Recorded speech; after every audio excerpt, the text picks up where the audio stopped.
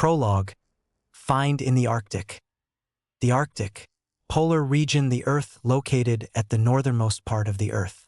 Nothing important in this uninhabited place, but only at the first glance. Two people were inside a jeep riding on the Arctic Circle.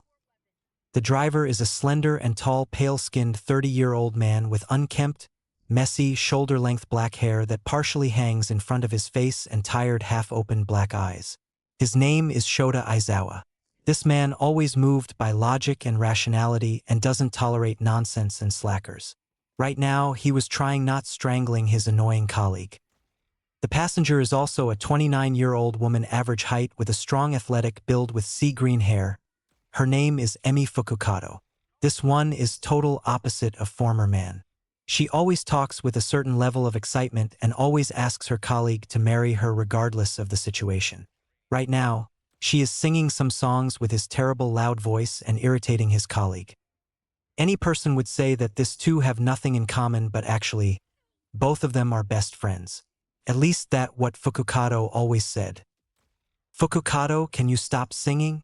I can't concentrate on driving because of your cacophony," exasperatedly said Shota. "But I am bored," whined Emi. "Where?" "At the Arctic Circle. Riding to the site of SHEILD search team because they found something that only can be discussed on the base," sighed Izawa. "We are not going to the amusement park." "I know, but radio doesn't work because of blizzard," argued Fukukado and later smirked. "Plus, if I do not sing, then you will probably fall asleep." "Why did I choose you?" said Shota. "You actually had a choice between me and Nemuri," countered smugly Emi, "and I am touched that you chose me." At Fukukado's words, Izawa widened his eyes at remembering that revelation. Inside his head, he can still hear her endless flirting. "You are less evil," admitted Shota, "and we have arrived on site." "Finally!" screamed Fukukado, not noticing Izawa's rolling eyes. After leaving a jeep, the two were met by a man who is a leader of search team. "Are you the guys, the agents of SHILD from Washington?" man asked. "Yes, we are. We are the SHEILD tech and the best SHEILD agent." "Emi Fukukado and Shota Izawa," screamed Emi.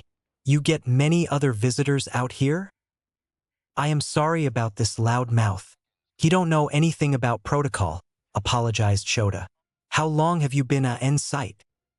"Since this morning. A Russian oil team called it in about 18 hours ago," explained leader of search team. "How come nobody spotted it before?"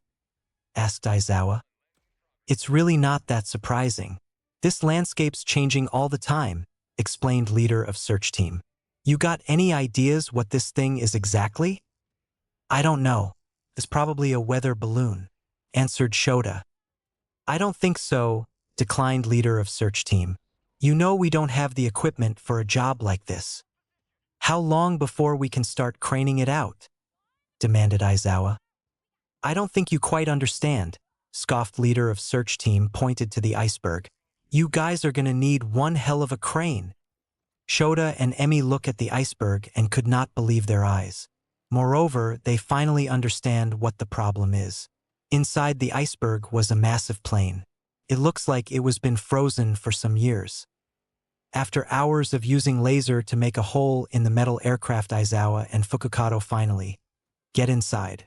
The first thing they learned that the plane have more space than it looks. The second thing is that everything is covered in the ice. "Base we are in," answered Shota into his comm. Looking around, he was trying to understand when was built this ship. When he was studying to be an agent of SHEILD, he memorized almost every aircraft and technology from which it was built. However, this one are built by unidentified and more progressive technology than they have at this time, but it could be impossible because this aircraft looks abandoned and sealed for decades. "I don't understand," thought Izawa. "This ship are built by technology which even don't exist in Bakugo Industries. Nerveless, this plane looks so old it could been built ages ago." Which showed another question: how this aircraft was concealed from SHEILD for so long. Passed by the cockpit, agent of SHIELD noticed something in there and decided to check it out, but stopped by his partner's scream. "ARGH! screamed Fukukado by slipping on ice floor. Careful, Emi, said Shota. The floor is literally ice. Inside the cockpit was a big block of ice. Curiously, Aizawa decided to look closer. What is exactly inside of this block of ice? Shaking off the snow, Shota finally sees what inside the block. He becomes stricken with shock. He could not believe that inside the ice is him. How is it possible? It is impossible. It should not be possible. But why inside of this block of ice is him? Noticing his friend's reaction, Emi decided to speak to him. Oi, Aizawa, what is it? Screamed Shield Tech. I can't believe it, bellowed Agent, before answering to his earpiece. Base, give me a line to the Colonel Yagi. It's 3 a.m., sir, argued voice from comm. I don't care what time it is, argued back Shota. This one's waited long enough. Nobody understood what made an agent of SHILD so agitated, but if you look closer in the ice, then you could see circular object that is paint in red, blue and white with big white star in the middle, which would answer your questions. Chapter 1. The Stain of HYDRA. March 1942, Tonsberg, Norway. World War II. Global war which involved a vast majority of the world's nations, including all of the great powers, eventually forming two opposing military alliances, the Allies and the Axis. Right now, a terrifying teenager, Jan, run to a church away from Nazi soldiers. When he went inside, Tower Keeper met him. They have come for it, panicky screamed Jan in Norse. They have before, said Tower Keeper in Norse, who is also trying to calm a poor teen down. Not like this, argued Jan. Let them come.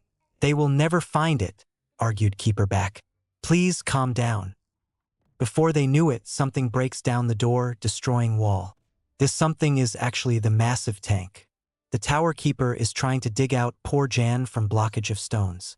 After he dig teenager out, he learns that it was too late. Jan is dead. After closing kid's eyes, the Keeper sees that many Nazis, all armed and ready to kill, come in. Suddenly, a black car drives to the tower.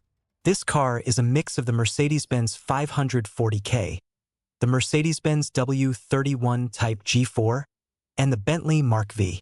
However, the most sinister in this vehicle is the symbol on the hood, which is a skull of Kraken with 6 tentacles. At the same time, soldiers are trying to lift the lid of a coffin. Nerveless, it is not as easy as it sounds because this lid is too heavy even for 5 soldiers. This made them feel a fear for their lives. They knew if they have no time, then he would kill them. Open it, bellowed Lieutenant. Before he. It has taken me a long time to find this place, interrupted an intimidating man who get inside building. His appearance alone is putting fear in the hearts of his soldiers and his enemies. He is an intimidating, muscular 31-year-old man who is walking with a distinct hunch and has a flat, triangular face with strange nose. He has rather long black hair, which he wears in a messy fashion, and small blood-red eyes with tiny irises. He wears a long black leather coat with red symbols on the shoulders, black leather gloves, black trousers, black boots, and silver belt with the symbol on the belt buckle. All symbols the same like the one on the hood of his black car. On his belt tied an unsheathed katana and strange gun. Moreover, in his coat was hidden 5 small sharp knives. Anybody is feeling his murderous and malefic aura. His name is Kaizome Akaguro. He is the head of HYDRA Abteilung, a special weapons division of the Nazi Schutzstaffel. This man believed that this society is mired in corruption by the greedy people and decide to change it. Due to his strong ideology, he took it upon himself to join the Nazis and become Adolf Hitler's right hand to stain his own hands with blood to purge corruptive people and change the current society. You should be commended, praised Kaizome before looking at his soldier. Help him up. After one of the soldiers, help the poor keeper to his feet, Akaguro slowly approaches him. I think that you are man of great vision, said creepily Kaizome, and in this way we are much alike.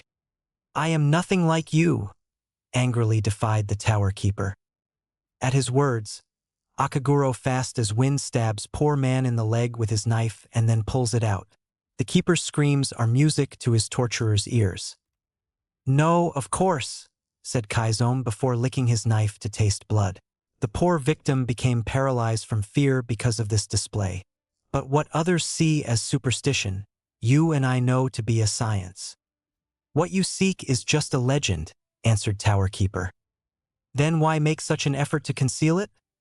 asked Akaguro, before astonished entire room by easily pushing lid that 5 soldiers couldn't push together from the coffin. Inside the old tomb is the skeletal remains of an old Viking, which is holding blue crystal cube. "The tesseract was the jewel of Odin's treasure room," said the Nazi before he deliberately drops and smashes the glass cube revealed that the object was fake. "You are thinking that I do not know ancient myths. It is not something one buries. But I think it is close, yes." "I cannot help you," answered Keeper. "No. However, maybe you can help your village. You must have some friends out there. Some little grandchildren perhaps," sneered Kaizome. "I have no need for them to die." At that moment, the massive tank outside turns his guns towards the village threateningly. Tower Keeper understood that he don't have a choice. On one hand, if he will keep this information to himself, then his entire village will be massacred. Innocent children and elders will be dead. On the other hand, he could not let this monster get it. Alternatively, entire world will be doomed. Before Hostage could answer, Akaguro noticed the carving of the tree on one of the tower walls. Kaizome was studying many legends and myths, but he believed that they exist. That is why he easily recognized that the tree on the walls is Yggdrasil, Tree of the World, Guardian of Wisdom and Fate also, said the Nazi. He presses a button on the carving of the tree, and it opens up to reveal the little chest. When the chest was open, an entire room was glowing with majestic blue light. An entire tower are feeling the great power from it. Keeper only could watch in regret that couldn't protect the tesseract from hands of evil. And the Führer digs for trinkets in the desert, sneered Kaizome in delight. You have never seen this, have you? It's not for the eyes of ordinary men, said desperately Tower Keeper. Exactly, said Akaguro, closing the chest and turning to his soldiers. Gove the order to open fire. Yes, said the lieutenant. Fool, you cannot control the power you hold. You will burn, bellowed Keeper. I already have, smirked Kaizome before shooting the old man in the chest and killing him. Kaizome was pleased because by obtaining the tesseract he finally could achieve his grand plan to purge this world from evil and corruption. Moreover, nothing and nobody could stop him. Chapter 2. Kid with a Dream to be a Soldier. 1943, New York. To counter enemy's forces, the Allies are trying to recruit many young men to fight the war. At the one of many enrollment facility are sitting many volunteers waiting their turn. All these guys have different motivations to join the army, such as women's attention, fame, money, application for future job, or to kill Nazis. Except the one who decided to join army to protect weak and innocent from evil like a hero. Boy, a lot of guys getting killed over there, commented Teen. The said Teen is very short for his age. His body is whitely pale and very skinny. His round face framed by a short mess of fluffy dark green hair, which sticks up at odd angles around his head, casting noticeably dark shadows onto itself. His eyes are large and somewhat circular, their irises the same green color as his hair, and stretched quite wide, giving him an innocent appearance. He has a set of 4 symmetrical freckles in diamond formations, one on each cheek. Others often describe him as being plain-looking. He almost looks like a sick kid. His name is Izuku Midoriya, and he is 17 years old. He wanted to become a soldier all his life, to protect people from bullies with a bright smile. That is his dream. Unfortunately, his dream can't realized because of his many illness and because the military didn't allow people with the age younger than 21. However, that didn't stop Izuku from trying. Midoriya Izuku called for F-Doctor. It kinda makes you think twice about enlisting, huh? Asked enlistment guy. Nope, answered Izuku without hesitation. When half-naked Izuku got to the doctor, he was shaking from fear and embarrassment. The fear because he changed his date of birth to be accepted, something that prohibited. Moreover, embarrassment because of his shyness and half-nakedness. Midoriya, at doctor's words, Izuku stiffened. What did your father die of? Mustard gas.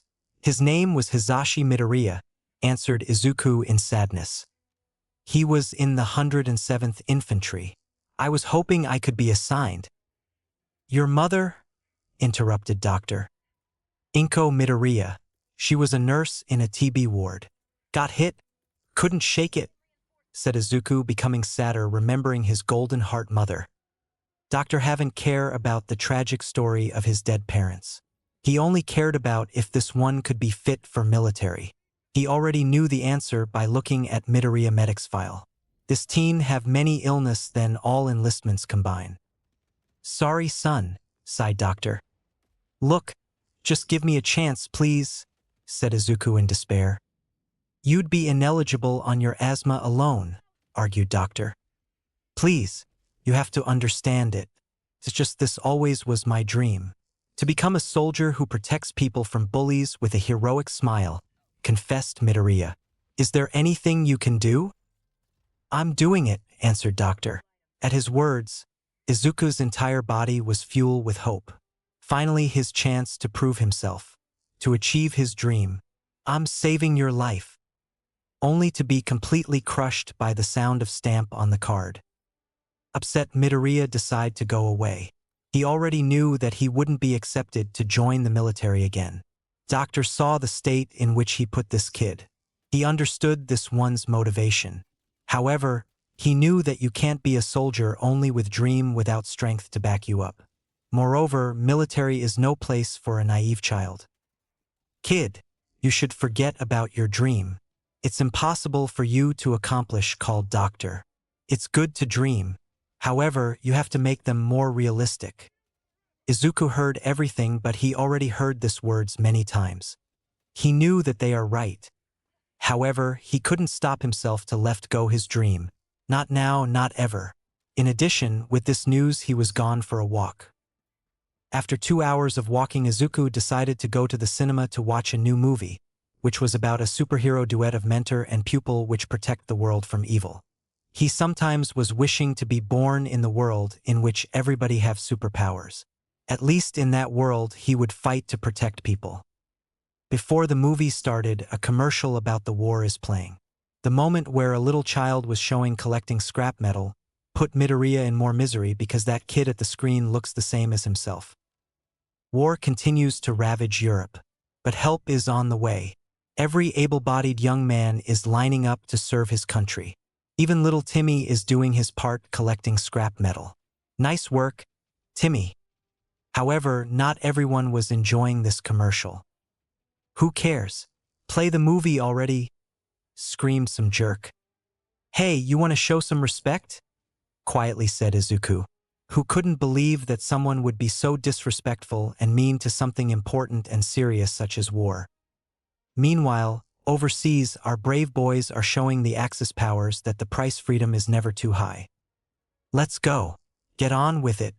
Hey, just start the cartoon, screamed the same jerk again, disturbing entire room. Hey buddy, you want to shut up?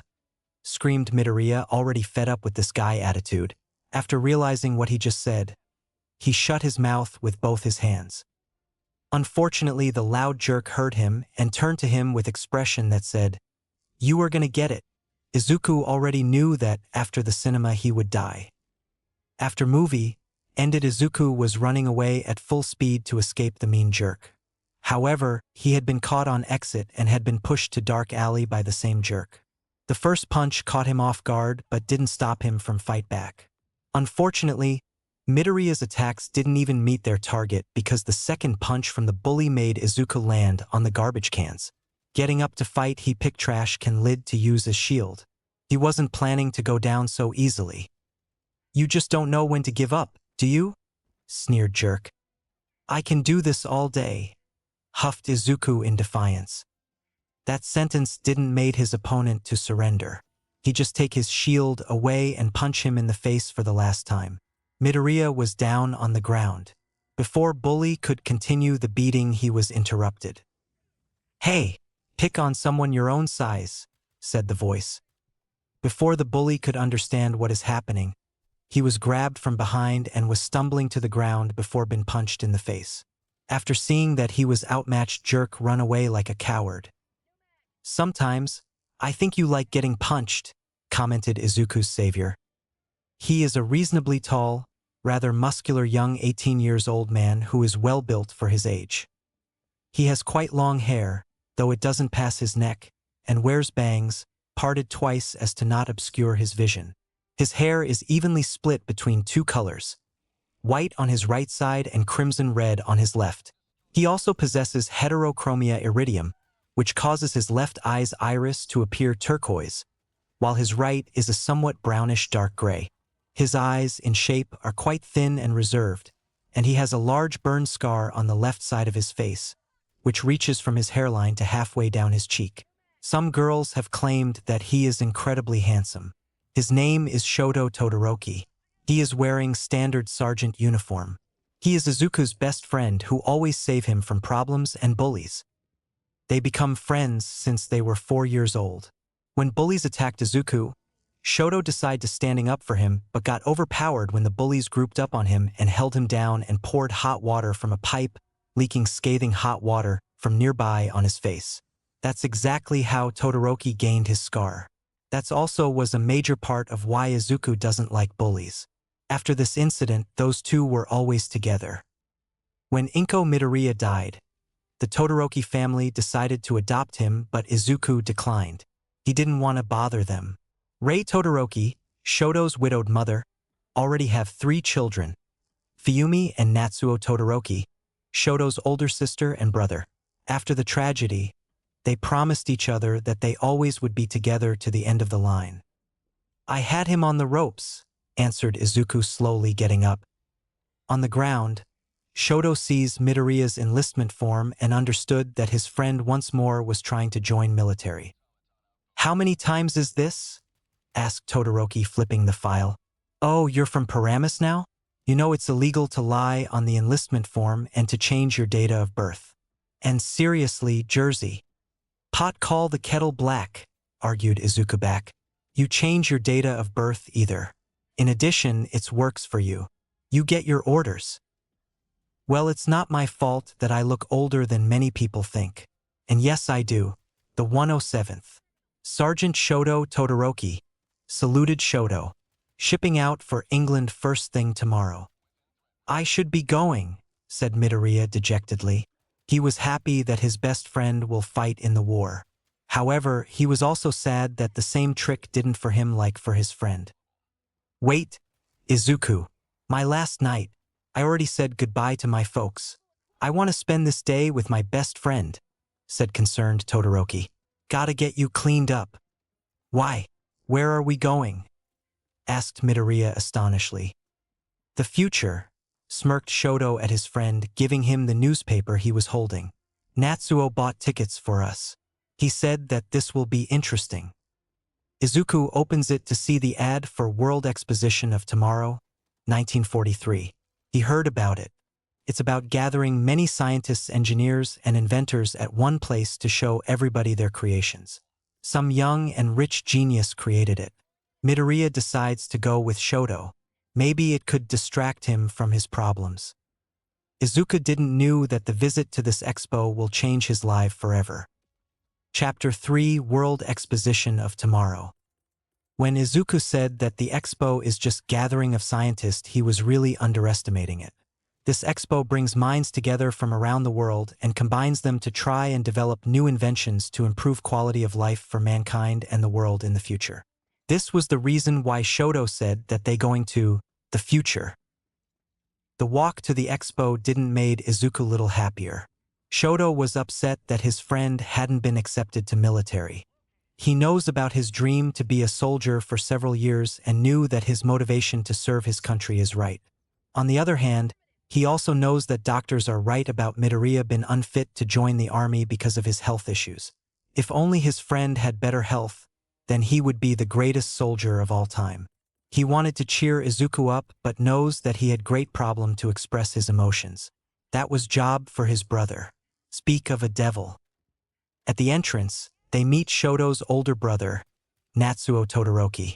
He is above average height, sporting white spiky hair, with two short strands hanging down either side of his forehead.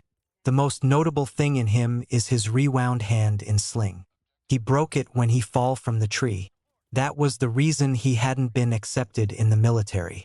Natsuo also has an easygoing personality. He cares deeply for his family and exhibits his serious side when dealing with sensitive family topics. "Hello, boys," greeted Natsuo, showing them around. "This will be your last night before fighting at the front lines." "Hey, Izuku, why so long face?" "He hadn't been accepted to join," explained Shoto. "I don't see what the problem is. You're about to be the last eligible man in New York.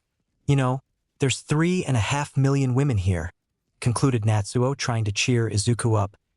"Well, I'd settle for just one," answered Midoriya. He already decided for himself that if he would ever had a girl, then he will always love her and not cheat on her. "Me also," said Shoto.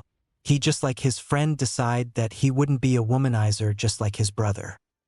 "Good thing your big brother took care of that," answered Natsuo. He waves to the three women at the edge of the biggest stage. The boy sees that two of them are probably the same age as themselves and the third one is the same age as Natsuo. Shoto and Izuku understood his plan. He organized the triple date for all of them. "Hey, Natsuo," greeted the oldest woman. Her name is Donnie. "Why did you organize this date in the first place?" asked Izuku. "Just like I said, today your last night. Shoto, you wouldn't see another girl for a long time. Izuku, without my little brother you would need someone to look out for you. As for me, I just want a good time with a pretty young woman," explained Natsuo. "What did you tell them about us?" sighed Midoriya. "Only the good stuff," answered Natsuo, greeting three women. "Hello, Donnie. The half and half one is my little bro Shoto. The green-haired one is Izuku." "Nice to meet you too," greeted Donnie. "These two girls are my twin sisters, Connie and Bonnie. Girls say hello to boys." "Hello," greeted girls. Shoto at this reply showed them a genuine smile. However, Izuku can only stammering and trembling and blushing at them. He hadn't gained enough experience of how to act around the girls. Because of his condition and short stature, all girls avoids him like a plague. Right now, Connie and Bonnie didn't know what to do in situation like this. Fortunately, everybody were saved when music starts playing. It was mean that the main event is about to begin. "Welcome to the Modern Marvels Pavilion and the world of tomorrow. A greater world. A better world," announced Expo announcer. "Oh my God, it's starting. Let's go, girls," said Donnie. When everybody were running to the biggest stage, Izuku noticed that his date is almost glued to Shoto's left side and on the right side is also glued on his left side. Midoriya knew that date would end this way. Many girls deem Todoroki handsome, and he couldn't blame them. With his bicolor hair and bicolor eyes gives Shoto exotic look. On the stage are 5 dancing girls near a 1 red car. One of them takes microphone and announced, "Ladies and gentlemen, Ms. Mitsuki Bakugo." At her words, on the stage enters the ash-blonde spiked hair woman in her late teens with red eyes. She wears long red dress, which hugged her in all right places. Her name is Mitsuki Bakugo. She is CEO of Bakugo Industries, which is industrial company that creates weapons for United States Armed Forces. She is the one created this expo at the first place. Don't let her good looks and age fool you. She maybe looks beautiful, but she have the most brilliant mind of this century. She is also the one who create the same weapons. However, she has an ill-tempered and aggressive personality and can punch anyone in the face if you insult her. Taking microphone from main dancing girl and thanking her, she decide to talk to her audience. Izuku is surprised to see the young and beautiful woman is brilliant mind and CEO of the biggest industrial company in USA. "We love you, Mitsuki," screamed entire male audience. "Hello, New York," she addressed the audience. "Ladies and gentlemen, What if I told you that in just a few short years, your automobile won't even have to touch the ground at all? Girls on the stage already started to take the wheels of the car. Thanks, Mandy. You are wonderful. With Bakugo robotic reversion technology, you'll be able to do just that, addressed Mitsuki to the audience. At the end, she flipped the switch of her machine and the car starts to hover off the ground. An entire audience can't believe what's happening. The car float on the thin air. Nobody could imagine something like this to exist. However, this woman not only did imagine that, she also created it. At this second, Izuku's respect for Mitsuki grew more. Holy cow, said Shoto and couldn't help but agree with him.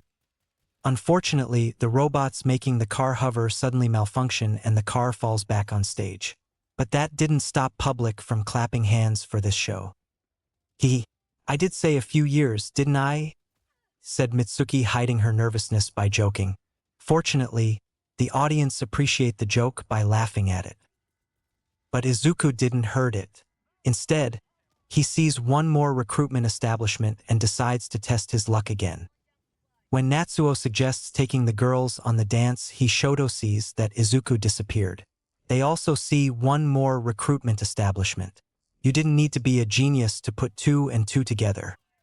He doing it again, sighed Natsuo. You should talk to him. You are only one which he would listen. You are overestimated me, said Shoto. He is not listening to me either. And also I believe that he will be a great soldier. I know that Izuku's heart and dream at the right place, explained Natsuo. But you should accept that with his conditions, he would be dead before even stepping to the front lines. I know crushing his dream would destroy him, but he would be alive. And one day he would understand and forgive us. Shoto understood that his brother is right about it. Izuku's dream is pretty much too naive and idealistic for his own good. And no matter how painful it is for him to do, he would do it and save his best friend from himself. At the recruitment center, Izuku watches as young couple stands on the mirror making the man look like a soldier. When Midoriya steps in front of the mirror to try on himself, but unfortunately, he's too short to fill out the face. Come on, Izuku, you're kind of missing the point of a triple date. We're taking the girls dancing, said Shoto, startling Midoriya. I know I don't want to be in there too, but you need to vindicate yourself to girls. They still are pretty freaked out after your show. It was terrible, is it? Groaned Izuku, already knowing the answer. Well, at least you didn't fainted like the last time, answered Shoto. You go ahead. I'll catch up with you, said Midoriya. You're really gonna do this again? Asked Todoroki. He knows what his friend is planning already. Well, it's a fair. I'm gonna try my luck, answered Izuku. As who? Izuku from Ohio? They'll catch you. Or worse, they'll actually take you. You should stop. Tried to explain the situation Shoto. Look, I know you and everybody else don't think I can do this, said Midoriya. This isn't a back alley, Izuku. It's war, argued Shoto. With your health, you wouldn't survive a moment at the front lines. I always respect your dream to be a soldier, but it's gone too far. If you want to be a soldier, just wait for a few years. 4 or 5 years more, and you will be accepted. You're only a year older than me, and you're in army. And I know it's a war. You don't have to tell me, said Izuku. It's just that I can't stop myself from trying more and more. Why are you so keen to fight? There are so many important jobs. Tried Todoroki to reasoning with his friend by showing him alternative options. What am I gonna do? Collect scrap metal? Argued Izuku. Yes, why not? Interrupted Shoto, not seeing anything wrong with this job. In my little red wagon, deadpanned Midoriya. Don't see anything wrong with that, honestly, said Todoroki. Also, I need someone to watch out for my family. I'm not gonna sit in a factory, Shoto, said Izuku. And you have Fuyumi and Natsuo to take care of your mother. And it's your family who watch out for me and who treats me like a child. I don't mean, tried Shoto to explain everything. Shoto, come on, interrupted Midoriya. There are men laying down their lives. I got no right to do any less than them. I just can't watch it and don't do anything. That's what you don't understand. This isn't about me. It's about innocent people. Right, I know it. 'Cause you got nothing to prove, commented Todoroki. You have more guts and heart than any grown-up men. That's what I respect in you. But you can't be a soldier without strength. I am sorry, Izuku, but it's true and you know it. That was the most painful moment for two of them. Izuku because he knows that even his best friend don't believe in him and his strength. However, inside of him he knows that Shoto only wants to protect him and that he is right about his condition. Todoroki also feels terrible for crushing his best friend's dream, but he knows that this is for better. But that didn't stop him from feeling disgust for himself. Fortunately, they were saved by appearance of their dates. Hey Sarge, are we going dancing? Asked Connie. Yes, we are, answered Shoto before looking back at Izuku. Don't do anything stupid and reckless until I get back. How can I? You're taking all the stupid with you, joked Izuku. Maybe, but you still the reckless 1-inch, joked Todoroki back. He later comes to his friend and hugs him goodbye. Reckless punk. Stupid jerk. Be careful, said Midoriya tearfully. Before Shoto could exit the facility, Izuku called, Don't win the war till I get there. Shoto hadn't need to answer him, he just salutes to indicate that he will wait Izuku there. After discussion with his best friend, Izuku decided to try re-enlistment to army again. What he and Shoto hadn't noticed that they were eavesdropping by the old man. He is the old man in his late 70s. He is average height. He also is a bald and have goatee and wears round glasses, which hide his blue eyes. He looks like he is from Germany. He wears brown suit. His name is Dr. Abraham Erskine. He is scientist who working in SSR. Right now, he was searching for Mitsuki Bakugo to discuss their common project for the army. However, he finds something better. Something to complete his project. Something to end the war. The real soldier. Chapter 4. The Fateful Meeting. After serious talk with Shoto, Izuku went to the medical examination room to be accepted. Before examination could start, a nurse enters the room and whispers something inaudible to Doctor. Wait here, ordered Doctor. Is there a problem? Asked alarmed Izuku. Just wait here, said Doctor before he walks out. Izuku stayed alone in bewilderment and couldn't understand what's wrong. Why Doctor just tell him to wait here? What a nurse whispered to Doctor. Before he sees a sign, it is illegal to falsify your enlistment form. Midoriya finally understood what's wrong. They learnt that his form's data are fake and they gonna arrest him.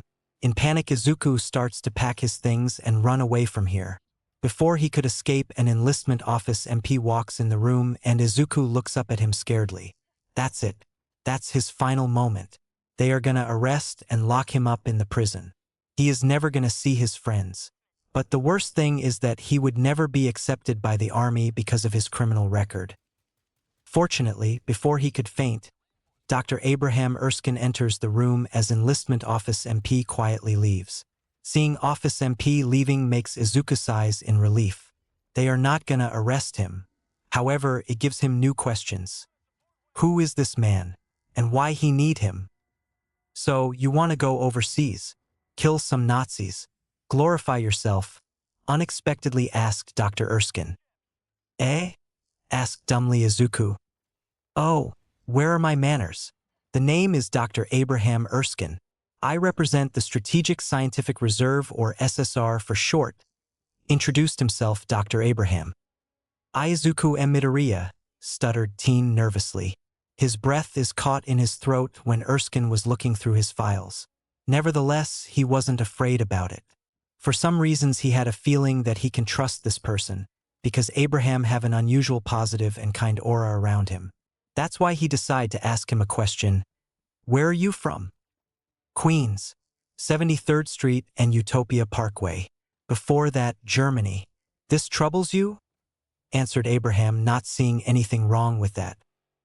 And not at all, quickly answered Izuku, not wanting to offend the kind doctor. Where are you from, Mr. Rogers? Is it New Haven or Paramus? 5 exams in 5 different cities.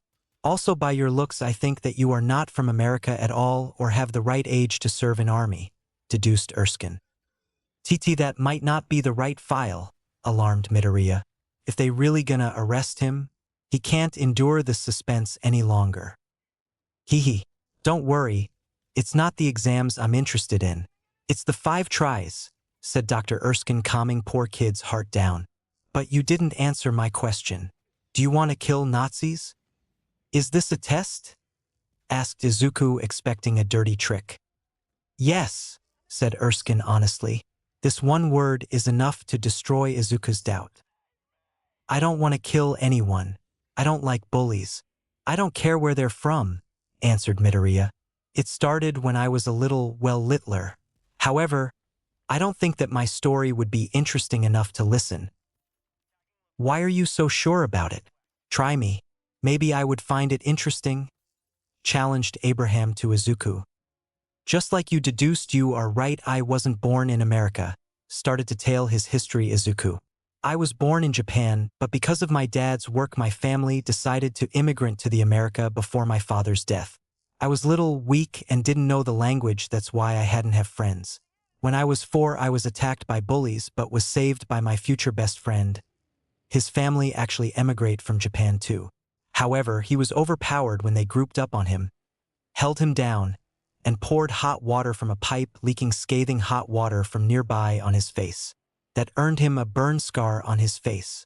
After this, I was dreaming to become a heroic soldier who protects weak and innocent from bullies with a smile on his face. After his story ended, Izuku was expecting a doctor to critic about his childish dream like everybody else. But his story made completely different outcome on Erskine than Midoriya expected. Abraham is pleased with young one's answer. If he had any doubts about his choice of person before, then they are destroyed because this one is the perfect candidate.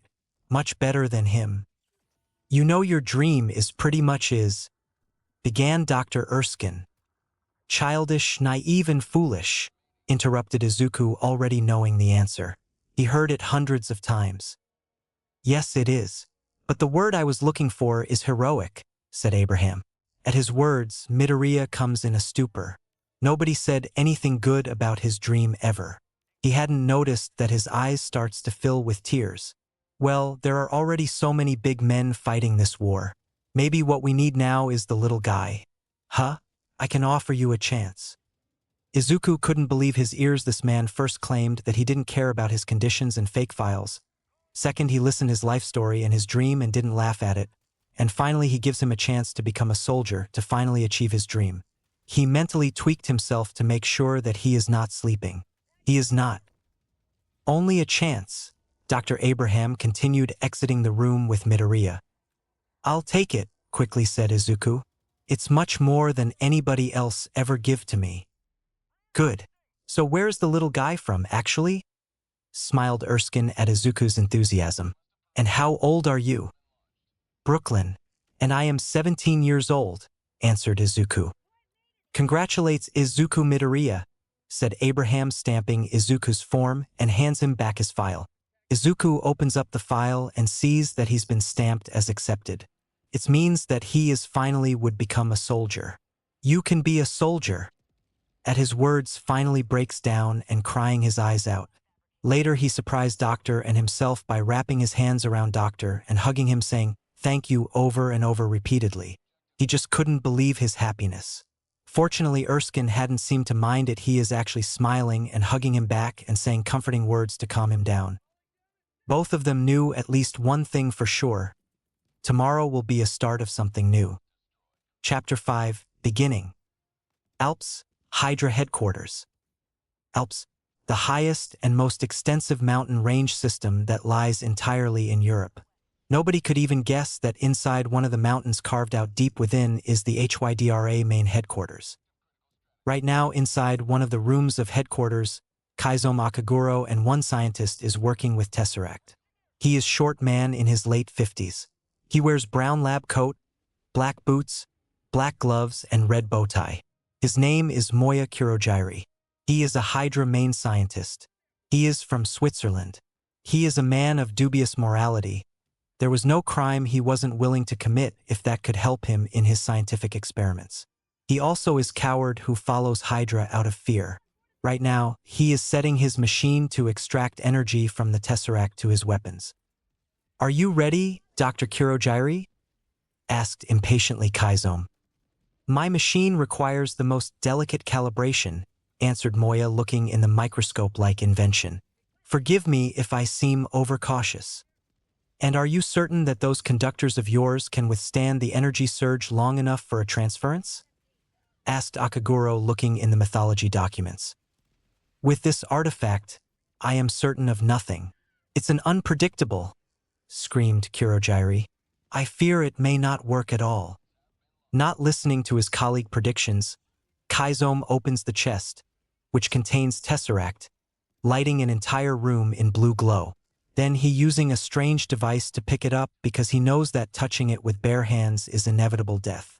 After inserting it into the machine, Kurogyri starts it up. 20%, 40, 60, stabilizing at 70%, said Moya, looking at the screen. He isn't insane. He knows if they would use power at 100%, then they could die. Unfortunately, Akaguro isn't patient. He finally find infinite power source to use for his own case. He couldn't just delay it any longer because of some precautions. "I have not come all this way for safety, doctor," said Kaizome, angrily pushing Moya away and taking over the controls. He turns the controls up to maximum and then hell breaks loose. An entire room is covering in blue light and blue lightning.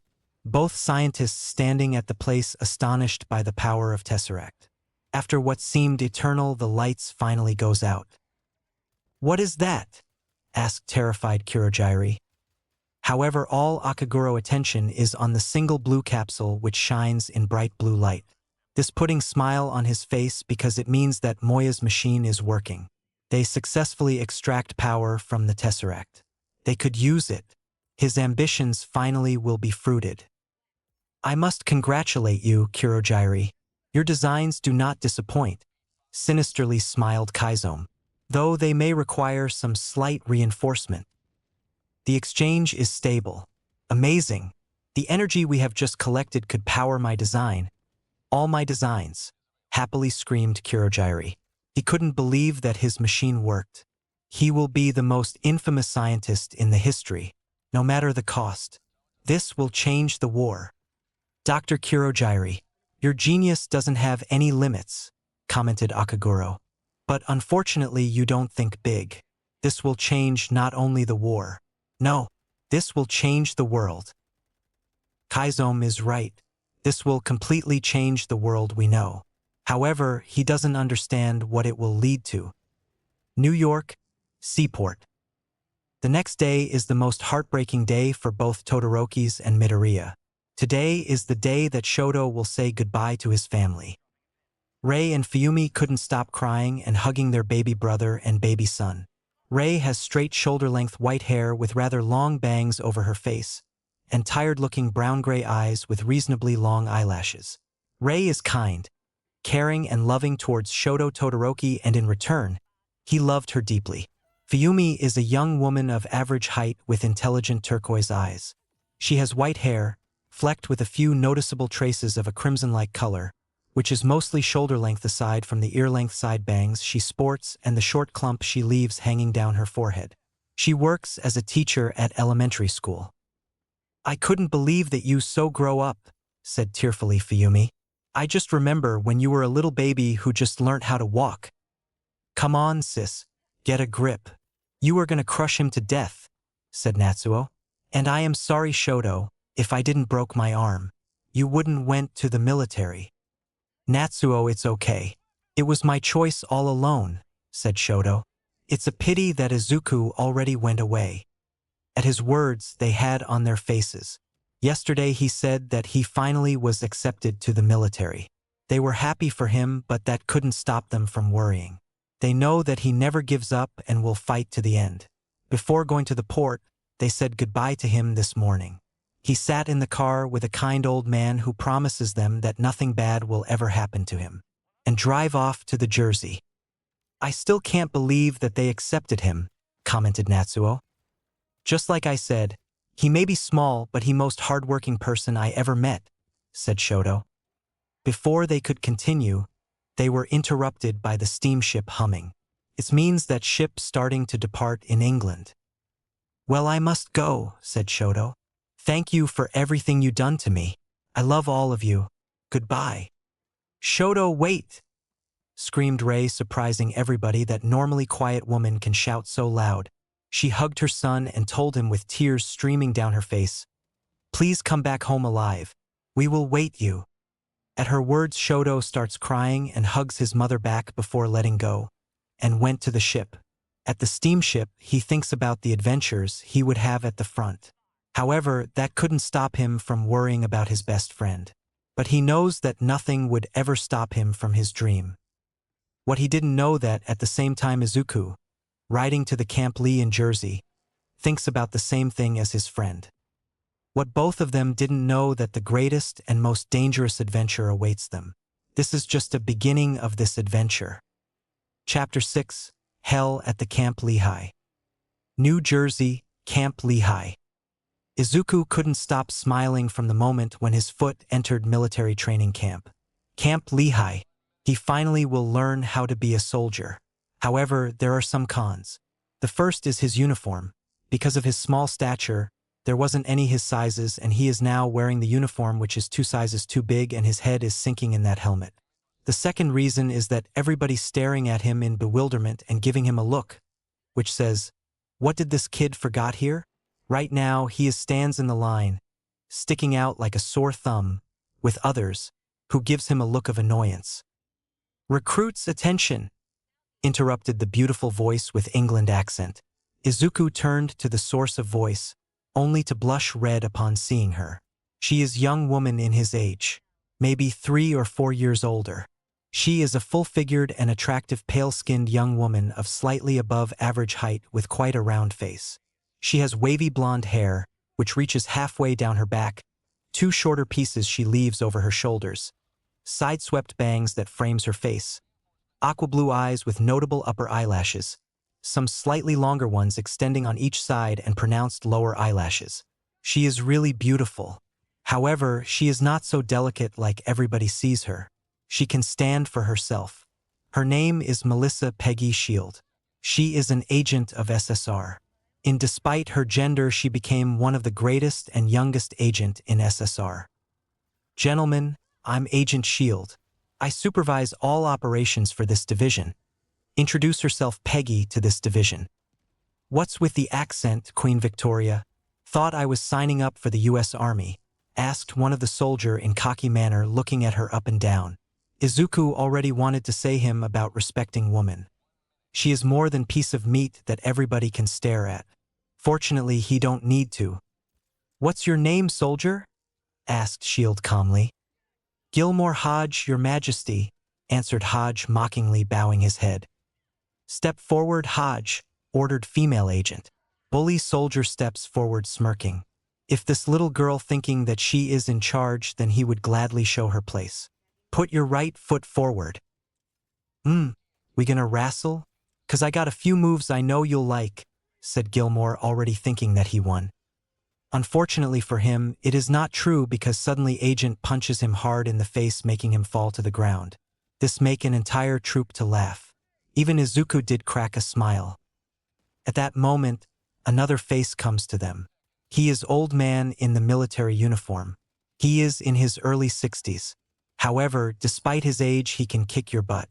His name is Colonel Chester Phillips. He is officer of the USA and the director of the SSR. "Agent Shield," greeted Colonel. "Colonel Phillips," greeted Shield back. "I see you're breaking in the candidates." "That's good," said Phillips. He looks at the Hodge before addressing to him. "Get your ass up out of that dirt and stand in that line at attention till somebody comes tells you what to do." "Yes, sir," said Gilmore, already losing his bravado before.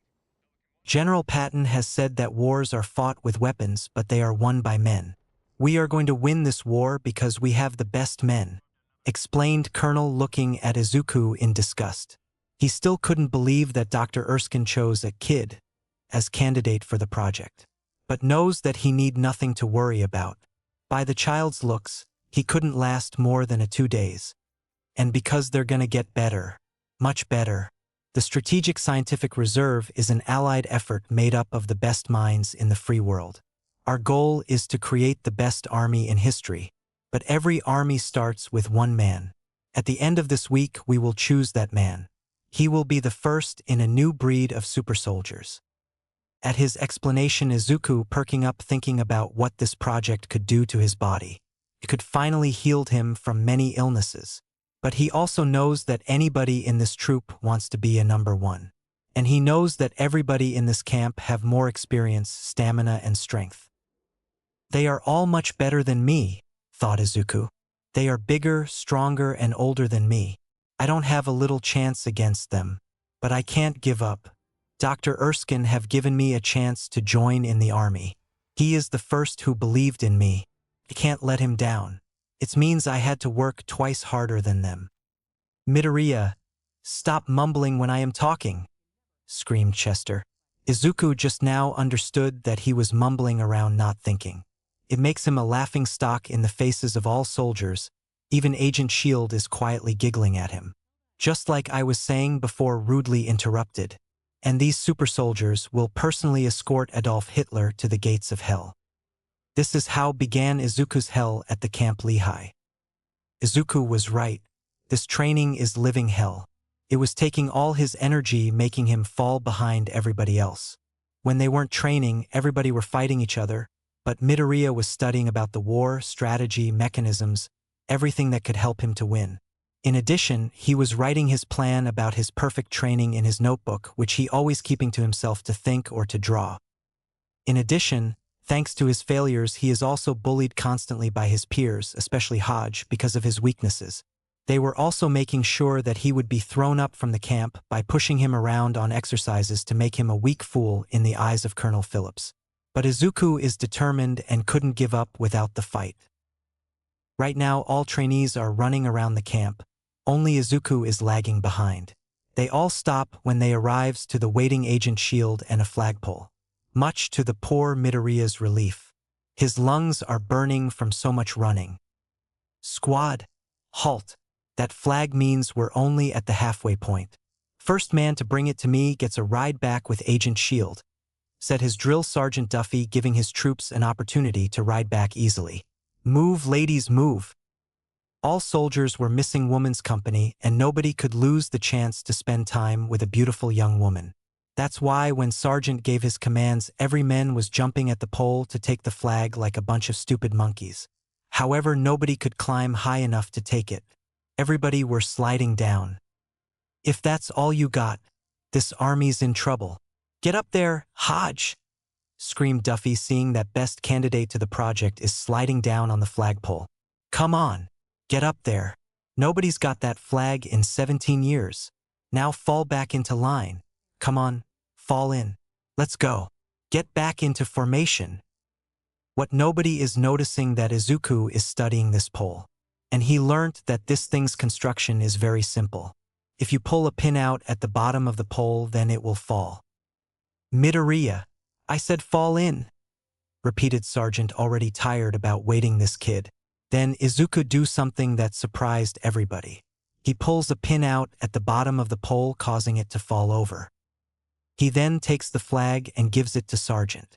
Thank you, sir, he said before going to the car, climbs in it, and drive away from them. All soldiers could only watch with open mouths.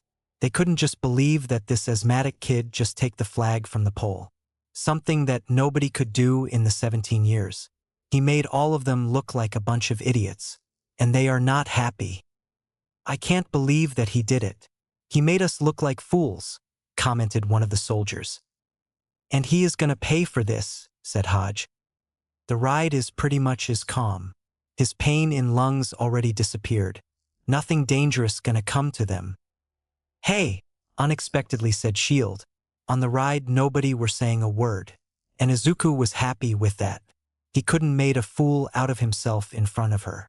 He just can't endure presence of girl. It was pretty smart thing you did at the pole. That put his brain at stop. No girl ever talked to him before, let alone complimented him. Nobody really could take this flag for 17 years. Everybody were trying to climb this pole only to fall.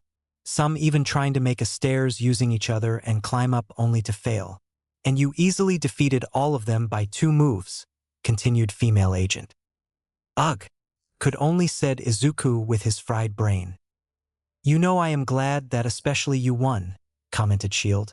It's just all men in that place are overconfident pricks. They don't know anything about taking care of a woman. I know that I am pretty, but I don't like that everybody staring at me like a piece of meat. They also always tells me that military not a place for a woman. At least you didn't act like them.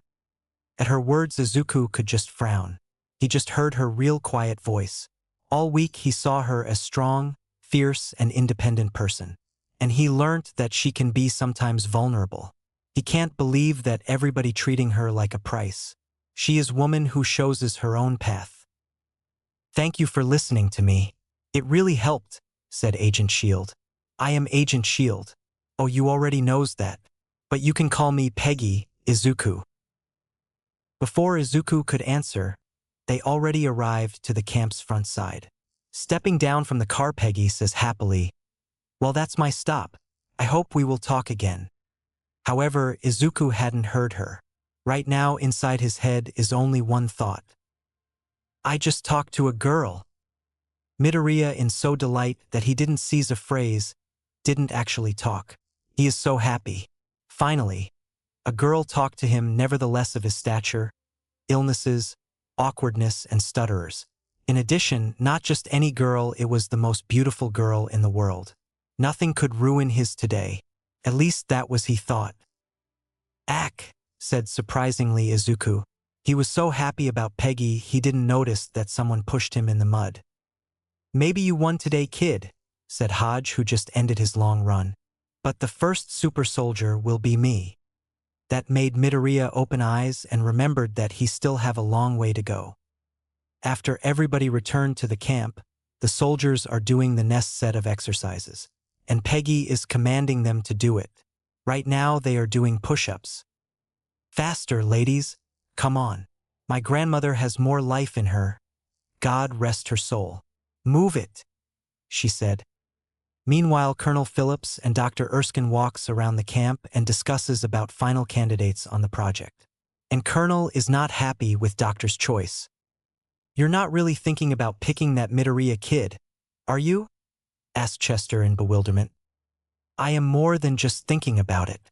He is the clear choice, answered Abraham without hesitation. When you brought a 17-year-old 90-pound asthmatic child onto my army base, I let it slide. I thought, what the hell? Maybe he'll be useful to you, like a gerbil. I never thought you'd pick him, said in disgust Phillips. Seeing that both men watching her, she orders the troops to get up and do jumping jack. Only Izuku's struggling whilst training with the other new recruits. Look at him, said Colonel, watching at Midoriya. You stick a needle in that kid's arm and it's gonna go right through him. Come on, girls, ordered Peggy. Look at that. He's making me cry, continued Colonel Phillips in almost pity. We can't wait before he grows up. We need a super soldier now. I know that he is too young for this, explained Dr. Erskine. I am looking for qualities beyond the physical. And this one, nevertheless of his age, is the most hardworking man I ever seen. Do you know how long it took to set up this project? Exasperatedly asked Colonel. Yeah, I know, answered Doctor. All the groveling I had to do in front of Senator What's-His-Name's committees? Continued Chester. Brant, answered Abraham, not also liking this senator either. Yes, I know. I am well aware of your efforts. Then throw me a bone. Hodge passed every test we gave him. Phillips said, pointing at his favorite, who is doing the exercise much active than others. He's big, he's fast, he obeys orders. He's an adult man.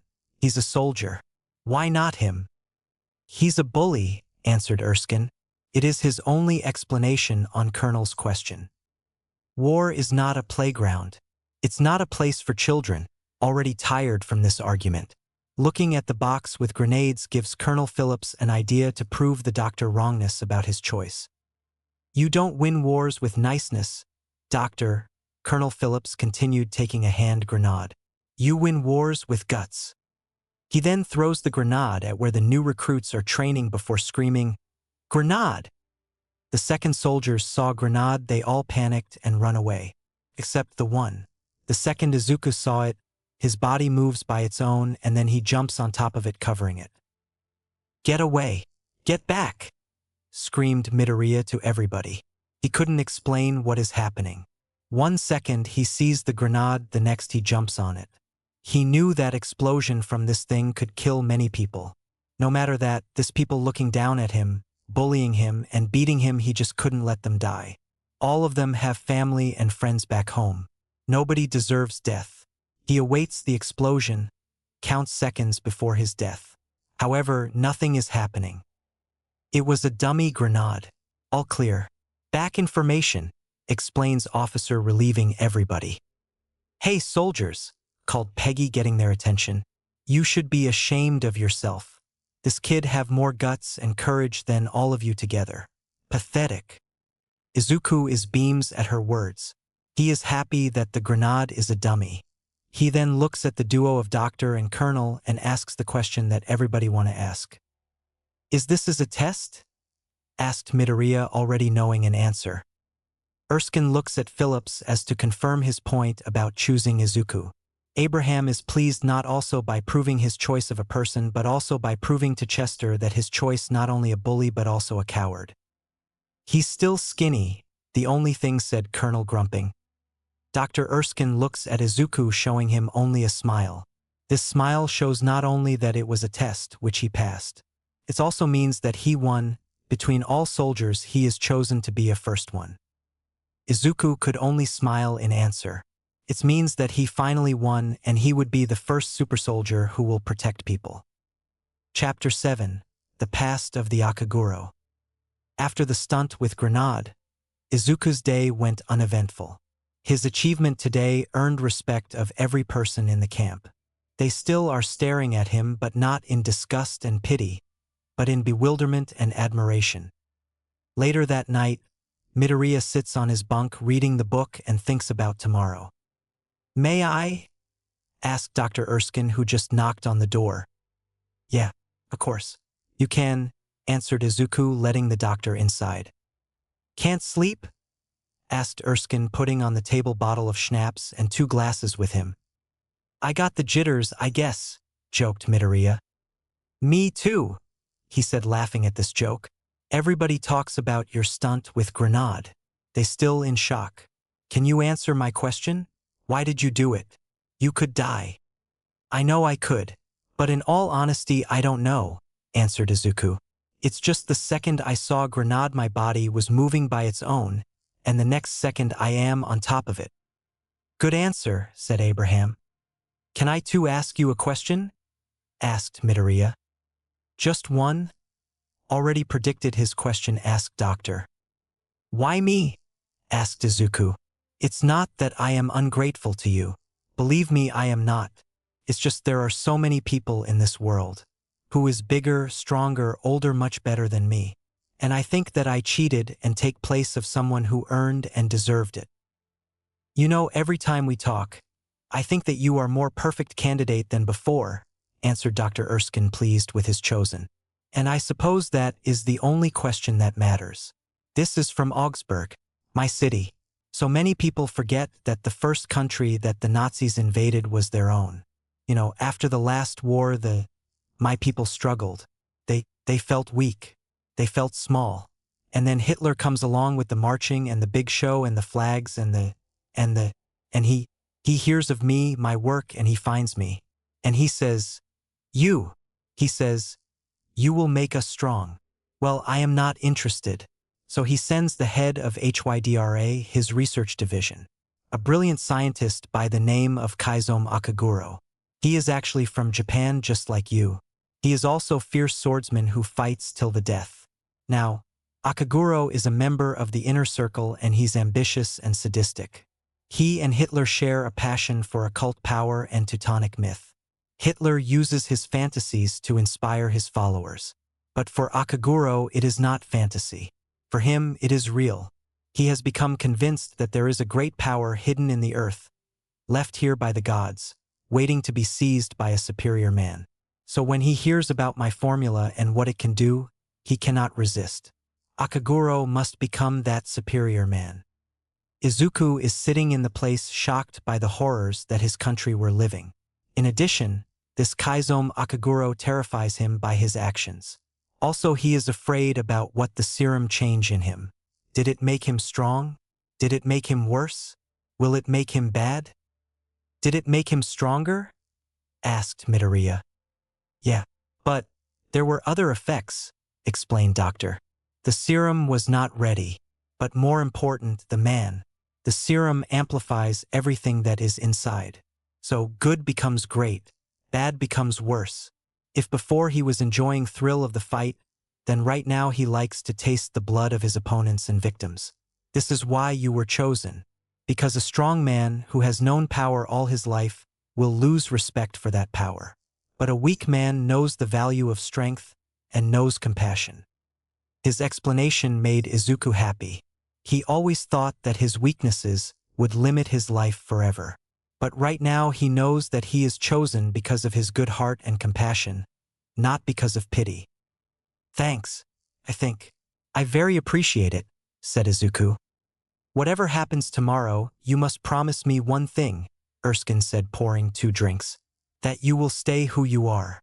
Not a perfect soldier, but a good man.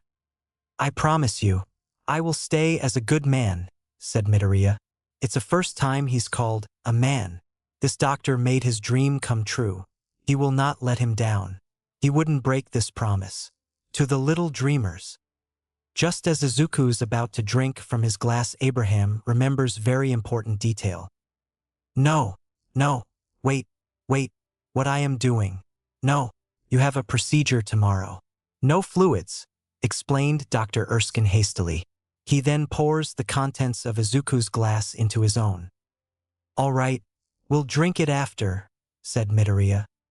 No, I don't have procedure tomorrow. Drink it after? Drink it now, said Abraham before drinking an entire glass. What? This drink is delicious. After Erskine left the cabin, Izuku sits on the bed and thinks about tomorrow. He is more determined than ever. He will become a super soldier. He will make Dr. Erskine proud. One thing for sure, the next day will change everything. Meanwhile, at the same time in Hydra headquarters, Moya Kurogiri walks in the Akaguro's lab to talk about his late actions. The first thing Kurogiri sees putting him in stupor. He sees that Kaizome is posing for something with his katana unsheathed, standing near the big window. Seeing his colleague, he turns off the light and answers him, "Is there something in particular you need?" Moya looks to the side and sees an artist is painting Akaguro's portrait in oil. How did he bring this man here? In the cave? In Alps? He thought. I understand you find him. Deduced knows that Kaizome understood which man he is talking about and knows his disapproval. See for yourself, answered Akaguro, pointing at the table, which shows several surveillance photos of Dr. Erskine. You disapprove. He knows that Moya doesn't see any danger in the doctor. However, Kaizome knows better. He is a product of his experiment. I just don't see why you need concern yourself. I can't imagine he will succeed, answered Kurogiri. He still don't understand a point about this doctor. Maybe he have some serum to made a superior human. This doesn't mean that every person can survive it. This procedure only worked once. At his words, Kaizome looks at him, a predator feeling insulted. Moya only could say a weak word. Again. His serum is the Allies' only defense against this power we now possess. We don't know that his next candidate will survive or not. We can't be sure that serum wouldn't work. We can't give them such opportunity. If we take it away from them, then our victory is assured, explained Akaguro. Shall I give the order? Asked Moya, finally seeing the danger in the doctor. It has been given, simply answered Kaizome. Good, said Kurogiri before leaving the room. Dr. Kurogiri. Akaguro stopped Moya before he turns on the lights, showing the scared doctor his true self. The sight of the evil man makes him speechless. What do you think? Knowing that his life in line, he says the only word that would save him. A masterpiece, he said, relieving that he finally leaves the lab. Kaizome didn't hear much of Moya's answer. He continues to pose and thinks about tomorrow. Soon his last obstacle will be dead. The allies will lose their only fighting chance to win. And he will win and change the world how he sees it in his perfect image. One thing for sure, the next day will change everything. Chapter 8: The First Super Soldier. The day has come. The day when USA Army will have the first super soldier. The day in which Izuku Midoriya will become a hero. This morning a car drove up to the camp and drive Izuku and Peggy to the Dr. Erskine's secret lab for the experiment. The ride was quiet. Both sides are silent. After Midoriya learnt the truth about Agent S.H.I.E.L.D., he decides to start a talk with her. Unfortunately, he can't choose an idea about what to talk. Passing by his street, Izuku finally found a topic for conversation. Brooklyn. However, his knowledge about this street is not so enjoyable. I know this neighborhood. I got beat up in that alley, said Izuku, pointing at the places. And that parking lot. And behind that diner. Did you have something against running away? She asked curiously. They were hurting children. Who is younger than me, he explained. And you start running, they'll never let you stop. You stand up, push back. Can't say no forever, right? I know a little of what that's like. To have every door shut in your face, Peggy said, sadly, remembering people who were looking down at her because she is woman. I guess I just don't why you'd want to join the army if you're a beautiful dame, said Izuku. After realizing what he said, he starts to blush and mumbling. Or a woman. An agent, not a dame. You are beautiful. But for S.H.I.E.L.D., all this made him look adorable to her. She always thought that Midoriya is plain looking at first glance, but in truth, he is kinda cute. You have no idea how to talk to a woman, do you? Asked Peggy, giggling at him. This is the longest conversation I've had with one.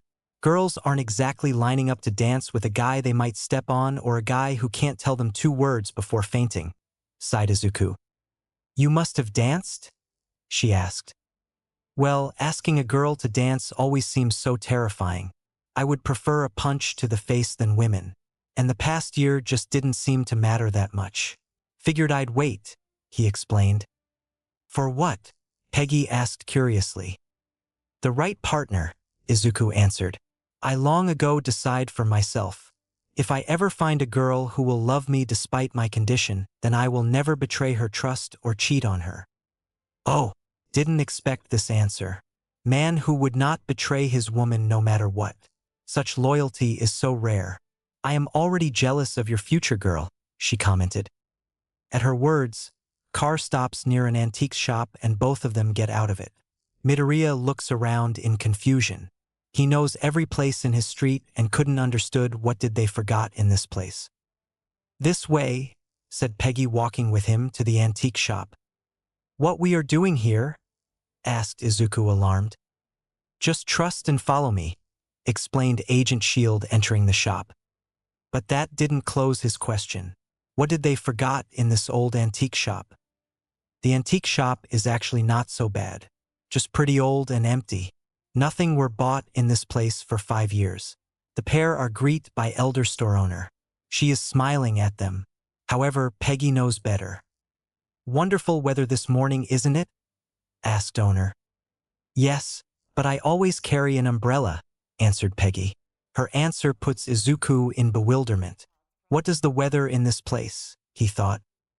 After the dialogue, woman's expression becomes serious and she departs to the table. Under the table is a small button, which she is pushing right now. The pair goes to the next room, which is library. Suddenly bookcases opens up, showing long corridor. Izuku looks astonished. He can't believe that under this shop is hidden military base. However, he couldn't give it a such thought as Peggy goes ahead. Izuku just runs after her. Watching around, he was met by many soldiers who looks at him in disbelief as if asking what the kid forgot here. But he doesn't pay them any attention because they came to the lab.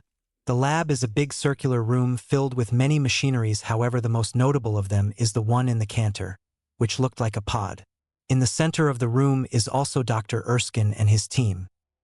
Upon seeing Izuku, Abraham comes to him and greets him by shaking his hand. "Good morning."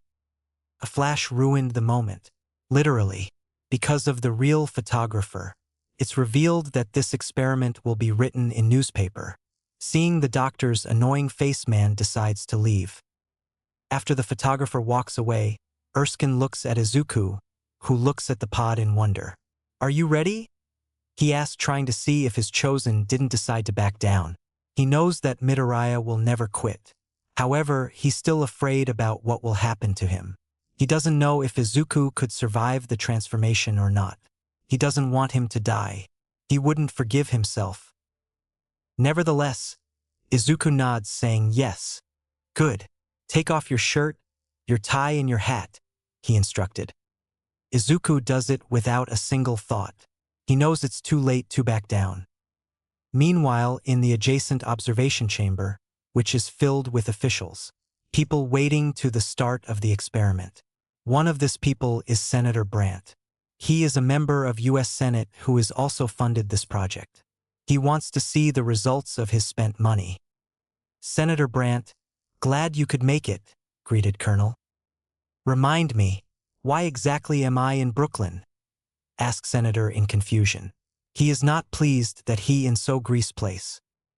"We needed access to the city's power grid," asked Phillips, not happy to see him either. "More than Midoriya. Of course, if you'd given me the generators I requisitioned." "A lot of people are asking for funds." "Colonel," interrupted Brandt. He was growing tired that everybody was asking him money. He looks around the company trying to find another interlocutor. "Oh, this is Fred Clemson, State Department," introduced himself. "Fred, if this project of yours comes through, we'd like to see it used for something other than headlines." "Jesus, somebody get that pathetic child a sandwich," said Brandt, looking down at Izuku, already regretting funding this project. At any other day, Phillips would agree about that. Erskine's choice of person is awful. However, after seeing his bravado with Grenade, Colonel starts see him at the new light. Phillips still thinks that army is not place for a kid, but he knows that kid have more guts at his side. "Yes, I agree that this place is not for him. However, this kid have more guts than some grown men," defended Chester, looking at the senator. Brandt decides to walk away. Colonel Phillips stands in the place thinking about the project and Izuku. If the results will be positive, then USA will have the soldiers which will win the war, and kid will be sent back home alive and safe. If the results will be opposite, then they will lose the kid. No matter how he didn't like this one, he wouldn't never want to see him dead. What anybody didn't notice that Fred's smirk grow more sinister. Nobody felt that his intentions are bad. His actions will change everything. In the chamber, Izuku has climbed into the pod, which is 2 sizes bigger than he is, and lain down awaiting for procedure. He knows that he can trust Doctor with his life, but he is also afraid if he would stay alive or not. Hearing his praise, Dr. Erskine comes to him to talk. "Comfortable?" he asked. "It's a little big," Izuku answered. "You save me any of that schnapps?" "Not as much as I should have. Sorry. Maybe some years later," Abraham answered. "Also, there is a person I want you to meet, Ms. Bakugo. Can you come here?" "Coming," she answered. It was now that finally noticed her. She is not wearing her dress from the expo. She is now wearing her clothes for a work. But that didn't make her less pretty. This made her real. "Hello. You are the soldier kid, right? Don't worry about machines suddenly blowing up. When I create something, then it should do what it is supposed to do. You will be all right." "Thank you for your words, Mitsuki. She is also from Japan just like you," explained Doctor. "Also, how are your levels?" "My levels always at fucking 100%, she sweared. It surprised to Izuku. As long as he knows that women are never swearing. Well, they didn't know Mitsuki Bakugo. "Good," he said, not caring about her swearing at all. "We may dim half the lights in Brooklyn, But we are ready as we'll ever be, Mitsuki commented. Agent Shield? Don't you think you would be more comfortable in the booth? Dr. Erskine asked her. He suspected that there is something between Izuku and Peggy, and by seeing her expression he understood that he is right. Oh yes, of course. Sorry, she said nervously. Walking to the booth, she last time looked at Midoriya and mouthed to him, "Everything will be all right." Good, Erskine said, taking a microphone and tapping it. Do you hear me? Is this on? He asked. Ladies and gentlemen, today we take not another step towards annihilation, but the first step on the path to peace. We begin with a series of micro-injections into the subject's major muscle groups. The serum infusion will cause immediate cellular change. And then to stimulate growth, the subject will be saturated with Vita rays. When Abraham was talking about his project, Izuku was feeling that something is injected in him. It actually tickles. That wasn't so bad. That was penicillin, doctor answered, frightened the kid. Serum infusion beginning in 5, 4, 3, 2, 1. At the end of the count, serum is slowly injected into Izuku. He feels the pain of it before it suddenly stops. Now, Ms. Bakugo. At his command, Mitsuki lowers a lever, activating machine. The pod moves upright and encloses Midoriya inside. Fearing for his chosen status, Erskine knocks on the capsule to check that Izuku is comfortable. Izuku, can you hear me? It's probably too late to go to the bathroom, right? Asked Midoriya. We will proceed, said Doctor. Everybody is watched with bated breath. The procedure began.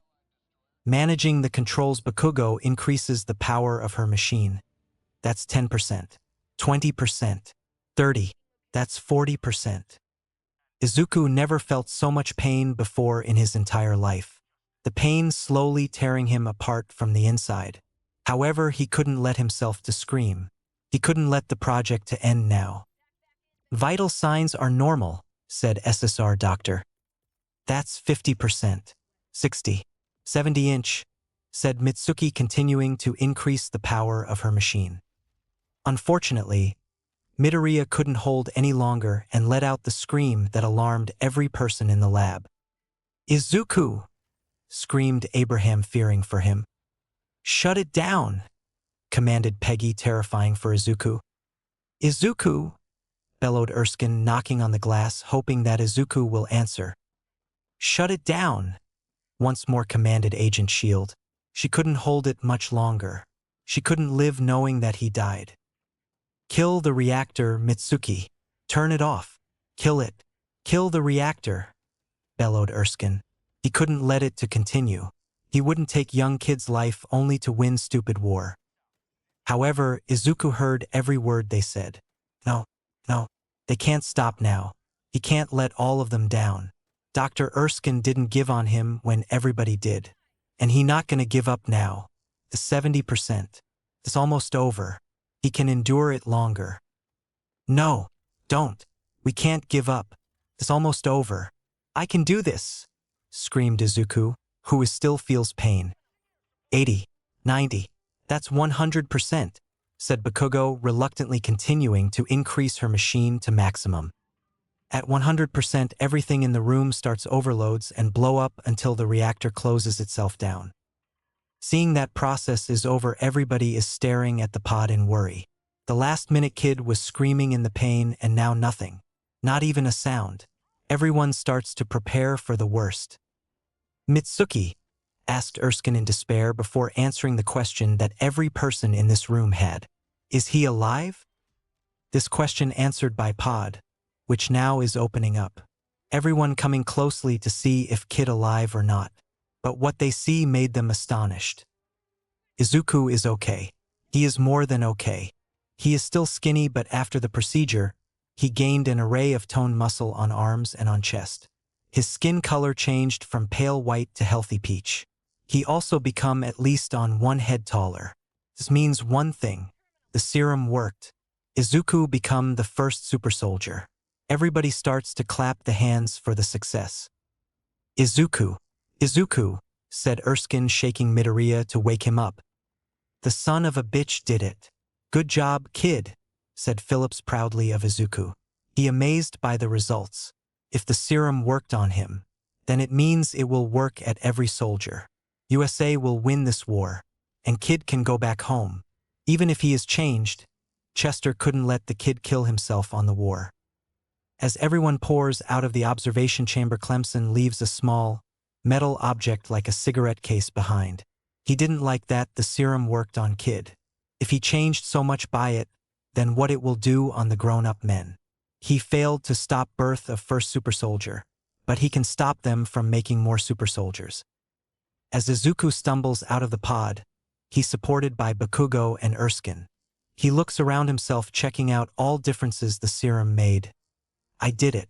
I can't believe I did it. Yeah, I think we did it, chuckled Erskine at his shock. Of course we actually did it. It was made by Bakugo Industries, boasted Mitsuki, very pleased by results. I told you if something was built by Bakugo Industries, then it will work. At her laugh, Peggy comes to the trio. She looks relieved, not also because the serum worked but also because Izuku is alive. She also couldn't help but to stare at his changes. How do you feel? She asked. Taller. Different, answered Izuku. You look taller, said Peggy before giving him a shirt to cover himself. He is taller than her by half head. But you are the same as before. How do you like Brooklyn now, Senator? Smirked Chester, feeling proud for a project. I can think of some folks in Berlin who are about to get very nervous, boasted Brandt. He already thinks that USA will be the strongest after seeing the results. What he didn't notice that Fred is staring at Dr. Erskine like predator at prey, playing with device, which looked like a lighter. Congratulates, Doctor. Thank you, sir, said Abraham before he caught Fred looking at him. Erskine recognized who is man. He working for them. However, before Erskine could acknowledge to everyone about enemy's presence, Fred activates his lighter, which detonates the bomb in the observation room. He then uses the confusion and panic to steal the last vial of the serum. Stop him. He stole the last vial of serum, Erskine bellowed. He couldn't let him take serum. He couldn't let them more him. Unfortunately, that was a perfect moment for a shoot. Fred shoots him in the chest twice, fatally wounded him. He only had seconds before he dies. In the rage, Peggy chases after him to avenge the good man. She shoots him in answer as he continues to kill everybody on his path before closing the main gates. For someone, this shot was too fast, but for Izuku it was almost forever. He couldn't believe that someone would kill a good person such as Dr. Erskine. He can't die. He can't. This person was the first who could see potential in his weak body. Abraham was the first who truly believed in him. Midoriya still needs him. The world needs him. Izuku kneels beside Erskine, hoping that he can be saved. But he knows that this is lie. He can't be saved. In his last moments, Dr. Erskine points his finger at Izuku's chest before finally closing his eyes. It happened. Dr. Abraham Erskine died. Izuku understood what doctor means in his last moments. He reminded him about their last talk yesterday. Whatever happens tomorrow, you must promise me one thing, that you will stay who you are. Not a perfect soldier, but a good man. I will, he thought. No matter what happens, he will stay as who he is. A good man. That's a promise he will never break. For Dr. Erskine. Right now, however, he needs to concentrate to catch Doctor's killer to interrogate him. He is not gonna let him away so easily. Do you know why? Not because he is a super soldier, but because he is here. Chapter 9. Hail Hydra. It's over. The old doctor is dead. There will be no more superhumans. And this kid is no danger to Hydra plans at all. He grabbed the last bunch of serum. Now the only thing that Fred Clemson or Heinz Kruger needs is to disappear. That has easily said than done because an entire room are shooting at him. Fortunately, he is able to shoot them back except that persistent blonde woman. After escaping the base, Kruger enters the car to ride away while firing at the enemies with machine gun, killing them. He then sits in the seat trying to nurse his bloody shoulder. However, Peggy is still on his tail with objective to stop him, and before she can shoot his transport, Hines activates the detonator and blows up the car near her. Nevertheless, that didn't stop her at slightest. She aims at the car and shoots at it, getting to the driver's head, killing him. Without the driver, the car crashes into a taxi. This makes Kruger to change cars. "What are you doing? Buddy, are you all right?" "Hey, this guy's been shot," exclaimed taxi driver, exiting the cab, letting Hines enter the cab. Kruger drives off in the taxi. However, he decides that the first thing he's gonna do is send this stubborn woman straight to hell, and drives towards Peggy. However, she is not gonna let this killer push herself around like a little girl. She will fight until the end. She continuously shoots at him, but he just ducks and keeps going in order to kill her. Fortunately, at the last moment, Izuku shoves her out of the harm way. Hines used this opportunity to drive away to pier, far away from this madness. "Why did you do it?" she asked displeasingly. "I almost had him." "Sorry, I just can't let him to kill you," explained Izuku. "But don't worry, I think I can catch him." "Thank you," said Peggy. "But how are you going to do it? He may be already halfway away from here. How are you going to catch him? Run after him." "Don't worry about it," he answered. "Do you know why? Because I am here." At these words, Izuku runs after the car, leaving her with gaping mouth. She couldn't believe that a former shy and cute boy, who couldn't say a word to her, became not only the strong man but also talking with her with a commanding tone. However, Peggy couldn't help but acknowledge that when he said, "Because I am here," she felt calmness, warmness, and trust in him that he can do it. Agent Shield now believes that Izuku Midoriya can do anything. The first thing Izuku acknowledges while chasing the car that he can run fast. Also, his lungs doesn't burn like always. In addition, he didn't feel any tiredness. He now runs faster than he ever was before. He decides to cut his way short to get closer to the car. Unfortunately, while chasing the car, he loses control over his new power and crashes into a bridal wear store. "I'm sorry," he quickly apologized, not used to his strength and speed, before continuing to chase the car. Izuku then decides to cut his way again by running to the dark alley. However, he sees that on his way is a metal wall, but that didn't make him to slow down. Midoriya then does something that surprises even himself. He leaps over the wall and continues to run. Izuku then runs out into a street full of cars. "Whoa, whoa, whoa," said Midoriya to the driver, which almost run him over. Seeing that the cab is too far, Izuku decides to do something reckless. He jumps on the roof of a nearby car and then jumps from one to the next one, until he finally lands on the killer's car. "Stubborn brat," swears Kruger. He can't believe that this child finally got him.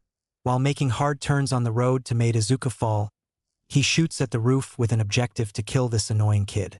However, he still hangs on the roof and don't planning to let go. They almost came to the pier.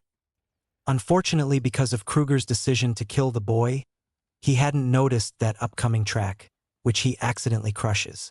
Unexpected of the crush makes Izuku let go of the car and fell on the ground, watching the cab tumbles on the pier, dropping the front door in the process. When Hines exit the broken cab, he has become infuriated than ever. If the kid before just only annoyed him with his presence, right now he just feeling only rage. He is not gonna let this kid live even a second. He don't care that this person only a child. He will kill him at this moment. He is too dangerous for Kaizome's plans. Kruger shoots at Izuku with his gun. However, on the last second, Midoriya grabs the cab's door and uses it as shield against bullets. This enraged Hines more than before. He then makes a decision. If this kid wants to play a hero, he then will be his villain. And what need a bad guy in desperate situation like this? A hostage. And what is better than a child hostage?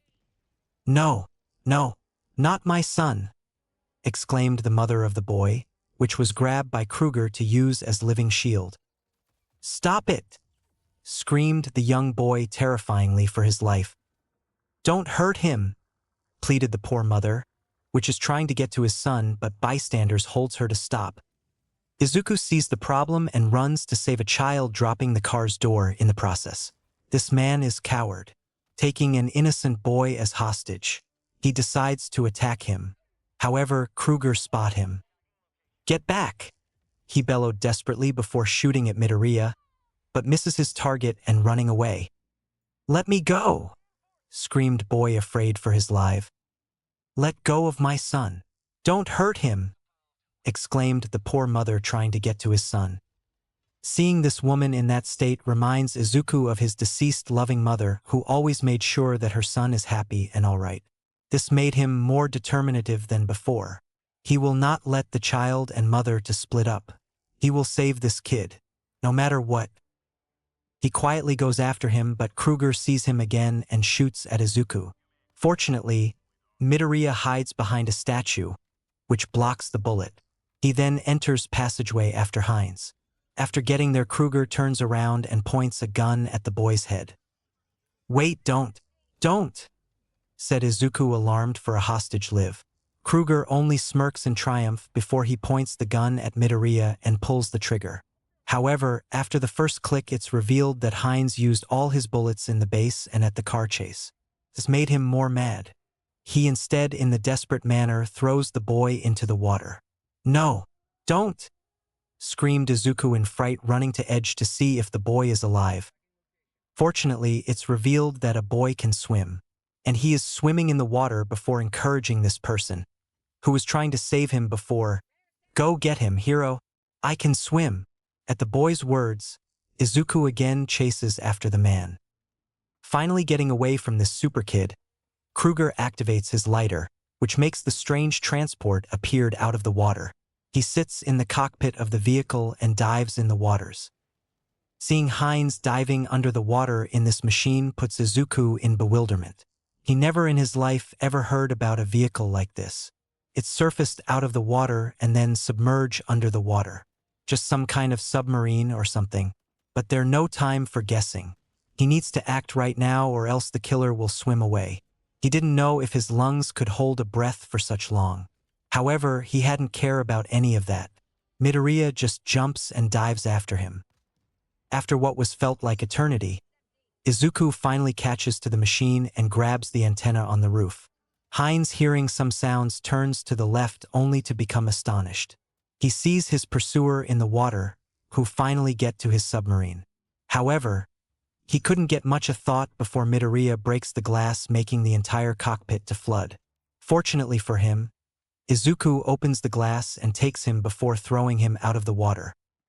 Kruger is glad that he finally on the surface without water in his lungs.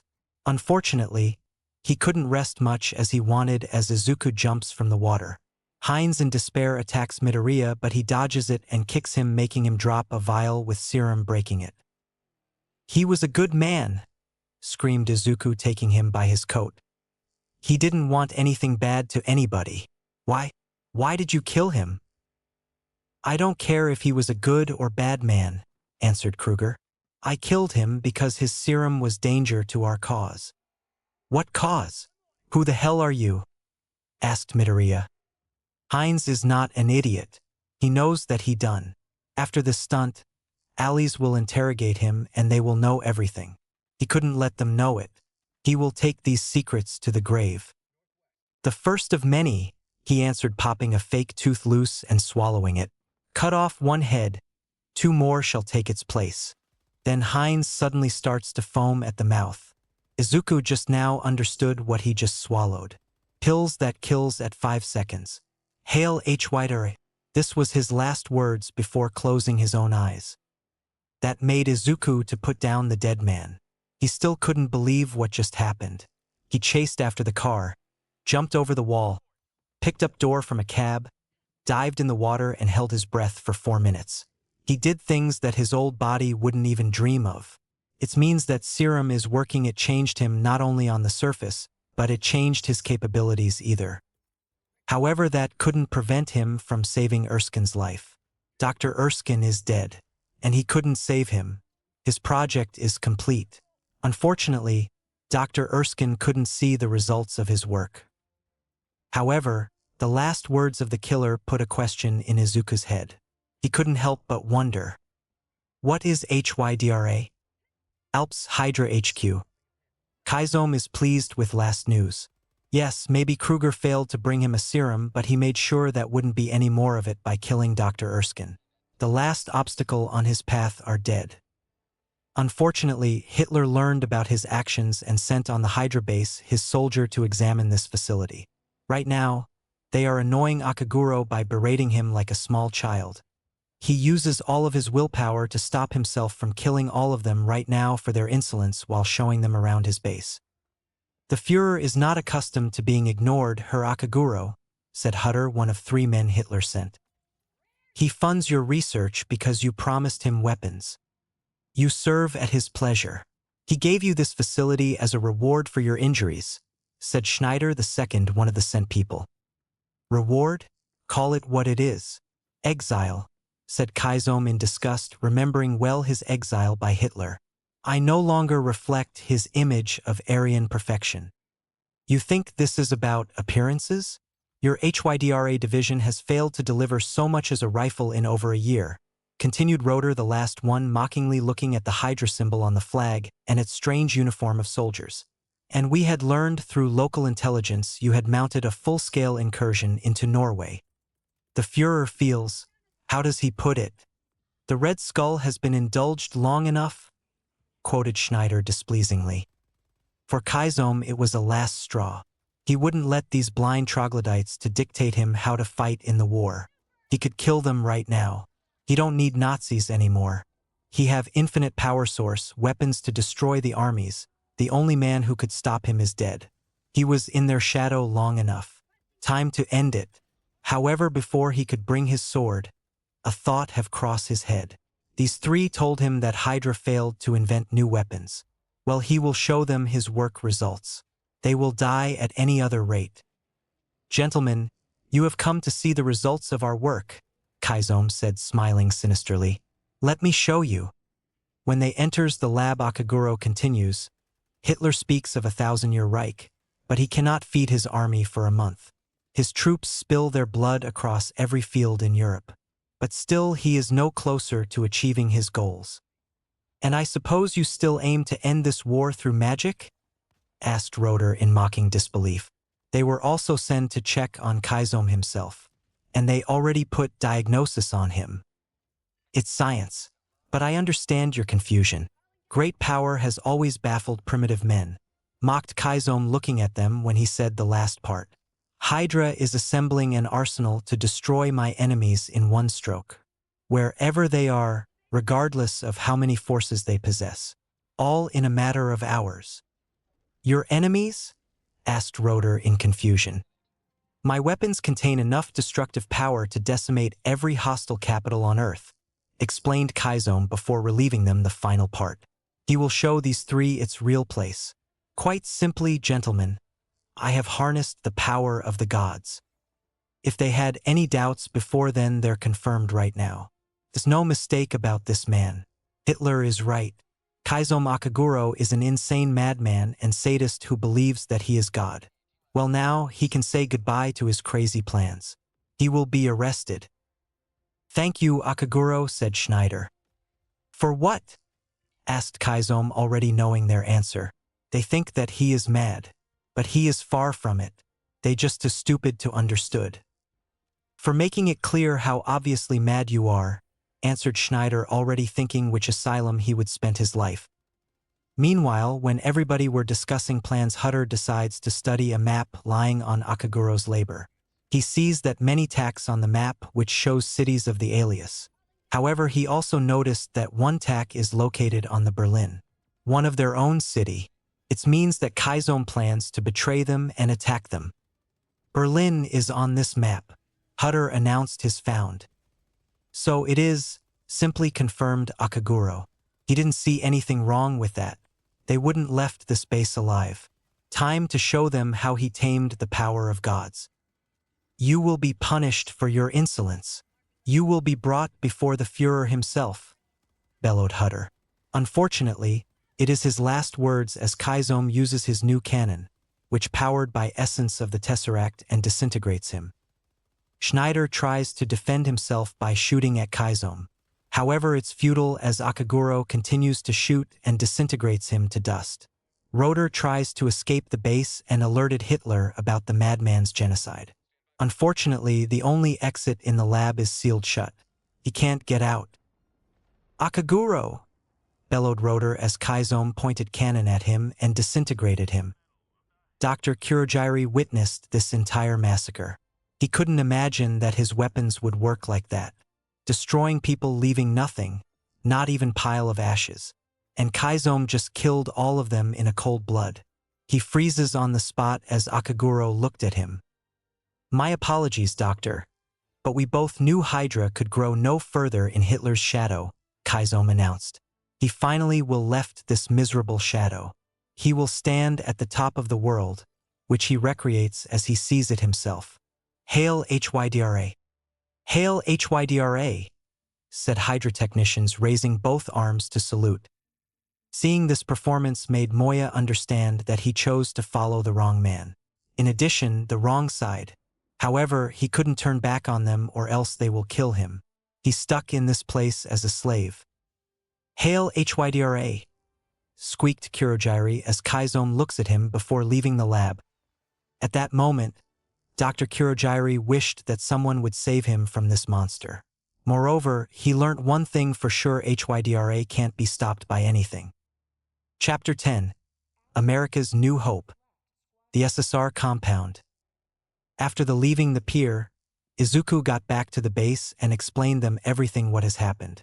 They then sent him to medical office to give them a sample of his blood in a hope to reproduce a serum.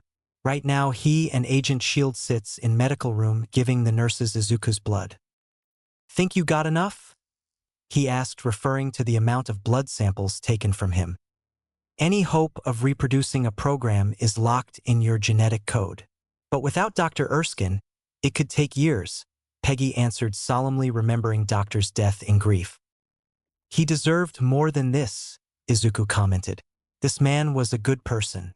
He was the first person who believed in him and his potential. He was almost like a father to Midoriya. If it could only work once, he'd be proud it was you," she encouraged him. "Peggy is actually one of the people who believes in Izuku. He showed it to her today. She now totally understood why Erskine chose him." SSR Tech Lab. Meanwhile, Brandt and Phillips discussed the last events. And Mitsuki is disassembling the strange machine, which Izuku named as Submarine, because of its functions. Nobody agreed to call this vehicle like that because its designation was made by a kid.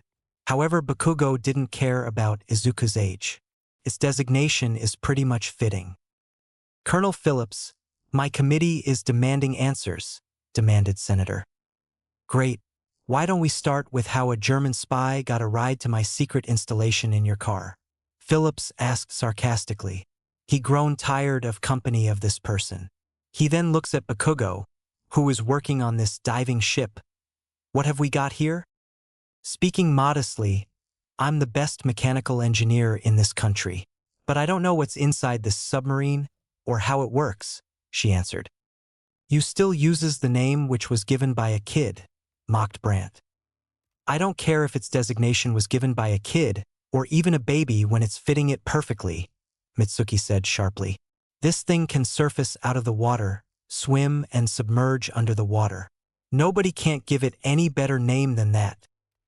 "For a young and delicate lady, you have a sharp tongue," commented Senator.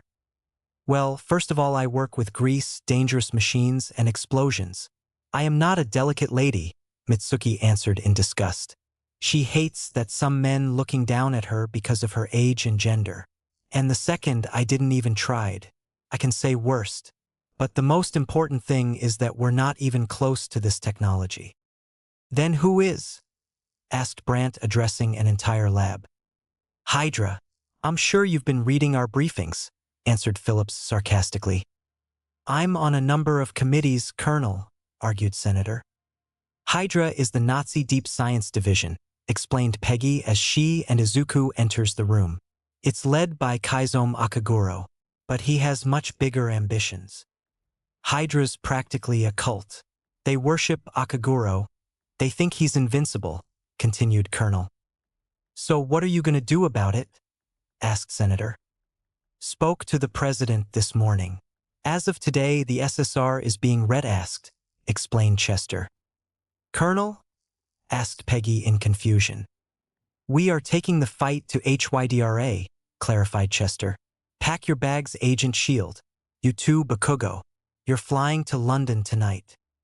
Sir, if you're going after Akaguro, I want in, said Izuku eagerly. He wouldn't let Kaizome's plan to succeed. You're an experiment. You're going to Alamogordo, said Phillips. The serum worked, tried to argue Izuku. After the scientist's work will be done, you can go back home, continued Phillips as if he hadn't even heard him. Why I can't go fight? Bellowed Izuku. He never raised his voice at anybody, but he couldn't hold much longer. He finally had strength to be a soldier. Moreover, they want to send him back home like a kid. He will fight. The serum worked. You saw the results. I've become bigger, stronger, faster. I can catch up to the car, jump over the walls, hold my breath for 10 minutes and pick up a car door easily. I can be a soldier. So tell me, Colonel, why I can't go fight HYDRA? His outburst put everyone on the lab in shock. Even Mitsuki and Peggy. They couldn't believe that normally quiet and shy teen just screamed at the Colonel Phillips. This kid have a dead wish, thought the entire lab. However, Colonel Phillips cannot be so easily intimidated. All this time he pitied Izuku. He hadn't wanted to break his world, but now this kid gone too far. Well, if he wants answers, then he will gladly get them. I can tell you 10 reasons why. However, I will say only 3-inch, said Chester, slowly walking to Midoriya. With each step, Izuku's courage are losing. The first one is I asked for an army and all I got was you. You are not enough. Suddenly he punches Izuku in the gut, making him stumble. In return, Midoriya tries to punch him. However, Colonel Phillips surprises everybody by catching the attacking fist easily. The second one is because of your adolescent age, the serum works in not full potential. If you were at least 25 years old, then you would have the full strength. The more your body grows, the more serum progresses. Right now, you can be better than average man, but against an experienced fighter you are at huge disadvantage, he explained, letting his hand go. And the final reason, because this person is you, Chester continued, saying the last part directly at Izuku. The young kid who wants to play a soldier. You didn't even know what it takes to be a real soldier. When you joins an army, your life no longer belongs to you. You are too young for a war. I agreed to let you be the tester, only hoping that after you there will be more super soldiers and then you would be back home. Far from this madness. I have nothing against you, kid, but I couldn't forgive myself if you die. You have guts and courage, but these things can't protect from death. Just seek my advice. Go back home and do what you teenagers doing best. Enjoy your life. It's short, you know? After his speech, Phillips exits the room, leaving Izuku alone with his thoughts. No matter how he was trying to deny Colonel's words, he couldn't help but agree with him. He is really too young for war. However, to be a lab rat is not the good perspective. He couldn't believe that it will be his only choice. He would do anything for a second chance. At the same time, Senator was observing Izuku. Unlike the others, he sees in Midoriya an opportunity to use. Brant already had ideas to benefit both an army and himself by using him. In addition, the state in which Colonel left him would made a team to cooperate easily. With all due respect to the Colonel, I think we may be missing the point. I've seen you in action, Izuku. More importantly, the country's seen it. Paper, he said the last part to his aide, who shows them the newspaper with headlines, Nazis in New York, mystery man saves child, which also shows a big picture of Izuku in the pier holding a cab door. The enlistment lines have been around the block since your picture hit the newsstands. You don't take a soldier, a symbol like that, and hide him in a lab. Son, do you want to serve your country on the most important battlefield of the war? Sir, that's all I ever wanted in my life, answered Izuku happily. Then, congratulations. You just got promoted, said Brant. For Izuku, it's like a breath of fresh air. He thought that his next home would be a lab. But Senator give him a second chance, and he is not going to let him down. It sounds perfect. Unfortunately, we don't live in perfect world. New Jersey, theater. It's true. We don't live in perfect world. It's appear as Brant and Izuku have different understanding on the phrase, serve your country on the most important battlefield of the war. It means that Izuku must tour the nation for the USO to promote war donations, using his image as the young, strong, ideal soldier as a symbol for the public to rally behind. Right now, he sits in backstage after getting dressed in his new superhero costume. He wears blue, red, and white suit, which consists of blue trousers, big short with blue shoulders, white sleeves, with white star on the chest with vertical red and white strips on the abdomen. He also wears red boots, red gloves, and blue helmet-like head mask, which had white on the forehead, white wings on both sides of head, and blue turtleneck. The most notable thing on his costume is heater-shaped shield painted to resemble American flag. And his name is Captain America. I don't know if I can do this, said Izuku, worriedly getting ready for his first performance. I never sing, I can't dance, and I get stage fright easily. I will fail this. Nothing to it. Sell off a few bonds, bonds buy bullets, bullets kills Nazis. Bing bang boom. You're an American hero, encouraged Brant's aide, Gary. And don't worry about your stage fears. Everybody had them. Just don't think about it. Thanks. It's just not how I pictured getting there, explained Midoriya. The senators got a lot of pull-up on the hill. You play ball with us, you'll be leading your own platoon a few years later. Take the shield, said Gary, pushing Izuku onto the stage. The second Midoriya enters the stage, an entire room applauds him. In the background, women dances in the outfits which resembles his suit. Surrounding by so many females in skimpy costumes made Izuku blushing hard. One woman can make him feel uneasy, but so much makes him feel like it's torture. However, he don't have time to think about it as women starts to sing. Who's strong and brave, here to save the American way? Not all of us can storm a beach or drive a tank, but there's still a way all of us can fight, said Izuku. Because of his worries, he couldn't learn the lines well. Fortunately, this shield have a place to put a words which he reads right now. Who vows to fight like a man, for what's right, night and day? Series E defense bonds. Each one you buy is a bullet in the barrel of your best guy's gun, continued Midoriya to play and dance. Who will campaign door to door for America? Carry the flag shore to shore for America? From Hoboken to Spokane, the Star-Spangled Man with a plan. We can't ignore there's a threat and a war we must win. Each one you buy is a bullet in the barrel of your best guy's gun, explained Izuku. Who'll hang a noose on the goose-stepping goons from Berlin? Who will redeem, heed the call for America? Who'll rise or fall? Give his all for America. Who's here to prove that we can? The Star-Spangled Man with a plan. We all know this is about trying to win the war. We can't do that without bullets and bandages, tanks and tents. That's where you come in. Every bond you buy will help protect someone you love, said Izuku to audience no longer having a stage fright. Suddenly, man dressed as Hitler sneaks up on him on the stage, frightening the children. Turn around. He's right behind you, screamed them. Keep our boys armed and ready, and the Germans will think twice about trying to get the drop on us, continued Izuku as the man attacks him and gets fake punched. Do you know why? Because I am here. Stalwart and steady and true, forceful and ready to defend, the red, white, and blue. Who'll give the Axis the sack and is smart as a fox, far as an eagle will soar. Who's making Adolf afraid to step out of his box? He knows what we're fighting for. Who waked the giant that napped in America? We know it's no one but Captain America. Who'll finish what they began? Who'll kick the Krauts to Japan? The Star-Spangled Man with a plan. In addition, his tour continues to perform around America at many cities such as Buffalo, Milwaukee, Philadelphia, Chicago, and many others. All people like this shows and bought all the tickets from Ticket Booth. However, the fame of Captain America didn't end only with performances. He then appears in comics, films, cards, posters, and other memorabilia. He gained many fans and generally becomes more liked and famous. That made Brant so pleased that they earned so much bonds. He He knew that he made a right choice. In total, the American hero, Captain America, is loved by entire nation. Children dreams to be like him. The count of soldiers increases. Women swoons at him.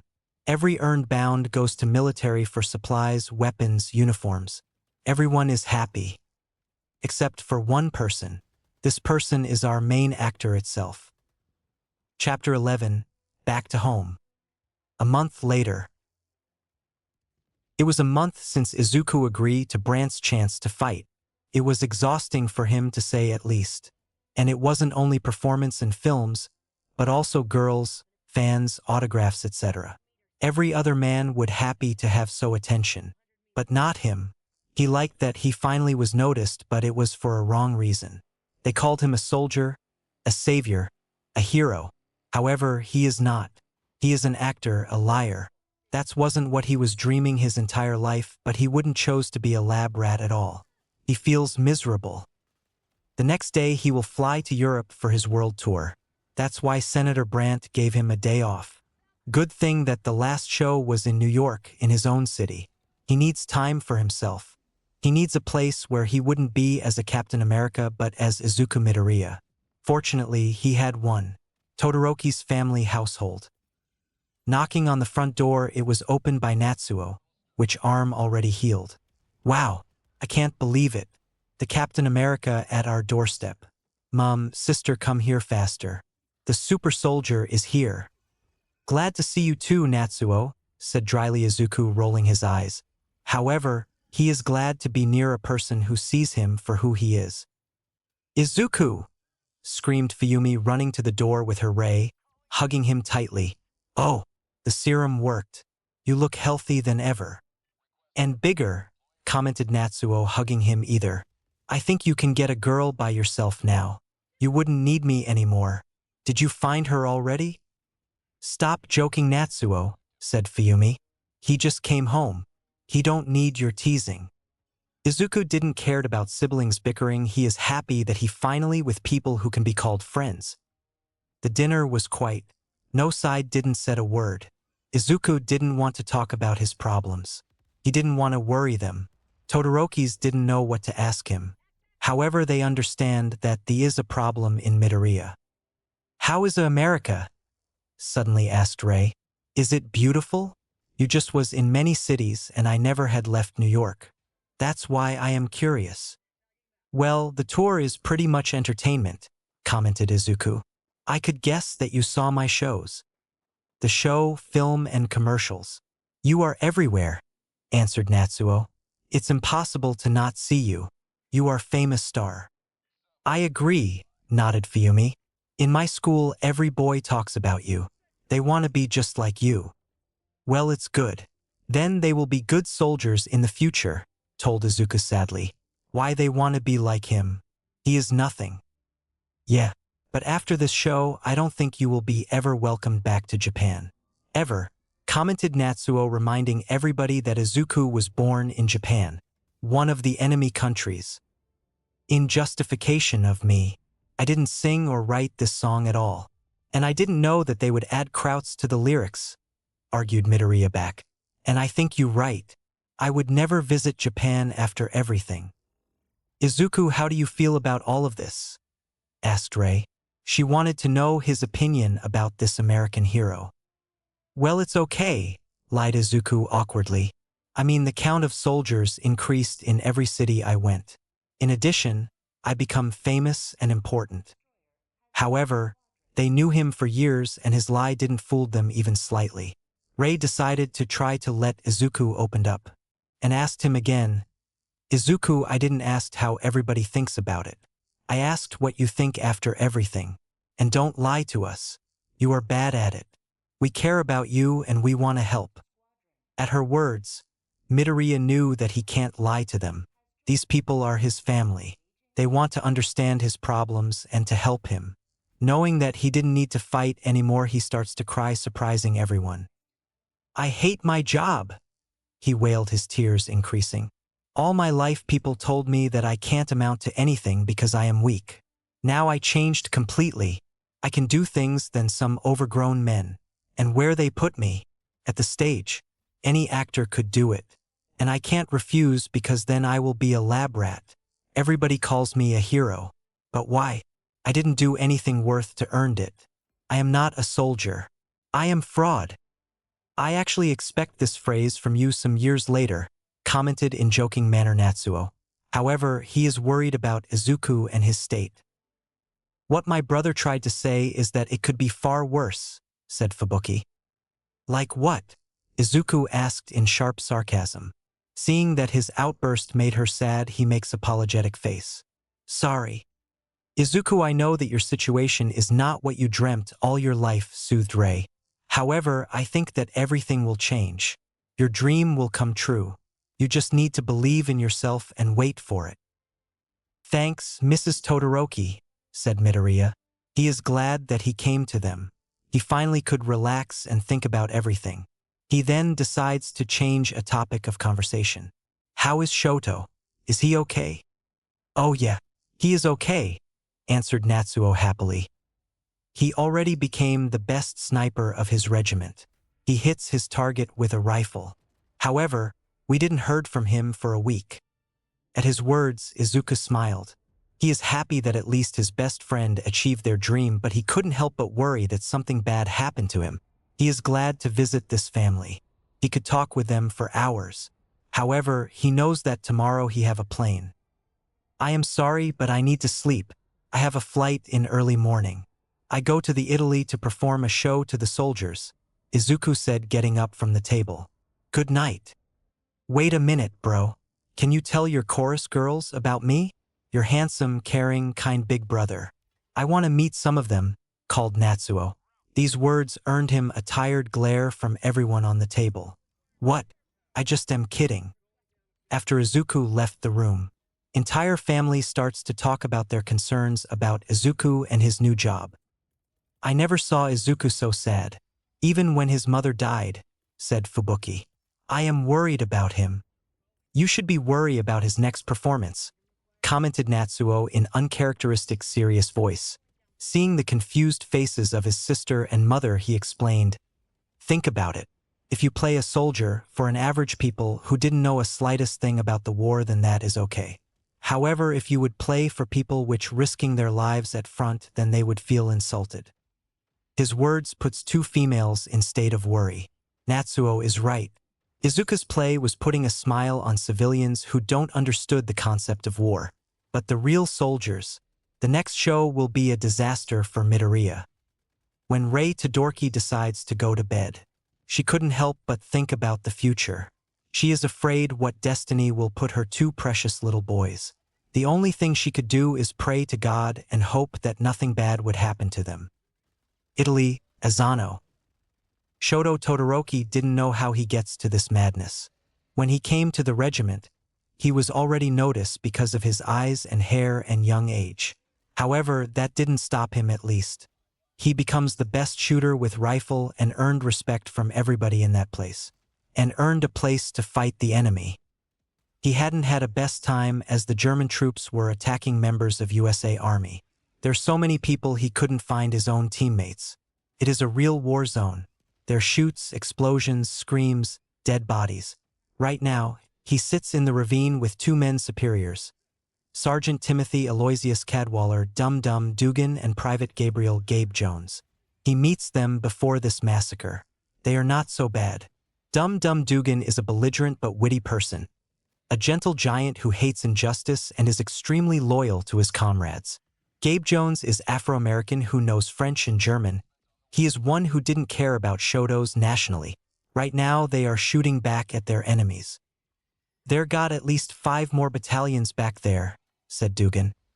We need a reinforcement for a cover, deduced Shoto. It might be tough, said Jones, showing them a fried transmitter. It means there are no more backups. They're on their own. Shoto, behind you, alerted Dugan, before explosion happens behind all of them. Here they come, screamed Shoto as they watches on the left as many Nazi troops coming their way. I hate this guys, commented older sergeant, already taking his Thompson submachine gun to take all of them out. They are not going to die without a fight. However, Before a fight could continue, a strange blue light suddenly shoots Nazis, making all of them disappear, much to everyone's bewilderment and happiness. Except for Ashodo. What had just happened? He thought. Where are these lights came from? Who shots them? Did we win or are we next? And he was right, as suddenly a huge tank appears out of nowhere, startling everyone. Seeing that this thing is glowing blue. You shouldn't be a genius to understood where this blue lights came from. This something new, commented Dugan, and he couldn't be more right. Unfortunately, they couldn't think about it much as Tank's cannon turns at them, showing them that they are next. Duck! Alerted Shoto, falling to the ravine. The last thing he saw a bright blue light. After this, he only saw darkness. Chapter 12, The First Mission. Italy, 5 miles from the front. Izuku addresses a crowd of soldiers dressed in his ridiculous superhero costume. He is ready to rally them up to victory. However, there is one problem. They hate him. How many of you ready to help me sock old Adolf on the jaw? Asked Izuku eagerly. However, he received only silence. They don't want to listen this kid who is trying to teach them about the war. Okay. I need a volunteer. I already volunteered, kid. How do you think I got here? Bring back the girls, answered one of hecklers. These words earned him a collective laugh and cheer from entire audience. I think they only know the one song, but I'll see what I can do, stammered Midoriya. He starts to get afraid of them. He don't know what to do. You do that, sweetheart, the same heckler said mockingly. Nice boots, Tinker Bell, joked the second one, which causes the crowd of soldiers laugh. Come on, guys. We're all on the same team here, pleaded Izuku. He tries to calm them down, reminding everyone that he is one of them. Unfortunately, that is far from truth and he knows it. Hey, Captain, sign this, screamed the third one. He stands and pulls his boot down and then throws at him. This encouraged every heckler to throw different things at him. Fortunately, Izuku had a shield to protect himself from the falling objects. Seeing that he is not welcomed here, he just left the stage.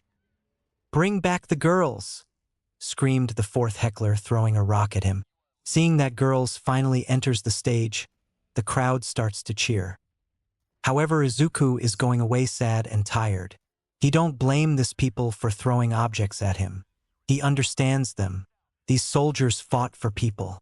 And he just an actor who plays as a soldier. They have any rights to feel insulted. Don't worry, pal. They'll warm up to you. Don't worry, encouraged Gary, thinking that it was just a minor setback. No, they wouldn't, Izuku thought. Why should they? They are risking their own life to win the war. And here comes me, a kid who tries to show them that he alone can win the entire thing. Well, question for you, Captain.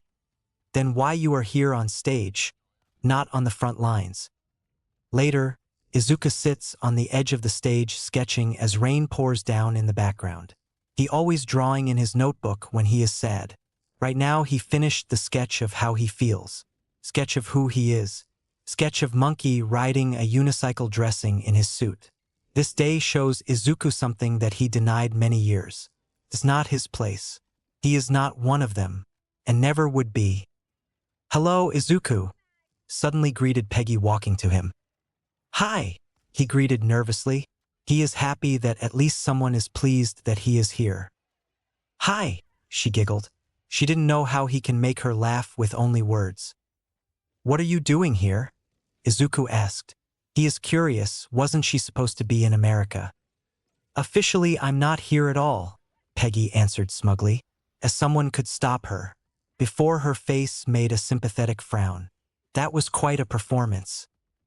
Yeah, I had to improvise a little bit. Crowds I'm used to are usually more 12-inch, he agreed meekly. He wouldn't perform for some time, that's for sure. I understand you're America's New Hope? She asked him. Bond sales take a 10% bump in every state I visit. Izuku answered the same lie, which he told Todoroki's. However, she knows that there is more than meets the eye. Is that Senator Brandt I hear? She asked sharply. You think that I like doing this? Any actor could my job better than me. At least he's got me doing this. Phillips would have had me stuck in a lab, he answered in despair. He didn't want to tell her about his problems. And she makes him losing his walls. And these are your only two options? A lab rat or a dancing monkey? Peggy continued to ask questions sharply while looking at his notebook, seeing the drawing. She can't let him to mopping around and do nothing when he can do many things. She is gonna wake him up. You gonna let people decide for you all your life? You gonna let them to push you around? Dr. Erskine chose you for a reason. You gonna let him down? You were meant for more than this, you know? When she mentioned Erskine, Izuku wanted to scream at her face what he thinks of her. However, he stops himself. Why he should scream? She is right about him. He always letting people step on him. He should fight. But how could he? He is a coward. Seeing sad frown on his face makes Peggy ask a question. What? You know, for the longest time since I was a kid, I dreamed about coming overseas and being on the front lines, serving my country, protecting innocence with a brave smile, being a hero for a world. I finally get everything I wanted, and I'm wearing tights, Izuku said, telling her everything about his life, his dreams, his hope. He couldn't contain them inside himself anymore. His words touched her heart. She always saw men as greedy, shameless, dirty, and cowardly egoists. However, Izuku is not one of them. He is kind, caring, brave, and honest. And seeing him letting out of his thoughts, fears, and worries made her understood why Abraham chose him. He maybe was small, but he have the most biggest heart in the world. However, their moment is interrupted by honking in the background as an ambulance arrives with wounded soldiers. They turn around to watch in horror. These people look like they are ready to die. How did it happen? Who did this? Seeing these men at the doorstep of death, Izuku couldn't help but said, "They look like they've been through hell." You almost right. These men more than most. Akaguro sent out a force to Azano. 200 men went up against him and less than 50 returned. Your audience contained what was left of the 107th. The rest were killed or captured. Peggy explained, but she didn't notice how Izuku's face lost all his color. The 107th? The moment she told him the number of the regiment, Izuku paled. But that's Shoto's. What? She asked, frightened at seeing the paleness of Izuku. Suddenly, Izuku jumps out and running to the biggest tent. Peggy goes after him. Come on! He encouraged her to come along. He can't wait any longer. This is important. He needs to know status of his best friend. Is he even alive? Colonel Phillips is tired today. All day he was writing condolence letters to people who lost their sons, husbands, brother, and fiancés. They just never ending. That is a part of the war. Sacrifices are inevitable. He has mourned every soldier who died today. He couldn't know how this day could become worse. Colonel Phillips called Izuku, entering the tent with Peggy. Right now this day had become worse than before. Well, if it isn't the star-spangled teen with a plan. Or are you a man? And what is your plan today? He asked sarcastically. He don't have a time or patience to play with this child actor. I need the casualty list from Azano, demanded Izuku. He didn't care what Colonel thinks about him. Right now he have more important things, like status of his best friend. You don't get to give me orders, son, Phillips said in anger. He didn't live so long to let actors to order him around. This kid thinks that he became so important and high. Well, he then will be the one to remind him his place in army. I just need one name. Sergeant Shoto Todoroki from the 107th, pleaded Midoriya desperately. You and I are going to have a conversation later that you won't enjoy, Chester said to Peggy, knowing that she didn't supposed to be here. Please, sir. Just tell me if he's alive, sir. Odor. Before Izuku could continue, Colonel interrupted him. I can spell, interrupted Colonel before looking down at Suro and grief, remembering captured soldiers. I have signed more of these condolence letters today than I would care to count. But your friend's name is unique. It's impossible to miss him. I'm sorry. He is so young, said Izuku, who couldn't believe that his friend is probably in prison of enemy or worse dead. He is a year older than me. Really?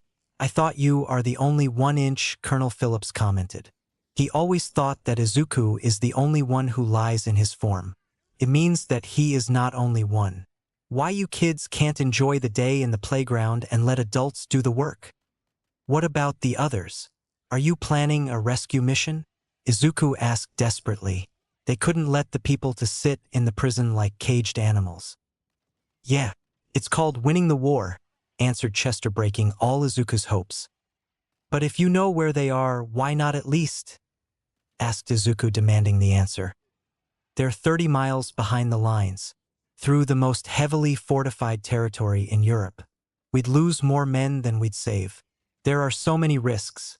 He interrupted Midoriya again, explaining him the elementary things. But I don't expect you to understand that because you're a chorus girl. You know, when you screamed at me in Brooklyn, I started to see that you have balls. I could even let you join my regiment in some years later. However, I see that you just decides to join a senator's circus and play propaganda around USA, showing people a lie. It shows that the army is not for you. I think I understand just fine, agreed Izuku with Colonel. Well then, understand it somewhere else. If I read the posters correctly, you got some place to be in 30 minutes, said Phillips, going to his table. However, he didn't saw as Izuku looking at map, studying it completely. He always could remembers things very fast, and serum enhanced this ability further. And he learnt where exactly is imprisoned people. In Austria. Yes, sir. I do, answered Midoriya before walking away. He knows that people waiting for him, and he knows where exactly he needs to be. If you have something to say, right now is the perfect time to keep it to yourself, said Colonel Phillips to Peggy, not even looking at her. But she didn't care at all. She is afraid for Izuku because she knows what he is planning. When Izuku learned that they don't plans to save Shoto, he decides to take matters in his own hands. He will go to the Austria, break into the Hydra base and save his friend, no matter what. What do you plan to do? Walk to Austria? Asked Peggy, entering the tent, seeing how Izuku wearing brown coat and green trousers which fitting him good. If that's what it takes, simply answered Midoriya. You heard the colonel. Your friend is most likely dead, said Peggy, trying to stop him. You don't know that. He could be alive, said Izuku, trying to make his point. Even so, he's devising a strategy. If he detects, she said, only to be interrupted by him. By the time he's done that, it could be too late. If he is alive and I couldn't save him, then I would never watch in the eyes of his family, he screamed while walking out to a jeep. You told me you thought I was meant for more than this. Did you mean that? Every word, she answered honestly. When I first met you, I thought that you were just a kid wanting for attention. But I saw how you were trying. You didn't let your weak body to stop yourself. You was fighting no matter how difficult it was for you. No matter that entire world are against you, you never gives up. And I finally understood why Erskine chose you. Because you have a biggest heart on the planet. Her words puts Izuku in the stupor. Nobody ever told him such kind words and with such honesty. That's why, putting his hands on her shoulders, he said, Then you gotta let me go. I know, Peggy said, finally agreeing with Izuku. They were staying at that place for some minute, but for them it felt like eternity. They could staring at each other's eyes forever, and nothing could stop them. However, some good things ending so fast. Hey, lovebirds! Shout of Mitsuki Bakugo startled them, making them letting go of each other with faces blushing red. Did I interrupt something? And no, didn't. To their W wasn't anything W wrong, stuttered Izuku in nervous voice. And what are you doing here? And how much did you heard? I am here because you need my weapons and I am showing how they works, Mitsuki answered smugly. And I heard everything. What are you gonna do to us? Asked Peggy, already preparing for the worst. I want to help you, she answered, surprising the two. Riding on this rust bucket couldn't get you in time. I can send you two to Austria much faster. Why are you doing this? Asked Izuku. What we are trying to do is treason. We would put you in danger. I don't care about rules, Colonel, or danger. I am doing things my way, Mitsuki explained. But why I am doing this? I have my own reasons. Are you coming or not? Without the words, all three of them making their way to hangar. Meanwhile, at the backstage, girls are getting ready for the next performance. However, there are some difficulties on the way. On stage, girls. 5 minutes, said Gary, telling girls to hurry. Where's my helmet? Asked one of the girls, which couldn't find her helmet with a on the forehead. Has anyone seen Midoriya? Asked Gary, who want to know where the main star is. Sorry, Gary, but Captain Midoriya on his first mission. When Izuku and Peggy enters the hangar, they weren't surprised to find 5 planes made by Bakugo Industries. What surprised them that, in the cockpit already sitting a man. They don't understood how Mitsuki find a pilot so fast. However, they hadn't time to guess as the planes suddenly fly to the sky. Right now, they are sitting in the vehicle watching a map, trying to guess the location of Hydra Camp. The HYDRA camp is in Krausberg, tucked between these 2 mountain ranges. It's a factory of some kind, explained Peggy, pointing at the map. We should be able to drop you right on the doorstep, commented Mitsuki, sitting at the second sit in the cockpit. What do you think, Masaru? Can you fly us there? Masaru Tingles is a man in his late 20s, probably the same age as Mitsuki. He's average height and build, who has short brown hair similar in style to Mitsuki, a short mustache and rectangular glasses. He is best aviation pilot in his generation. He was sent to Bakugo Industries to test new planes for a war.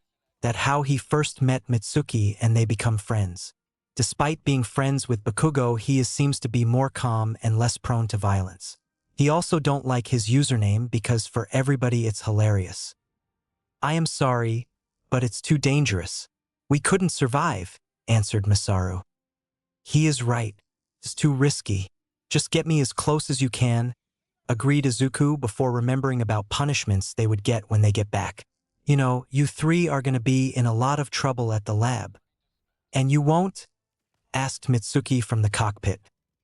Where I'm going, if anybody yells at me, I can just punch them, reassured Midoriya. They will undoubtedly shoot you, argued Peggy. Well, let's hope it's good for something, he commented, knocking at his shield, which he took as a weapon. He knows that without a weapon, he wouldn't last a second there, but he can't shoot to save his life. However, he can block the strikes using it. Also, I can't thank you enough for what you are doing for us, Mr. Masaru. Just call me Masaru. I am not so old, interrupted Masaru. Mitsuki's friends are my friends. Also, if we all survive, how about we stop off in Lucerne for a night fondue next week? Masaru is the best young pilot I've ever seen. He was sent to test our planes. That's how we met. Mitsuki said her history with him, showing them that he is good at what he's doing. He's best to brave this airspace. We're lucky to have him. I am curious. How do you convince him to fly us there? Asked Peggy, wishing to learn who will be mad enough to fly to the enemy's territory. I can be pretty convincible, Mitsuki answered with smirk. Her smirk explains Peggy everything. So are you too? Do you? Fondue? Izuku asked Mitsuki with red face. Apparently he thinks that this fondue is something indecent. His question puts Masaru in confusion. Mitsuki in bewilderment, and Peggy just ignores his awkward and confused rambling, thinking that she will explain Izuku everything when they get back, before giving him a little box. This is your transponder. Activate it when you're ready and the signal will lead us straight to you, explained Peggy, giving him a transponder. Are you sure this thing works? He asked skeptically at the device. It's been tested more than you, pal, answered Mitsuki with smile. However, her haplines was short as suddenly their plane is being bombarded. It means that Hydra noticed them and now attacking them.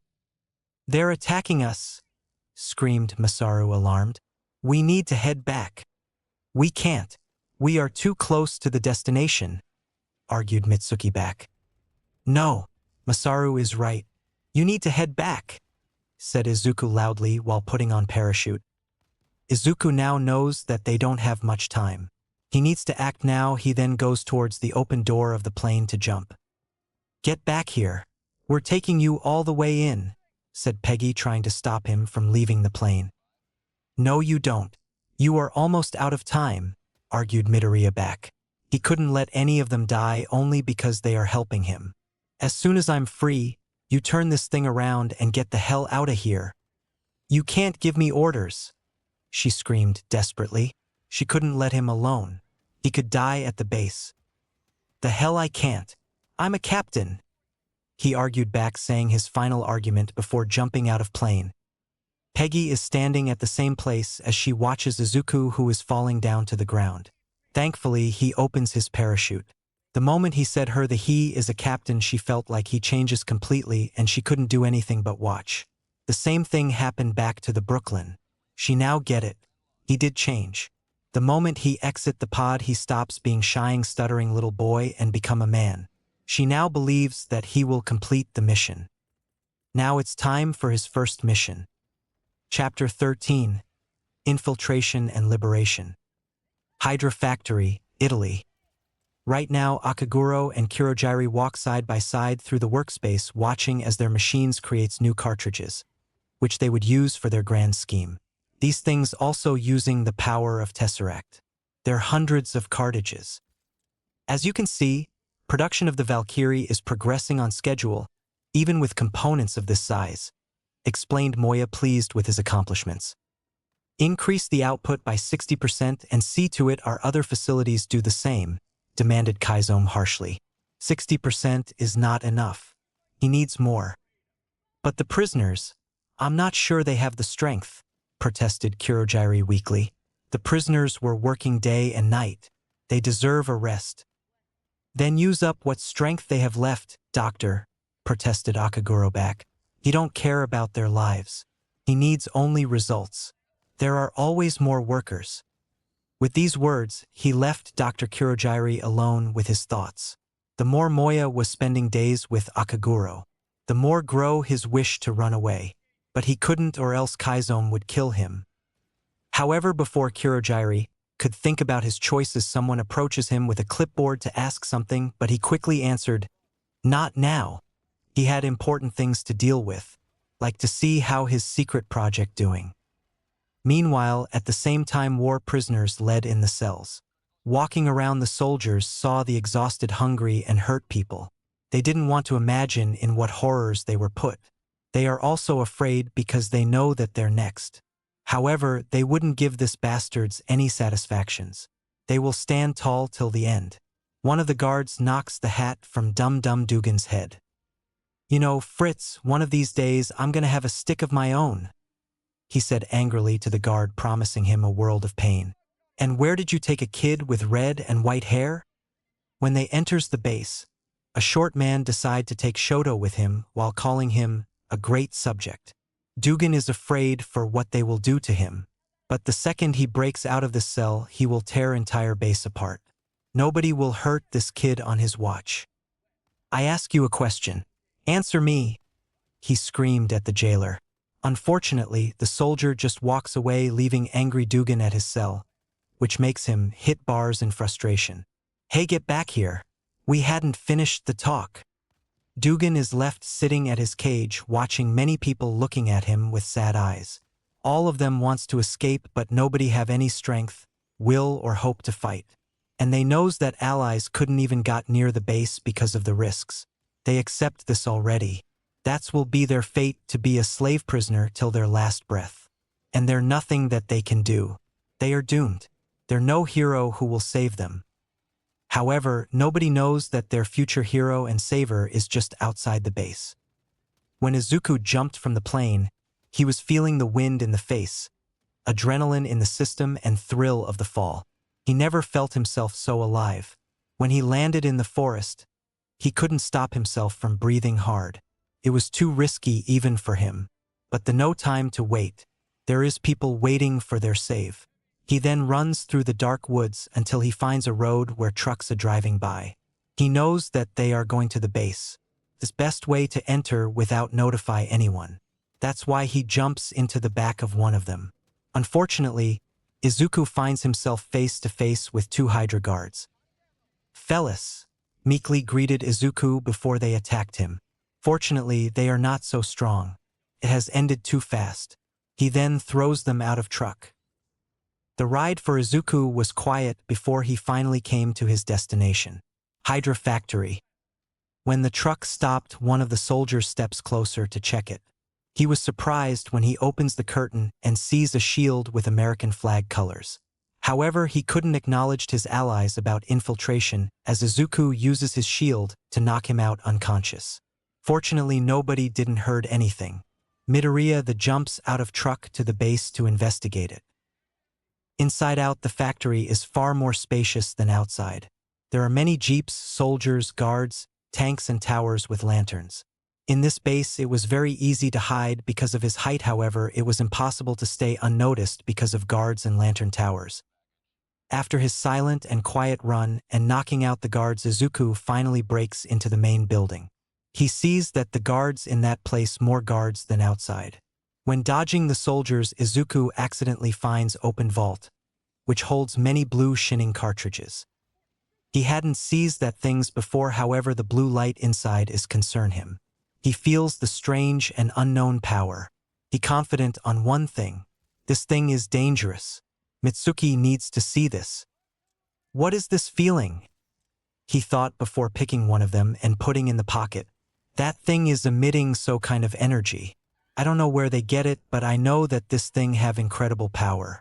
Mitsuki could know what it is. She must to see this. After taking the cartridge, Izuku finally finds a jail, with many captured American soldiers. He then quickly knocks out guards, alerting the prisoners. "Who are you supposed to be?" asked Gabe, thinking that the person out there is just a hallucination. "I'm," stammered Izuku. It is dilemma for him. He just can't to say them, "Hi, I am Super Soldier Kid who will save you." He needs the name which would reassure them, and he have one. "I am Soldier Hero, Captain America." "I beg your pardon?" asked British soldier.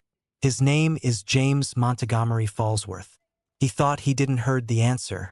However, seeing the prisoner's looks of bewilderment explains him that he did heard the kid pretty well. Seeing the person with shield up there, this means one thing.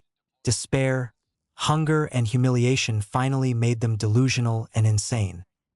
However, after Izuku climbs down and starting to unlock the cells, made soldiers finally understood that he is real, and they starts pouring out of cells and helping him to open the others. "What, are we taking everybody?" asked Dugan, looking at the Japanese-looking man. He does not trust the countries which deciding to ally themselves with Nazis. "I'm from Fresno Ace," answered man, showing everybody his dog tags. His name is Jim Morita, cussed like Izuku and Shoto. He is from Japan but grow up in Fresno. And he don't like the tone of Dugan. If Japan decides to ally themselves with these slave drivers, doesn't mean that all Japanese are evil. He will show him. However, before a fight could broke out, Izuku steps between them. "Cut it out, you two. Right now is not a time for a fight," said Izuku. "Right now you are all prisoners here. You have the same enemies. You are on the one side. It doesn't matter that some of us from another countries, because we are all American people here." His speech made all of the prisoners looking at him. This kid makes them understand that it doesn't matter where they were born because they all have the same enemies. The Nazis. They all starts to clap at him, which surprises Izuku completely. He hadn't expected them to actually listen to him and agreeing with him. Maybe there is still a chance. "Is there anybody else? I'm looking for a Sergeant Shoto Todoroki. He have the bicolor hair and eyes," continued Izuku while searching his best friend. "There was a kid like that," admitted Dugan grimly. "He entered the base like all of us. However, some scientists take here for some project." "Where is he exactly?" asked Izuku, angry. He wouldn't let Shoto become a lab rat for their evil experiments. Not on his watch. "There's an isolation ward in the factory, but no one's ever come back from it. He could be there," explained Gabe, wanting to help their savior. "All right, the tree line is northwest, 80 yards past the gate. These people put you in the cage like animals. Get out fast and give them hell. I'll meet you guys in the clearing with anybody else I find." Izuku ordered them, letting all of them to be wild and tear this place apart. Wait, you know what you're doing? Asked James worryingly. He didn't want to let the kid to go alone to the imminent death. Yeah, don't worry. I've knocked out Adolf Hitler over 200 times. Izuku joked in answer, remembering that in his show he always knocks out person dressed as Hitler. With these words, he left soldiers alone in the room. Teenager with a shield, who then orders them around, had just saved them. They still couldn't shake the idea that they just sleeps. Did we just were saved by a kid with a shield? Asked Dugan, wording the question everybody was thinking. Yep, answered Jim with smirk. He recognized that this kid is Japanese just like him.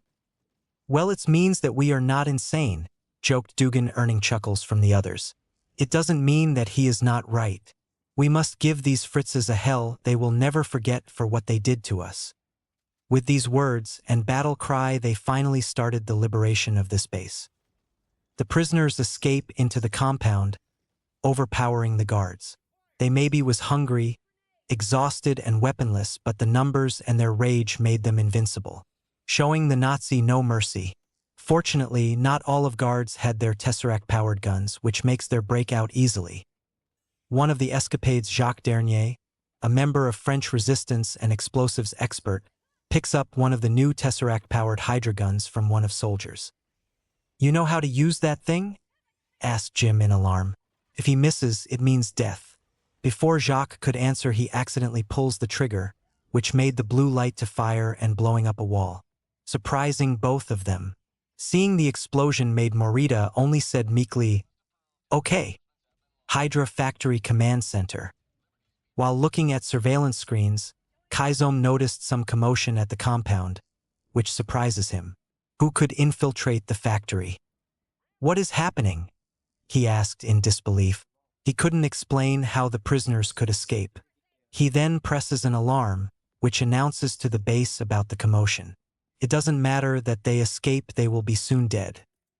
Prisoners continues to rampage in the compound, but reinforcement comes to even the odds. At the same time, Dugan and Jones climbs over a small tank and then enters inside to gain an advantage. Hey, not exactly a Buick, commented Dugan, looking at the controls. He is not stupid, but he couldn't understand how these thing works. Everything's so alien to him. And everything are written in Germany. He didn't know the language. Fortunately, he have one who knows. That one. Zündung, it means ignition, said Gabe, pointing at the controls. Zündung? Asked Dugan in confusion. However, he don't have a time to think as he pushes it, reviving the engine. Seeing that Jones and Dugan starts the tank, Fallsworth jumps to them on the tank's cannon. He then bellowing, "Get this thing going, Dugan." "I didn't know you spoke German, Jones," said Dugan in shock. 3 semesters at Howard's, switched to French, girls much cuter, commented Gabe with a smirk, remembering his sweet time at college. "Didn't ask for the resume," barked Dugan back, but inside he is happy. Then tank finally starts to move, and the real show just started.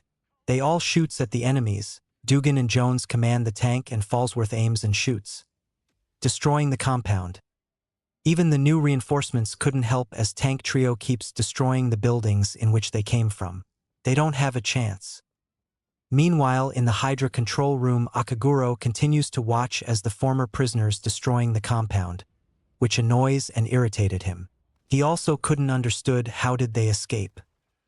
How these rats broke out of their cells, he thought angrily. They were placed in there for days without food and water. They don't suppose to have any strength left. How they escape? No, they didn't broke out by their own. They probably get a help from outside. Right question is who break in our secret base and let them out? His question answers by grunts he hears in the other monitor. He looks at it and sees a teenager fighting with his goons easily. He recognized this individual at 1 second. He saw him in the newspapers. Izuku Midoriya, an American first super soldier who later becomes a patriotic star. Seeing the kid on the screen made Kaizom mad at 3 different things. At Erskine that he made his chosen one a kid. Both of them now a supreme being. And his equal is child. Is that supposed to be an insult? At corrupted society and government for letting a child fight their war. It shows that they also are cowards. All of them. And at Izuku himself for infiltration at his base and for the revolution. It shows him as incompetent fool for letting one person, a kid, to entering his base and destroying it. However, he couldn't help but feel to respect Midoriya's courage, leadership, guts, and mind. Nobody could do something like this and survive to tell about it. But he did. It earns a respect. Seeing that his base becomes ruins, and his soldiers losing made him understand that they don't have a chance against rebels. There are too many of them. They lose this battle, but not the war. However, he couldn't let allies to learn all of his plans and secrets. This factory must be destroyed, no matter the cost. That's why he comes to the controls and decides to make a worst action. He activates the self-destruct sequence, which are counting down from 7 minutes. Seeing the tickling clock made Kurogiri terrified. He don't want to die. No, no. What are you doing? Screamed Moya, afraid for his life. Kaizome couldn't let to destroy the base. There are their people in here. Our forces are outmatched, simply answered Kaizome, not seeing anything wrong with that. It's too dangerous to let allies to get this base. And they have more soldiers back at the headquarters. Looking at the screens, which shows how their forces loses, and seeing that it impossible to over-persuade Akaguro made Kurogiri to run away to save his life and his projects. Kaizome, like his colleague, decides to pack Tesseract and go away either. However, he still wanted to meet the Erskine's perfect creation. He wants to see if Kid deserved this power or not. Something tells Kaizome that they would meet soon. He couldn't wait. While Tank Trio continues to shoot at every Hydra soldier. Dernier and Morita running through the compound with other prisoners, picking up the fallen weapons of enemies, and giving them to others. "Keep moving!" screamed Morita before his eye catches boxes full of grenades. That gives him an idea. Grab those grenades. Seeing the free ammunition, all prisoners runs to the boxes and throwing them at their enemies, blowing them up. It was a true hell for Nazis, which all of the prisoners promises to give them. However, either sides needs to leave the base as soon as possible or it would be their last battle. Chapter 14. Meet of Hero and Stain. When Izuku left the jail, he then started to search the ward, which was where his friend imprisoned. He couldn't help but worry about the prisoners he liberated, if they are okay. Fortunately, he heard the sounds of explosions, which tells him that they are okay. Now he can fully concentrate to finding Shoto. Suddenly he sees in the corridor the small man, which is carrying many blueprints, that is really fits the description. Seeing that super soldier glaring daggers at him makes Kurogiri run for his life in terror. Izuku wants to chase him but stops when he hears a familiar voice. "Sergeant, 32,557. Someone said. "Shoto," said Izuku in recognition. He would recognize this voice anywhere. He walks in the room and finds Shoto strapped to a chair.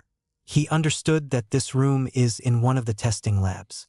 He runs to his best friend and starts to unstrap him while trying to wake him up. "Shoto? Oh my god. What they done to you?" "Is that?" started Todoroki while trying to wake up. "It's me. It's Izuku," he answered with smile, happy that his best friend is alive. However, he noticed that his face has multiple bruises. They decide that he would be easy to broke him up because of his age. "Izuku?" Shoto asked in disbelief. He thought that he had been dreaming because of the short man experiments. But now he sees that person near him is real. "Come on," said Izuku, unstrapping the last strap. "Izuku," said Shoto, finally realizing his friend. Getting up from the chair, he noticed that Izuku become bigger and taller. Taller than him. What's happened to him? "I thought you were dead," commented Izuku, helping him to stand when Shoto was falling. He still is weak from the experiments. "I thought you were smaller," commented Shoto sharply back. The last time he saw him, he was small, pale, and sick. How did the change happen? "Come on," said Izuku, ignoring the question. They don't have time for a talk. Before exiting the lab, Izuku sees the map, which shows the destination of many Hydra bases. He remembers it. "What happened to you?" continued to persist Shoto. He is not walking without the answers. Unfortunately, his tired body couldn't help but falling to the ground if not Izuku catching it. I joined the army, answered Izuku, the short version of his transformation. He wants to tell the Shoto everything. And he will, after they escape the factory. Did it hurt? Asked Shoto. He knows that his friend wouldn't tell him anything right now, but he wants to know the state of it. A little, answered Izuku, and he didn't lie. In comparison to Erskine death, the procedure hurt a little. And with these thoughts, two friends were trying to exit this place before it's too late. Unknown to both of them that under them is bombs. They don't have enough time. At the same time, prisoners continue to attack the compound, shooting every Hydra soldier at their way, coming closer to the main gate. Seeing the last obstacle at his way, the stolen tank obliterates it, giving the prisoners exit from this nightmarish place. That's finally over. They are free. Now they only need to wait for their young savior. Where is he? Izuku and Shoto continues to escape this factory. It's become easier when Shoto finally wakes up and starts to walk by himself. They enters the main hall and they only need to cross it to exit this hell. However, before they could do it, suddenly explosions started, causing them almost to fall down. After the first explosion, another happens and another and another. All of this explosions made the fire and stops their only passageway, which made them to climb higher on the stairs to find another way out. And they find it in the bridge at the highest area. What both of them didn't expect, that they were greeted by two unpleasant people. People who started Hydra in the first place. Captain America, how exciting. I'm a great fan of your films, greeted Kaizomi with sneer, surprising two teens walking at the bridge. Izuku never seen Akaguro in person, but because of Erskine's past he learnt that this man is stain of this world. When he finally met him, he is disgusted with him. This man starts Hydra, orders to kill many people, included Dr. Erskine, enslave soldiers like an animals. He is not going to get away from this. When I first learnt that the government lets a child be experimented and let them to fight their war, I understood that our society not only corrupted but also cowardly, continued Akaguro with disgust as Izuku is stepping on the bridge. Kaizomi still couldn't let go that they using adolescents as weapons. Corrupted bastards. So Dr. Erskine managed it after all. I still couldn't believe that he would chose a teenager, not exactly an improvement, but still impressive. Izuku couldn't hold much longer. Dr. Erskine helped him to achieve his dream. He is a good man, and he is not gonna let this sadist to insult his memories about him. Not on his watch. With these thoughts, Izuku runs to the Akaguro and suddenly punches him in the face, saying, "You've got no idea, and don't you dare insult Dr. Erskine. He is better man than you ever was." "Haven't I?" asked Kaizomi while nursing his cheek. The punch somehow moved Akaguro's skin and showing something red under his eye. This punch surprised Kaizomi, however.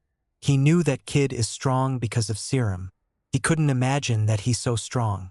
It hurts. Well, if kid wants to fight, he will get it. Akaguro goes to hit Izuku, but Izuku protects himself with his shield, making a large dent in there, which surprises the duo. The shield made from steel, and he made such a large dent with one punch. Kaizomi's assault didn't ended with that. He then takes his katana and tries to slash his opponent. Fortunately, Izuku blocks every swing of katana with his shield, but the last swing makes him to fall. However, Izuku grabbed hold of the bars and kicked Hydra leader to send him flying off the other side, stopping Akaguro from killing him. As they fight, nobody noticed as Kurogiri pulls a lever and the catwalk they are standing on retracts to either side, separating them.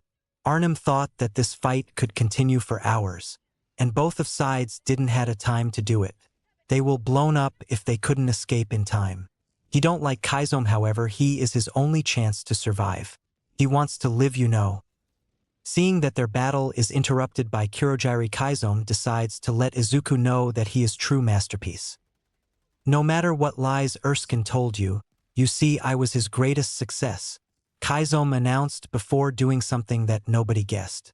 He peels off the skin on his face to reveal that his true face. It revealed that he had no nose, bald, and his ears almost invisible. The most disturbing thing was his red skin. He truly wears the title Red Skull. Literally. For the boys, it was most horrifying they ever saw in their life. The more for Izuku. He heard that Kaizome, because of incomplete serum, got some side effects.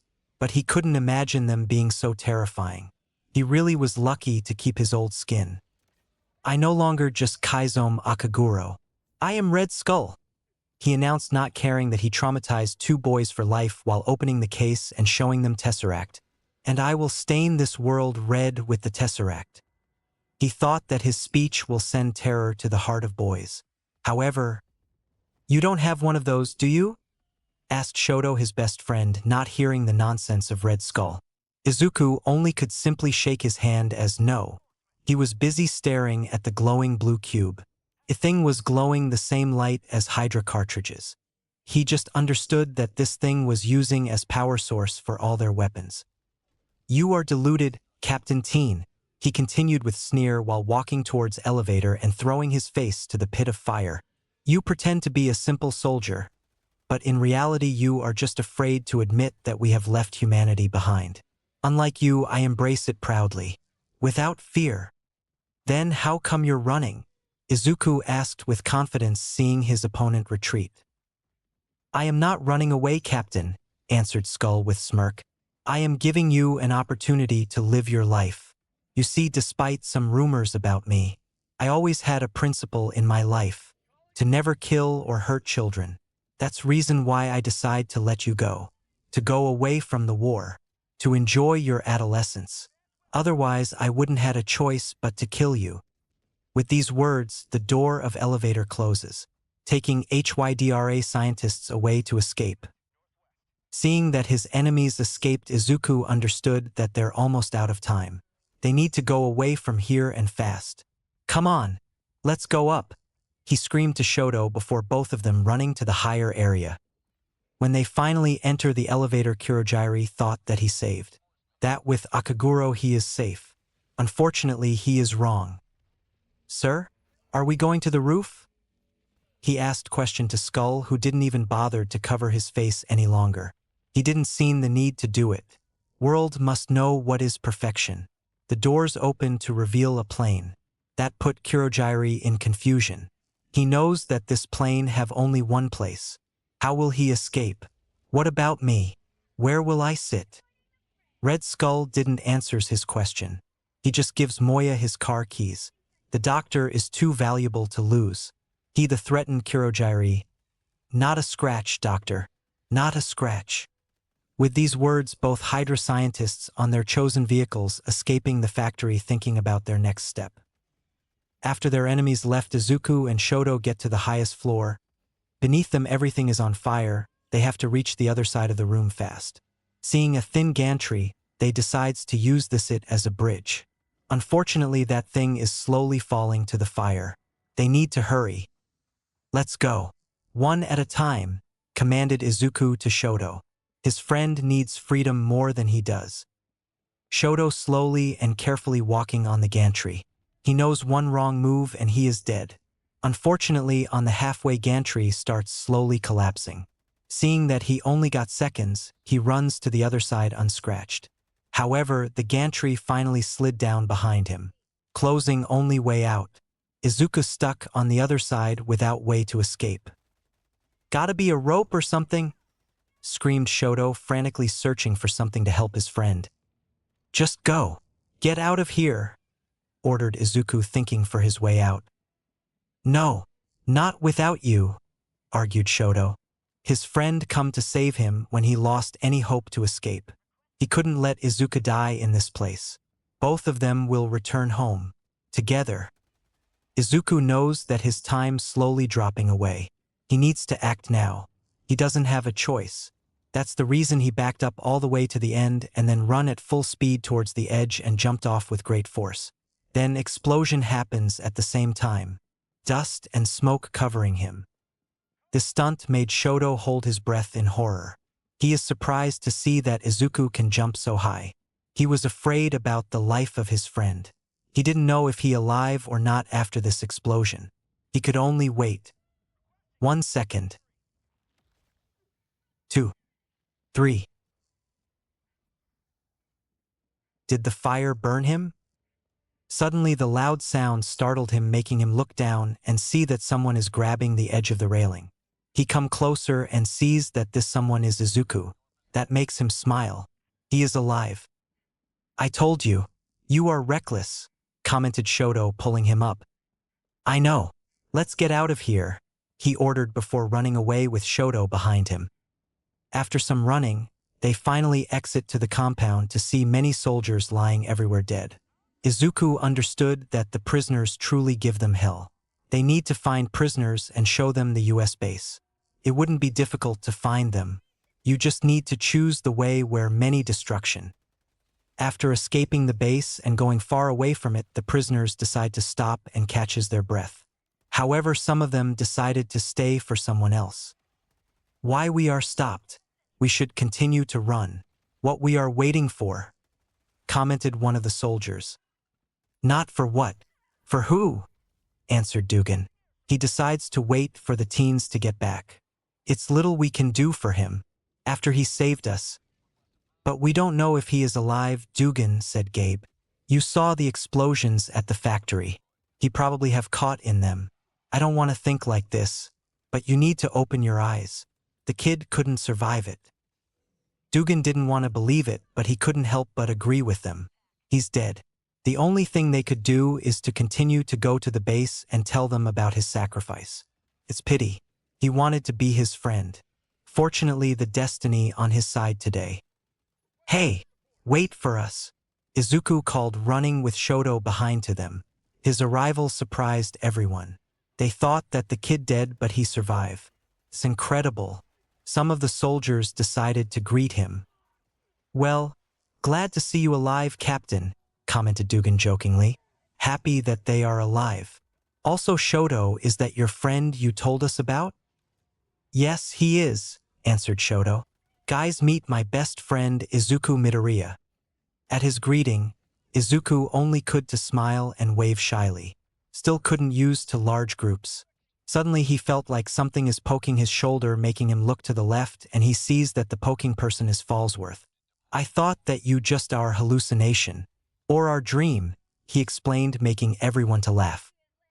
If this is a dream, I don't want to wake up, commented Gabe with laugh. When you told us about your friend, we thought that he is 17 years old, not 25. When did he become so strong? 3 years ago. I am 18 now, and some months ago, Izuku answered, surprising all people around him. They couldn't believe he is so young, but he had many accomplishments. I explain everything when we will continue to move.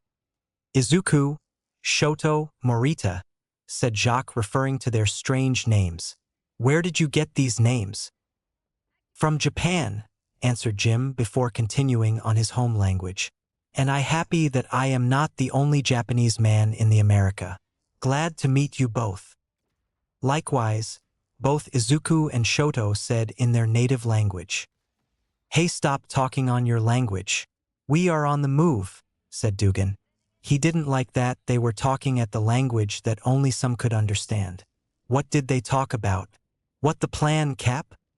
His question made every soldier to look at the Izuku with questionable glances. It was nerving him. Are you talking to me? Asked Izuku in disbelief. Why an overgrown man would ask a question to kid. No, he talking to the tree. Of course he talking to you guy, answered Fallsworth dryly. But I am just a guy, said Izuku, to made them see that he just a normal guy who didn't know what to do. However, his words made something unexpected. It made them laugh, but not at him. They are laughing as if he just told them the funniest joke in the world. Yeah, we know that you are just a guy, said Dugan while laughing.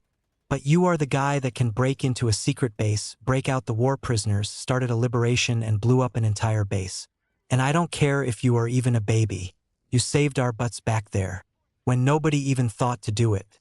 That's why we asking, what the plan, Cap? These words made Izuku almost cry with happiness. Nobody told something so kind to him. Seeing the smiles on every soldier made Izuku understand that they agree with Dugan. They all believe in him. They don't care if he is kid, because actions told louder than words. They accepted him as one of them, as a soldier. Okay, I can contact to the camp with that thing, he answered while pulling out a device, only to be disappointed because the transponder is fried and burned. It looks like this thing didn't survive the fire in the factory. Okay, then we should go as I told you back there. If we go to the northwest all night, then we will get to the US base by the morning.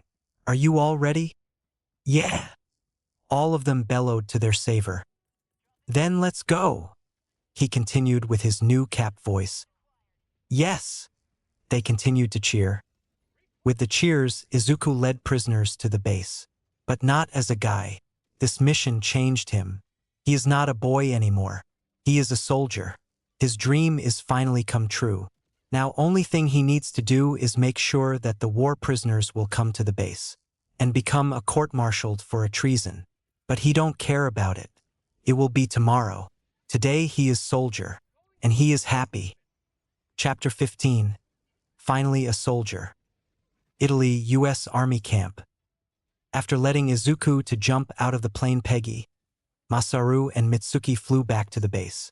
They didn't want to leave him alone at the enemy's territory, but they hadn't had a choice or else the plane would be destroyed. When they got back, an angry Colonel Phillips greeted them, who is not happy that they stole a plane, flew to the enemy territory without any permission and left a civilian to the enemy's hands. Right now, he screams at Masaru and Mitsuki for their insubordination.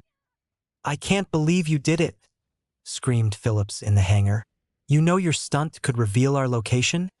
We should be happy that they didn't decide to do it. I can understood Agent Shield and Bakugo. They are women, they don't know the meaning of war. But you Masaru hope for our aviation. Just decide to risk all our lives only to fly 2 women and boy to the Hydra base. Shame on you. At his words, Masaru only could to look down in the shame. But he didn't have any regrets about his actions. He would always help Mitsuki and her friends. Mitsuki could only look with frown at her friend. It's not his fault. She persuades him to fly them to Austria. If it wasn't for her, he would be chewing toy for Colonel. It's all her fault. It's not his fault, said Mitsuki loudly. I asked him to fly us over there. It's my responsibility. If you want to find anyone guilty, then it's me. Ms. Bakugo, the fact that you can bully anyone, even soldiers, to do your bidding is not surprising me at all, Chester continued with sneer. With every word Phillips screamed at them, Mitsuki wanted to smack him in the face. However, it will only could give more problems. She wouldn't do it. Yet, it still didn't change the fact about your AWOL. I am sorry, Masaru, but I don't have a choice to bar you from the next missions. Consider yourself fired. With these words, Masaru could only gasped with horror. He couldn't believe it. He is not pilot anymore. It's over. There's nothing he could do. Fortunately, he had someone who could. If he go away, then heck I am going too, she screamed Mitsuki. She is not gonna let some old man to bully her real and only friend. She gonna to gamble with him. She knows that it's risky, but she should try. For Masaru. And with me going my modifications, my transports, my weapons, everything. You just lost only super soldier you had. Let's see how you can win without my weapons. Phillips didn't want to admit it, but she is right. Without super soldier army, they lost any advantage against HYDRA. They need years to decipher this genetic code. With her weapons, they could even the odds. Losing the contract with Bakugo Industries would losing all fighting chances. He didn't have a choice but to compel with her demands. He starts to respect Bakugo. Maybe she is woman, but she knows how to talk. Whatever. Do whatever you want, Colonel Phillips said grumpily, walking away. I have more important things to do, like a talk with Agent Shield and writing a letter to Senator Brandt about the death of his soldier actor. With these words, he left the hangar, leaving Mitsuki and Masaru alone. They also exhale a breath they were holding, relaxed that their problems are over, at least for now. Oh, I don't have a words, commented Masaru with open jaw. Thank you for saving me, but it was too risky to gamble on it. He could agree. I am not worth it. No, you are, argued Mitsuki back. It's my entire fault. He is right. I agree on this idea in the first place. I did bully you to fly us there. I was only telling the truth. I disagree with you, answered Masaru louder. You didn't bully me at all. I agreed with your decision. I am just as guilty as you. Phillips can't talk to you like that. It's a lie. Thank you for your kind words. Nobody said such words before. What Colonel said for me, it was a normal thing, confessed Mitsuki, almost tearing up from his kindness. Still, I couldn't let him to scream at you like that. I don't have many people who I can call friends. And I wouldn't let my only friend to be fired because of my stubbornness. I am your only friend? Asked Masaru in disbelief, who couldn't believe that person as Mitsuki could be without friends. She is smart, funny, brave and beautiful, maybe a little loud, but it's not important. How person like this could be alone? I can't imagine Bakugo to be without friends. I think you have tons of friends. They are not friends. They are vultures, admitted Mitsuki with a sad frown. She didn't want to tell anybody about her life. But she trusts Masaru. He have right to know. They only want to know Bakugo Industries' heiress. They don't want it to know about me. For them, I only exist as pretty moneybag or weapon constructor. The second I lose the money, nobody would need me. Well, then all of them are idiots, said Masaru in outrage. He couldn't believe that people looks at Mitsuki like that. She is more than pretty and more than weapon constructor is. She is kind soul who wants just to help. She don't deserve such attitude to herself. You don't deserve such awful words. You are more than just pretty dame. You can build planes, tanks, weapons, etc. If people can't see it, then they don't deserve you at all. It's their fault that they don't want to meet such a good person as Mitsuki Bakugo. Mitsuki was surprised. Masaru is the first person who sees her as who she is. Not as moneybag, as pretty face or weapon constructor, but as her. She couldn't believe her ears. She never met a kind person as Masaru. It was too good to be true. Thank you, she whispered to him. She wanted to tell him more, but she didn't want to risk her friendship with him.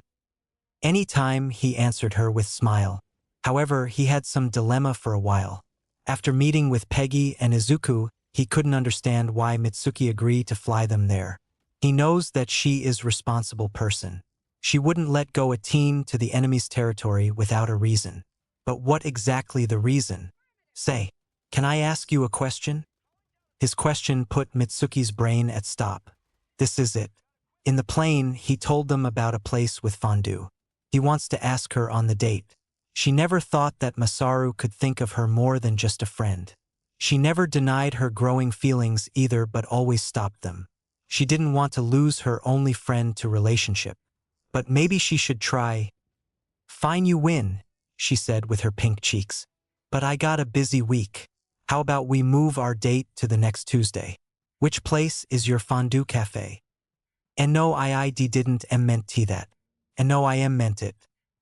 I want it. I want it, but not our right and now. Stuttered Masaru with blushing face which rivaled Izuku's. He never denied that he wanted to date Mitsuki, but not like this and right now. Seeing Mitsuki's confusion, he continues, That wasn't my question. Oh, sorry. She chuckled with embarrassment. She couldn't believe that she almost got caught. Ask away. Why did you decide to help them?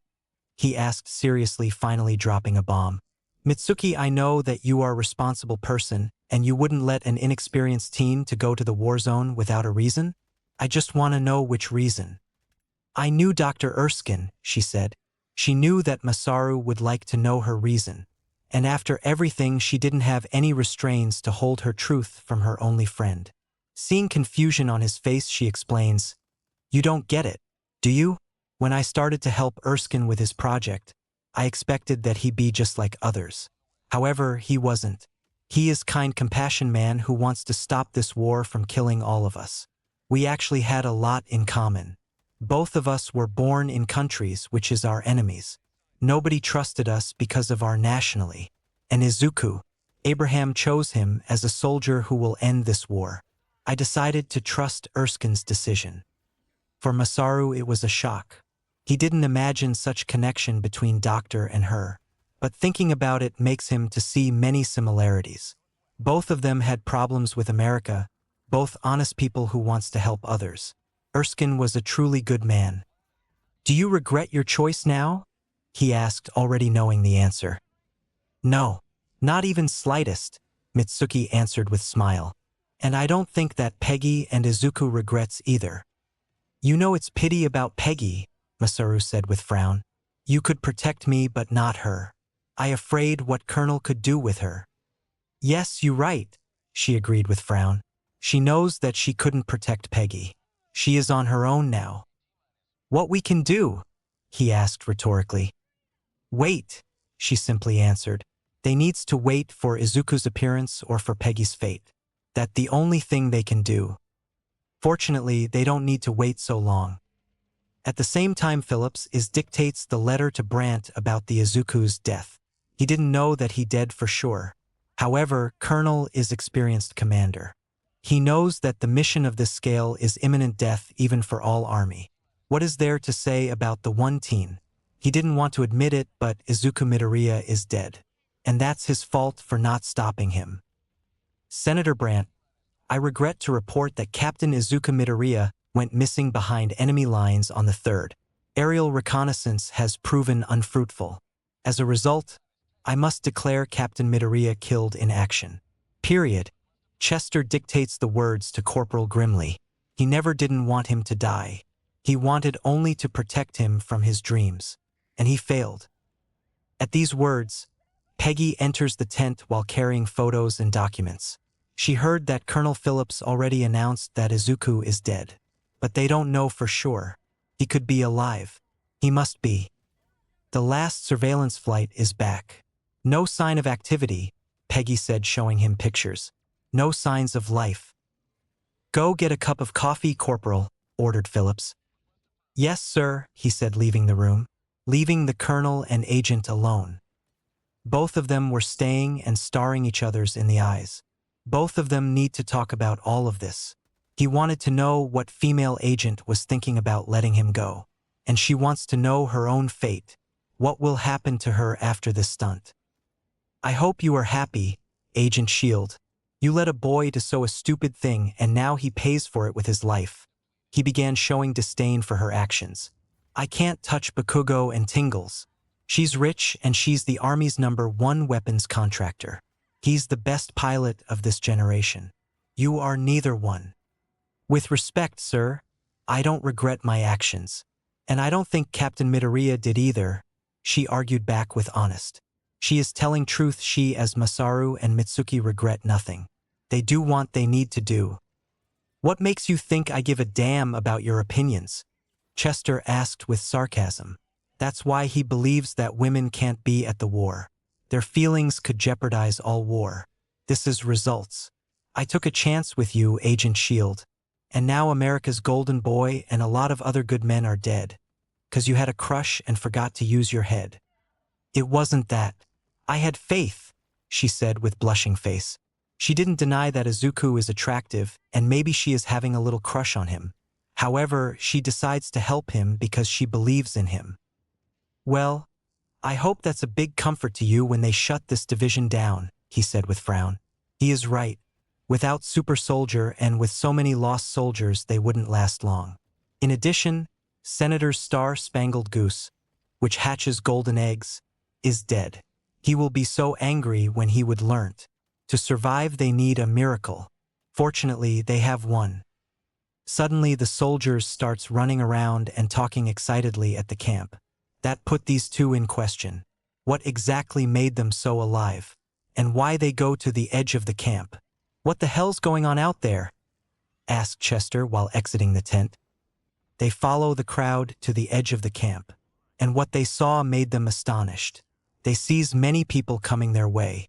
By attire and some bruises, it looks like they are prisoners. However, what surprised them more that, at the front, it's Izuku who leading them. It means that he did it. He saved them. And he didn't saved only some soldiers. By the size of the crowd, it looks like he saved all prisoners. Look who it is! Cheered one of the soldiers, happy to see his saved friends. Everyone then cheers and claps their hands as prisoners enters the camp. When Izuku came to Phillips and Peggy, he finally stopped. There's so much things to him to explain. such as Hydra plans and their power source, Akagoro's war map, and his escape to the factory. He also knows that what he did is treason and must pay for it. First, he needs to make sure that injured people are treated. Some of their men need medical attention, Izuku said while saluting. Medic, we got wounded. One of the soldiers called Nurse. Right over here, answered the nurse who has started to treat wounded prisoners. I know what you gonna to say, started Izuku, already ready for whatever punishment Colonel could think of. That's the reason I'd like to surrender myself for disciplinary action. However, Colonel didn't want to punish him at all. Why should he? Because he broke some rules? Everybody breaking them. It's pale in comparison of this accomplishment. He did something what no man would ever accomplish to do. When Izuku jumps on the grenade, it shows, Chester, that kid have guts. When he screamed at him, it's showing them that he have balls. Now he liberated entire base alone. Even groups of overgrown people couldn't do something more closely to this. He finally understood why Erskine chose Izuku to be a first super soldier. He is incredible and have infinite potential.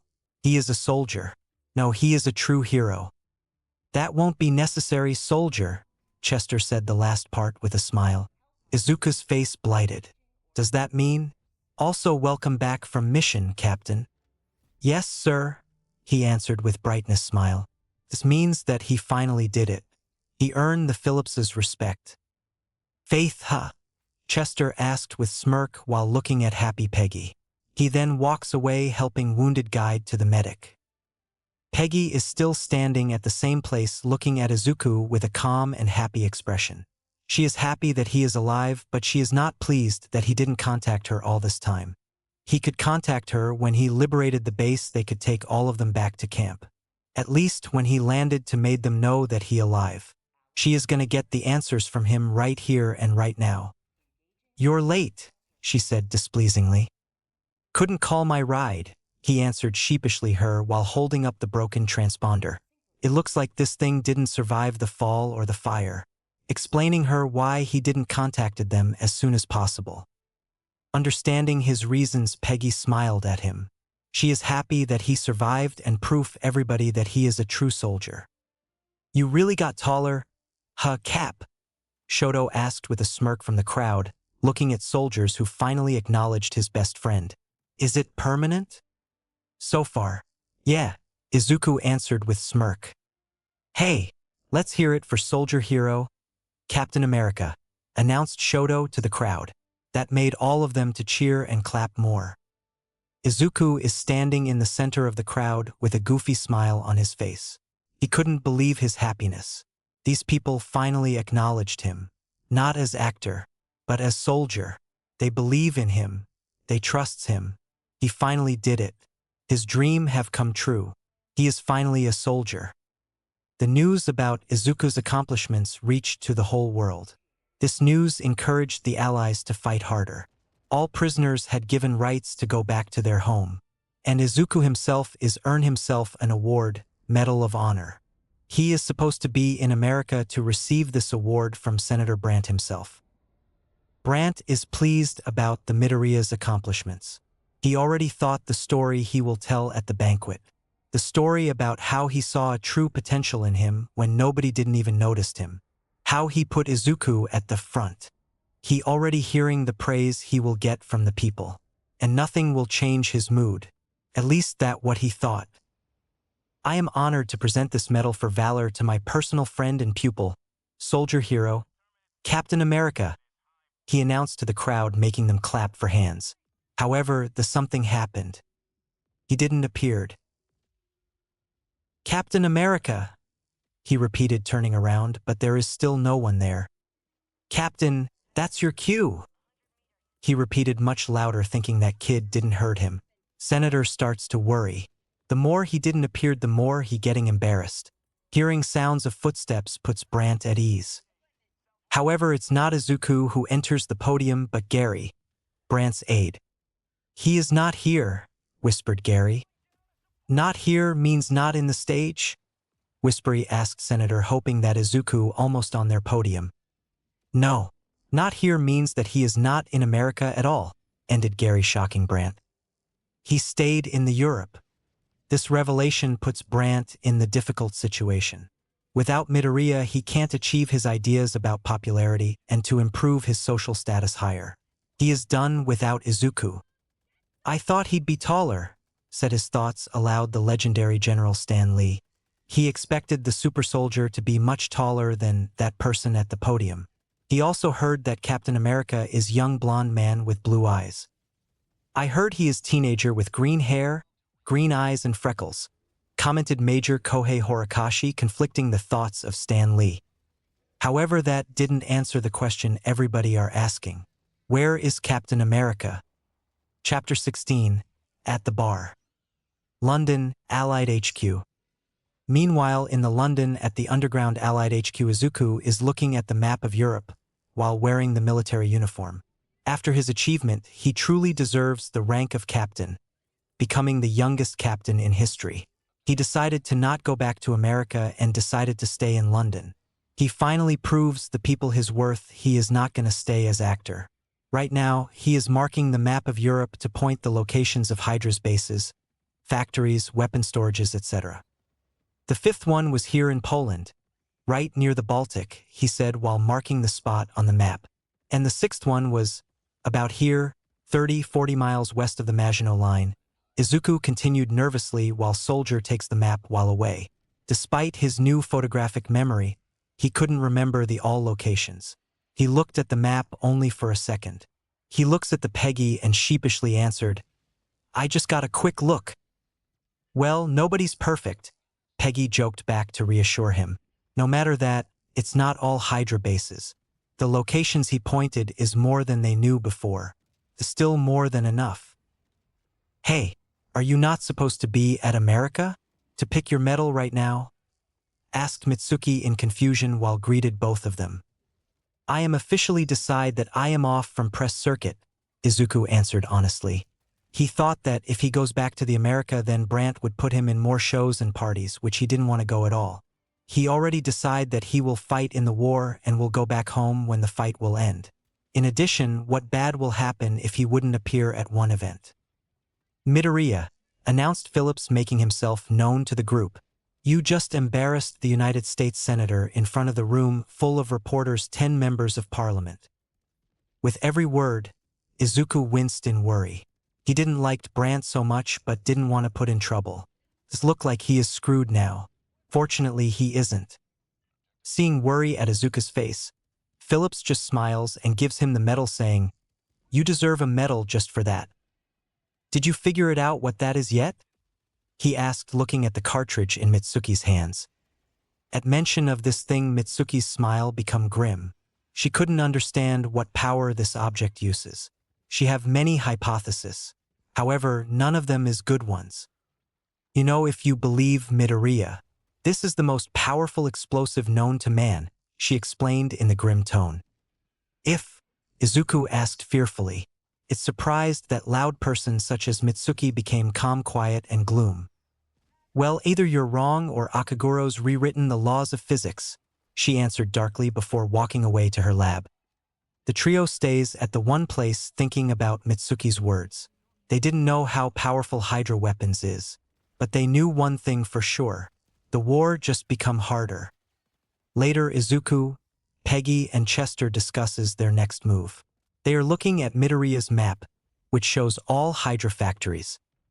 These are the weapon factories we know about, explained Izuku, showing the soldiers' marks he left on the map. Sergeant Todoroki said that Hydra shipped all the parts to another facility that isn't on this map.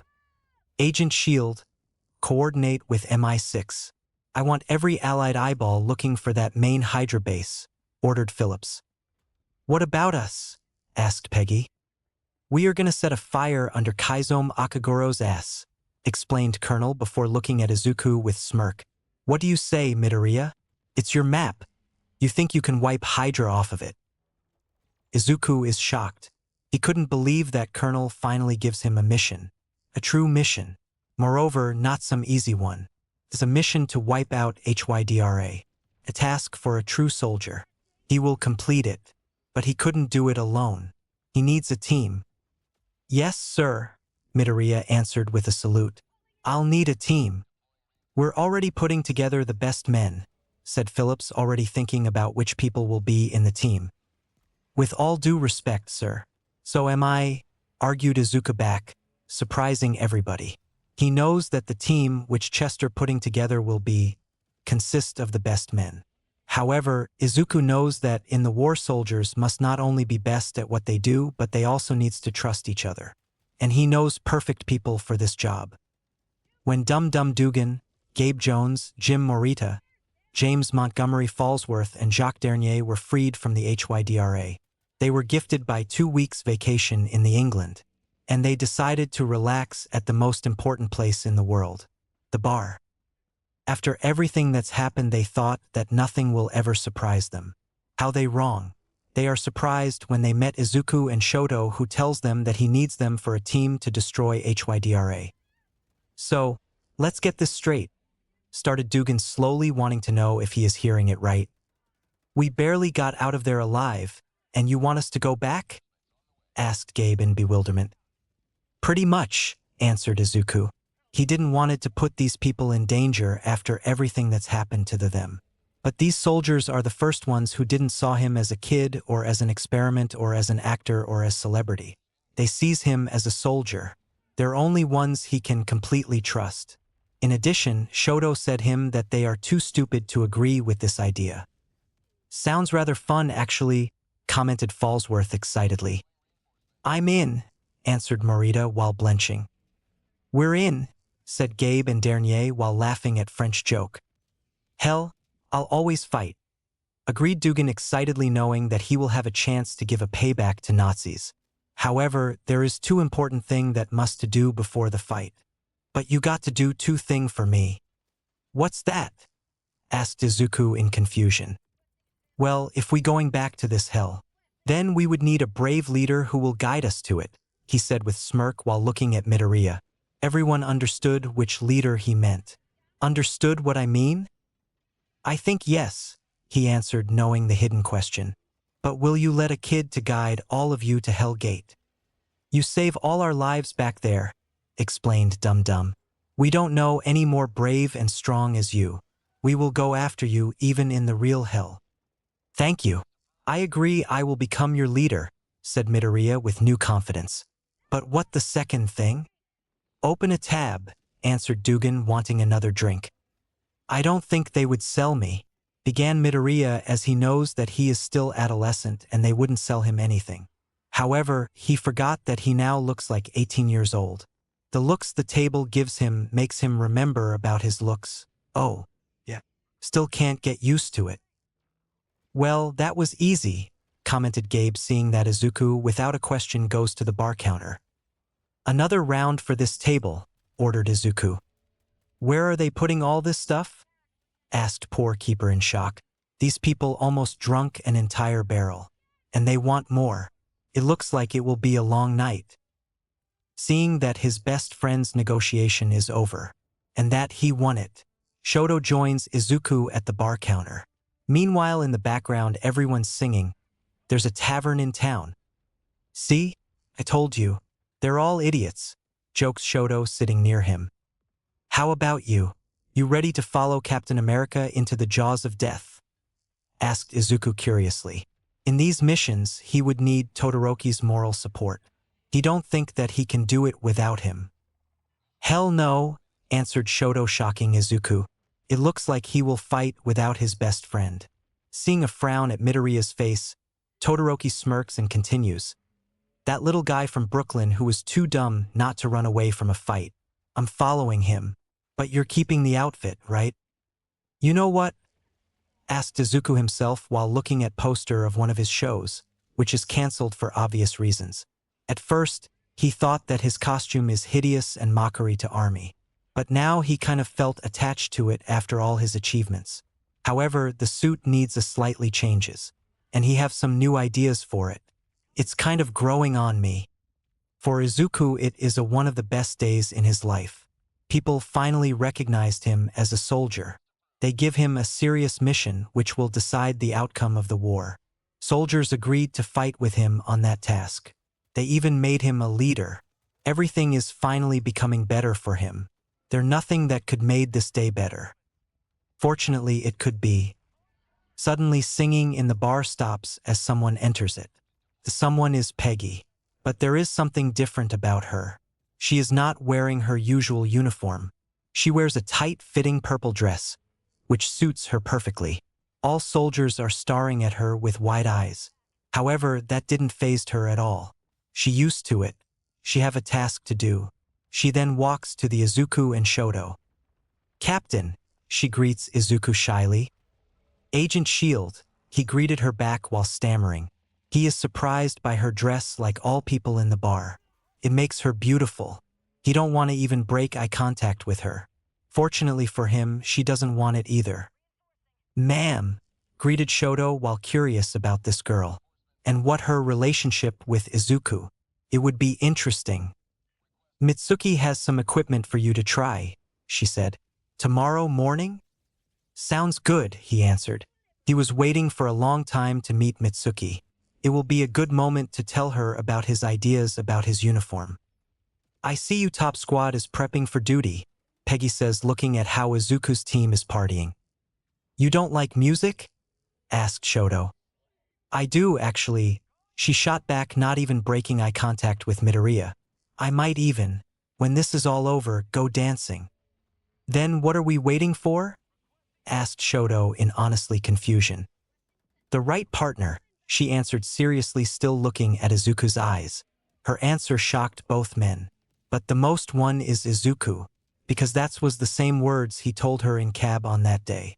He just becomes speechless. 8 o'clock, Captain." With these words, she left both boys standing there with gaping jaws.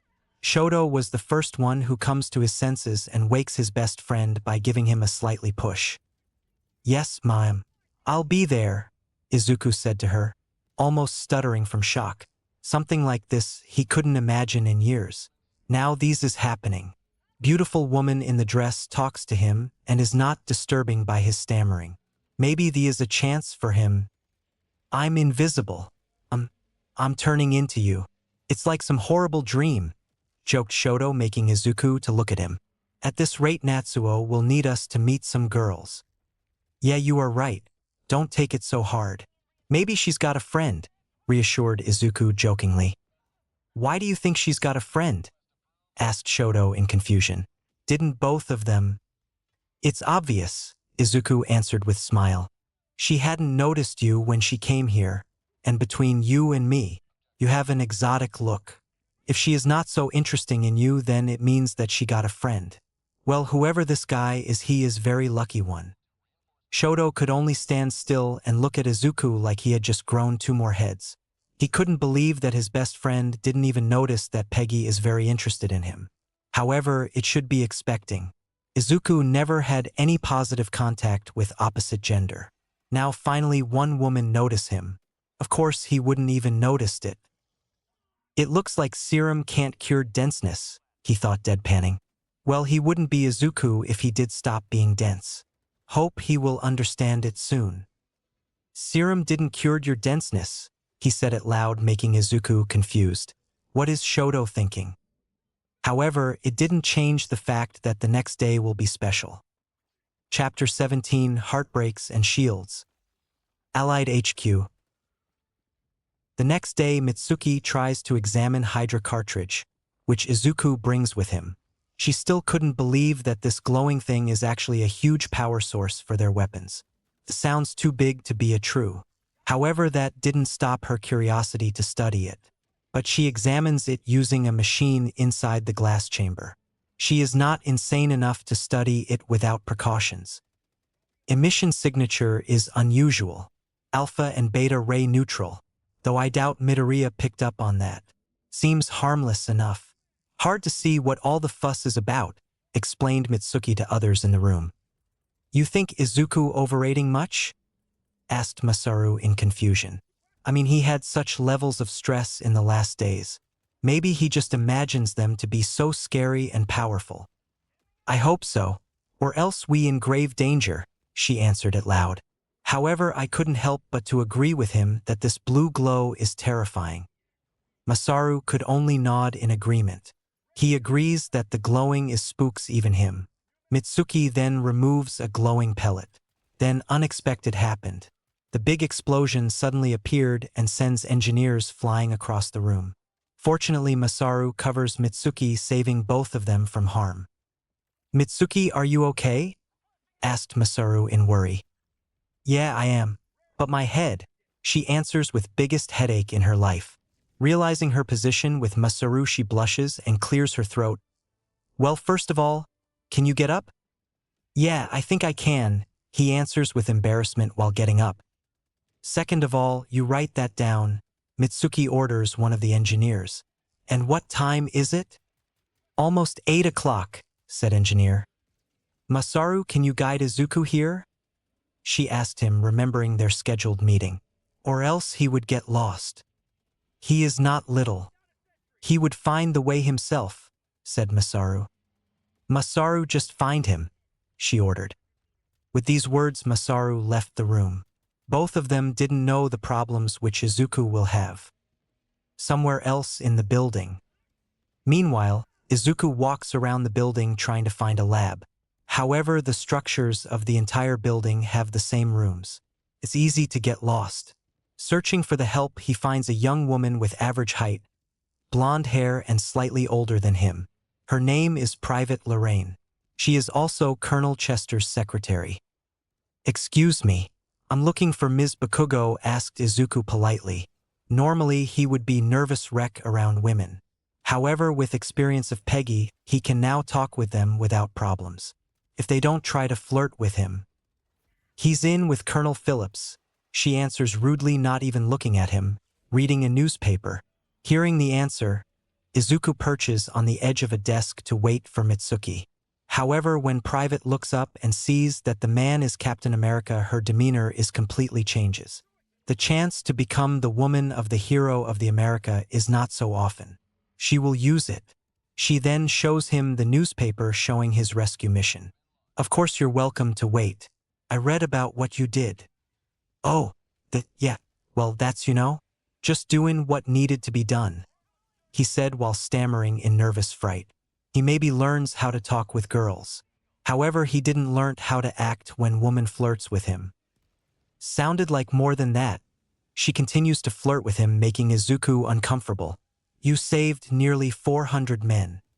Really, it's not a big deal," he said, trying to sound casual, and failing at it. "Tell that to their wives," she counters while walking up to him, making Izuku more nervous. I don't think they were all married," he said with red blush covering his entire face. She is too close to him. "You're a hero," she said with smirk. It looks like she is getting on him. "Well, that depends on the definition of it, really," he answers while trying to walk away. Unfortunately, he didn't go so far as she grabs hold of his tie. "The women of America, they owe you their thanks," she continues while dragging him to the corner of the office. And, seeing as they're not here, drags him to the corner of the office and kisses him. Lorraine then does something unexpected that surprises even him. She kisses him on the lips. Izuku couldn't believe what's happening to him. One minute he was searching for Mitsuki, the next minute he is kissing by a pretty woman. However, it's not like he imagined his first kiss. It's supposed to happen with woman who he will love. And he doesn't even know this woman. He only hopes that nobody would see them. Unfortunately, someone did. "Captain," called the familiar British voice. Turning around, the duo sees their interrupter and separates from each other's. It's Peggy, and she is not looking happy. It looks like she is ready to beat both of them. "We're ready for you, if you're not otherwise occupied," she said, the last part annoyed even with hint of hurt and disappoint. "Agent Shield, wait." He calls back, running after her to explain himself. "Looks like finding a partner wasn't that hard after all," she said, the last part in disgust. She doesn't want to hear anything he says. It's already explained. He is just like others. "Peggy, that's not what you thought it was," he pleaded to her. "It's her who kissed me. It caught me out guard." "I don't think anything, Captain," she answered with disdain.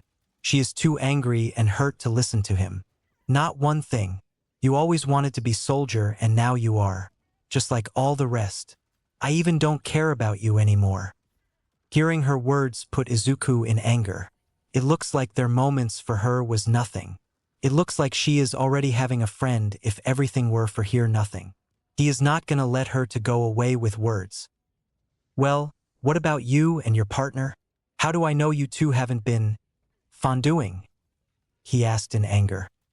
Instead of answering, Peggy comes to him and slaps him in the face, leaving a print of her hand on his cheek. She then screamed, "You still don't know a bloody thing about women." With these words, she left Izuku alone thinking about the last moments of his life, while nursing his cheek. He can't explain how all of this madness happened in the first place. Fortunately, he have one who could help. "Hello, Izuku," called Masaru, who just enters the room. However, his face shows that he heard talk of Peggy and Izuku. "Hello, Masaru. How much did you heard?" Midoriya asked his friend. "Everything," he answers in solemn tone. "I don't understand women," Izuku sighed in disappointment. "I don't think there's someone who can," Masaru commented in humor. "Well, Mitsuki waits for you. When we walk, I think we could discuss some things. Could help in your problems." Seeing nothing bad, Izuku nods and goes with Masaru. In Bakugo's lab. "Fondue is just cheese and bread, my friend," said Masaru while entering the lab with Izuku. "Really?" asked Izuku in surprise. He didn't. The fondue is food. He never ate even a candy. It's too expensive. I feel myself like an idiot. I just didn't think. "Nor should you, pal," answered Masaru, trying to reassure him. "The moment you think you know what's going on in a woman's head, it's the moment your goose is well and truly cooked. Or the minute you think that woman likes you, she then screams at you for nothing. Or maybe that's just me. To not think about it, I try concentrate on work. Which at the moment is about making sure you and your men do not get killed," said Mitsuki, greeting them. By her smirk, nobody could understand did she heard their talk or not. She then points them at the table with a piece of cloth and Izuku's old shield. "Carbon polymer. Should withstand your average German bayonet. Although Hydra's not going to attack you with a pocket knife. I hear you're, kinda attached." "It's handier than you might think," commented Midoriya in defense. It's true that at first glance it's just piece of junk, but it helped him to infiltrate the base. Izuku even thought that shield is better than sword. Sword is symbol of attack and shield is symbol of defense. That's what he fighting for. To protect innocent. "I took the liberty of coming up with some options," Mitsuki said, showing him a few shields. "This one's fun. She's been fitted with electrical relays. It'll allow you to—" "What about this one?" Izuku interrupts her. All of his focus was on the simple round silver-looking shield. No, that's just a prototype," she answered in panic. "It's too early to use that shield. It wasn't tested yet. The results could be unpredictable." "What's it made of?" he asked in eager curiosity. "Vibranium," Mitsuki simply answered with sigh. "While Izuku is testing a shield. It's stronger than steel and a third of the weight. It's completely vibration absorbent." After hearing Mitsuki's description of the weapon, Izuku couldn't believe his ears. With material like this, you could go to the front with no fear. But it made him curious. If this material is so useful, why is the only one? "How come it's not a standard issue?" he asked in confusion. "That's the rarest metal on Earth. What you're holding there, that's all we've got," she answered in tired sigh. "You can't imagine how difficult it was for me to take this little piece from that African secret village." Before Izuku could ask her about African village more, Peggy enters the lab still looking annoyed and disappointed from their last talk and comments while looking at Midoriya. "You quite finished, Ms. Bakugo? I'm sure the captain has some unfinished business." If Izuku is hurt by her words, he didn't show it. He don't need it. When he learns from Masaru that Peggy didn't have a partner, it makes him happy to know that he maybe does have a chance with her. "What do you think?" he asked her while holding the shield in honest interest. Her opinion is very important for him. However, Peggy understood it differently. She thought that he just mocks her, just like others. She then picks nearby gun and shoots at Izuku. Luckily, he used his shield to defend himself from bullets. The results surprised the lab. Both Izuku and shield is okay and unscratched. However, he is in shock after shooting. Yes, I think it works, she comments like nothing happened. She then puts the gun down and walks out of the lab, leaving stunned Izuku and Masaru and very angry Mitsuki. Midoriya then remembers why he wanted to talk with Mitsuki in the first place and shows her his notebook with designs and ideas for uniform. I had some ideas about the uniform, he gives her his notebook. Whatever you want, pal, she said while taking the notes, still angry at Peggy and her stunt. Now excuse me. I need to chase Peggy to talk with her about safety repercussions. With these words, she left the boys alone. Both of them are slightly afraid for Peggy's safety. When Peggy exited the lab, she was still feeling angry about Izuku's betrayal. Even shooting him didn't help her. She still feels pain and disappointment. Well, what she did expect. He was weak before and nobody didn't even notice him, and now he a big, strong, popular and famous. Now he has attention and uses it for his own desires. However, before she could walk away further, she was startled by the sudden shout. Peggy, stop your freaking legs and get your stupid butt back here. Turning around, Peggy sees very angry Mitsuki Bakugo, who slowly comes to her. Ms. Bakugo, can we talk later? Shield asked with tired voice. I am already too tired for anything. Stop calling me Ms. Bakugo. Mitsuki bellowed so loud that Peggy's ears starts to hurt. I am not so old to call myself like that. I feel like I am some kind of an old hag. And do you even know what you just did in my lab? Why are you worrying so much? She asked in annoyance. You told yourself that the shield is bulletproof. Even if it wasn't, I don't think that Izuku will be so much hurt. Little bullets are nothing for him. Are you stupid, Peggy? She continued in disbelief. If you missed, you could blown us up to Dr. Erskine.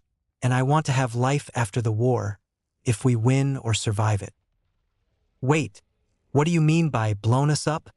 Peggy asked in fear.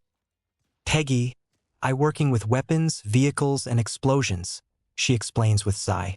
In the lab, there's so many explosives, reactive and radioactive, that you could blow up an entire city. That made Peggy gasp in horror. Because of her emotions, she could kill all of them. And because of what? Because she have jealousy issues. She feels herself so stupid right now. I am sorry, Mitsuki, she apologized. It's just something bad happened to me and I couldn't think straight. I am sorry. It's about Midoriya, isn't it? Mitsuki commented, already knowing the answer. And don't try to deny it. I know what's happening. But I can't help you if you don't tell me everything. Well, today I was searching for Izuku and find him kissing Private Lorraine, she explained in sadness. Can you believe it? She didn't even to notice him before, and now when he changed and became famous, he is suddenly women magnet. She just wanted to be woman of American hero, not to be with Izuku Midoriya. And he is no better than her. He told me about his plans to find himself right partner. He don't need it anymore. When I thought that I finally find a man who understands me and wants to be with true me. And now it means that all his kind words are lies. All these words put Mitsuki in worry, sadness, and sympathy. She could understand the problems Peggy have right now. She knows that it's difficult to find her a man if all of them looking at you like a piece of meat. And when you find him and he becomes your friend, it's become too hard to start a relationship with a risk to ruin your friendship or with risk to get the wrong choice. She knows this problems because she having them too. However, between her and Peggy have a big difference. You know what, Peggy? She suddenly asked. There is no one who understands you better than me. I know what it's like to find yourself a man when for all of them you are just pretty face with money. However, there is one thing that you forgot. Do you remember who he was before serum? He never could even stay still in the presence of woman. I don't think that his changes made him confident in that department. In addition, you told yourself that Lorraine pretty much was kissing him because she wants to have attention. You are right. She doesn't cares about him. She only wants him for his glory. I don't think that he is interested in her. He just didn't know how to ditch her without making her sad. Plus I saw how he looks at you. He looks at you in admiration. I think he really cares about you and wants to be with you." Peggy was standing still with surprise. She didn't thought about her problem at that perspective. It opens her eyes that she just overreacted and screamed at Izuku for almost stupid reasons. Maybe she should give him a chance? "Should I give him a chance and apology?" she said her thoughts aloud. "I don't know," she answered with shrug. "I have the same problems, and I don't know how to deal with them. But don't talk to him for some days. He has some serious missions tomorrow. He doesn't need some distractions right now." Peggy couldn't argue with her logic. She knows that Mitsuki is right. Izuku have missions and he doesn't need to distract himself with her problems. "Thanks, Mitsuki. I really need that talk," she said gratefully. "You also should give Masaru a chance." "I don't know what you were talking about," Bakugo bluffed with red blushing cheeks. With these words, Mitsuki went back to her lab to prepare for tomorrow. Tomorrow will change the war. Chapter 18, Howling Commandos. The day finally comes. The first mission of Howling Commandos. All soldiers are armed with best uniform and weapons, which Mitsuki built. They are ready to fight with their fearless leader. In addition to their fearless leader, he is walking to his bike wearing his new upgraded uniform. Mitsuki made some required adjustments which were noted by him. The colors didn't change, however, they were darkened to become more unnoticed and be more combat ready. The uniform is made from a carbon polymer fabric, which would protect him from bullets and knives. His helmet become looking more like mask only with leather. He still keeps the brown belt with big pockets. On his right hip is holder for a gun. Despite his protests about guns, everybody insisted that the soldier must keep shooting weapons with himself. The most notable thing in his changes is a round flat shield with red and white colors and blue circle with big white star in the middle.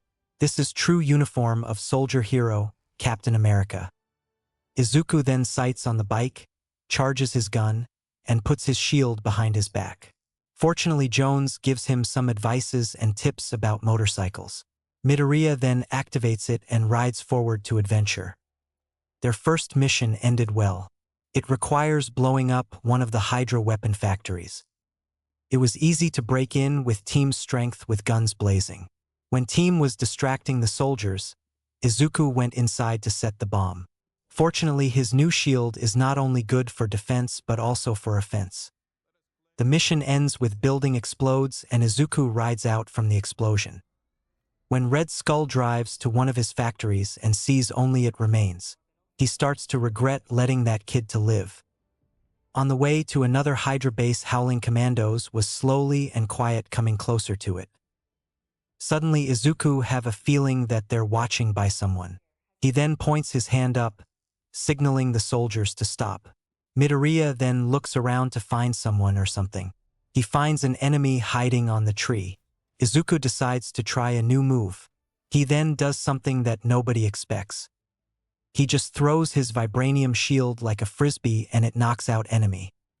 Shocking but impressed at that display, soldiers continues to go to factory. This mission ended with explosion in the base and victory for our captain. In the next mission, Izuku wasn't hero. It was someone else. The mission requires blowing up a HYDRA mini-tank. Jacques Dernier is French member of the team. He's Team's explosives expert, and a good one. During the mission, he single-handedly destroyed the tank by running into its oncoming path and placing a bomb under its manifold. After 2 seconds, the tank explodes. Jacques then turns to his comrades with confident smile as if it was easy. Allies HQ. Meanwhile, at the main base, military generals were watching the actions of Howling Commandos. Between these people were Colonel Phillips, Peggy, and Mitsuki. They were proud to see a former shy boy who became confident and strong man who commands his troops like an experienced commander. However, Peggy's attention wasn't on Izuku but on something different. When Izuku was searching a new Hydra base at the map, he opened his compass to check cardinal directions. Inside the compass is a photo of Peggy. The fact that he keeps photo of her makes Peggy feel touched and happy. It means that he really does care. She was too hard on him. She needs to apologize. Seeing her photo at the screen, Phillips looks at Peggy with a knowing smile. She then turns to Mitsuki, only to see her smirk, which says, "I told you so." She then returns her attention back to screen, and only one thought entered her mind. I should give him a chance, she thought, and she will give him one.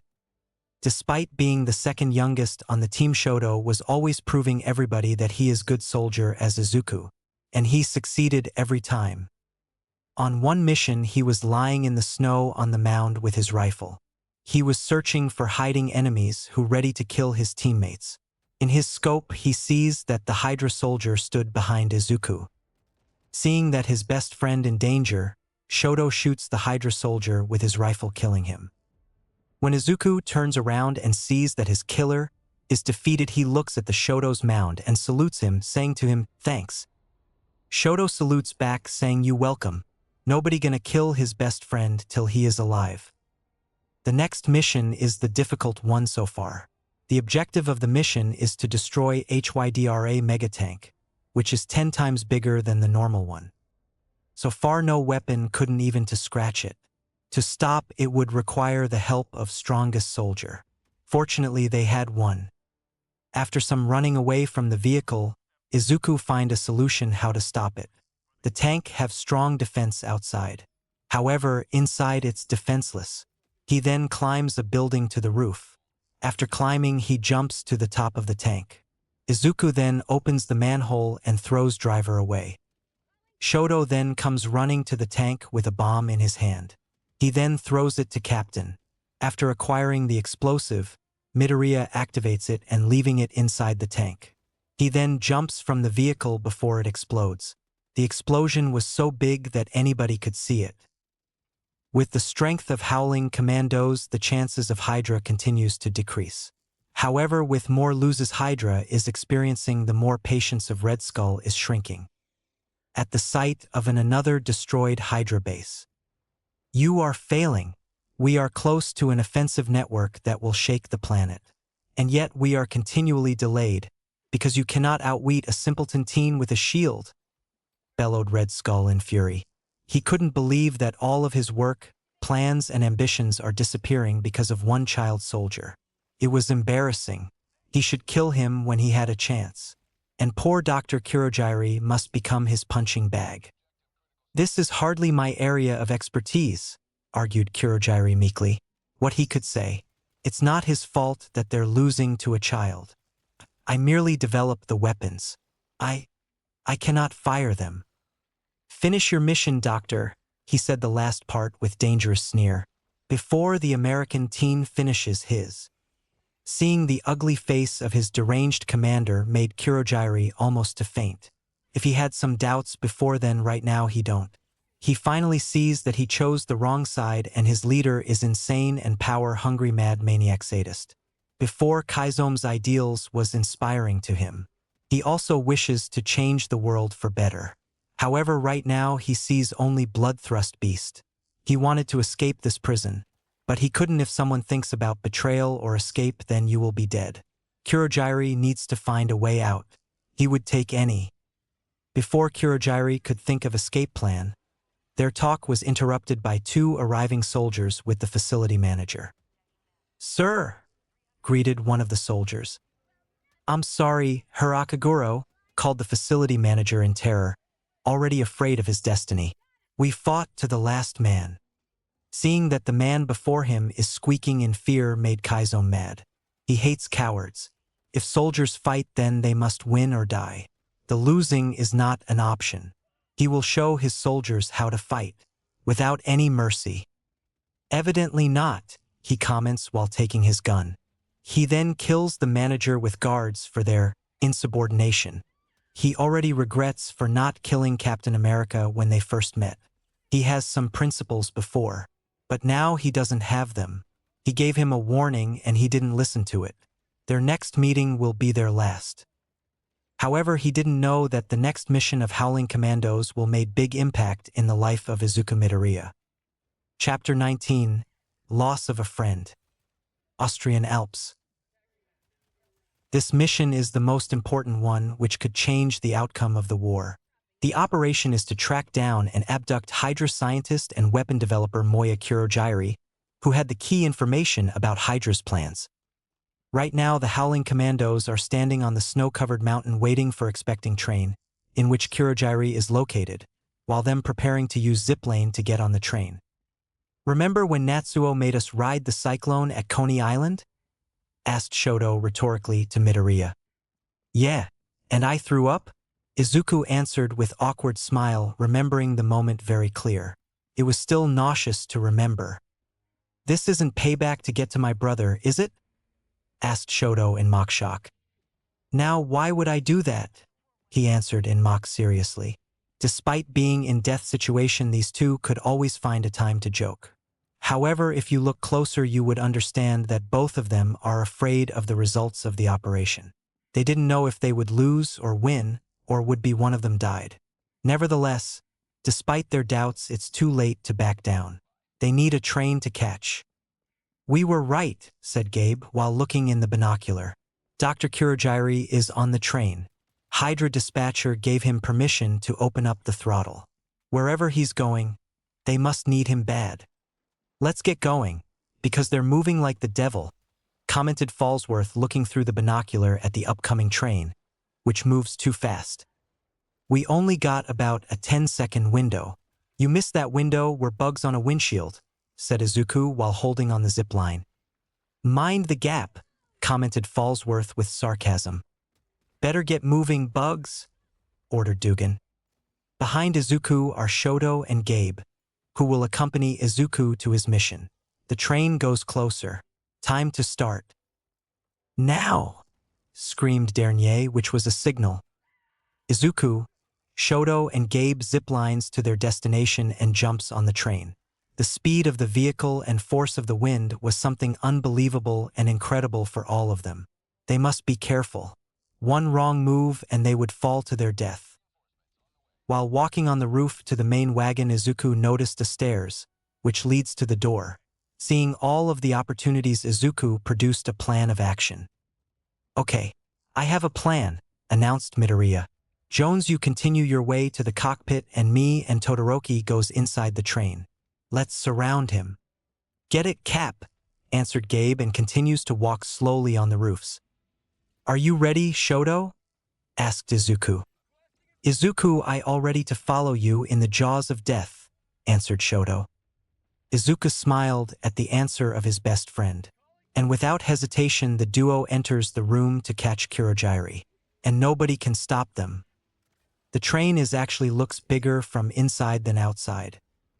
The duo looks around and sees tons of weapons, torpedoes, rockets, and materials for them. But what alerted them the most that there were no guards in the train, and it was quiet, too quiet.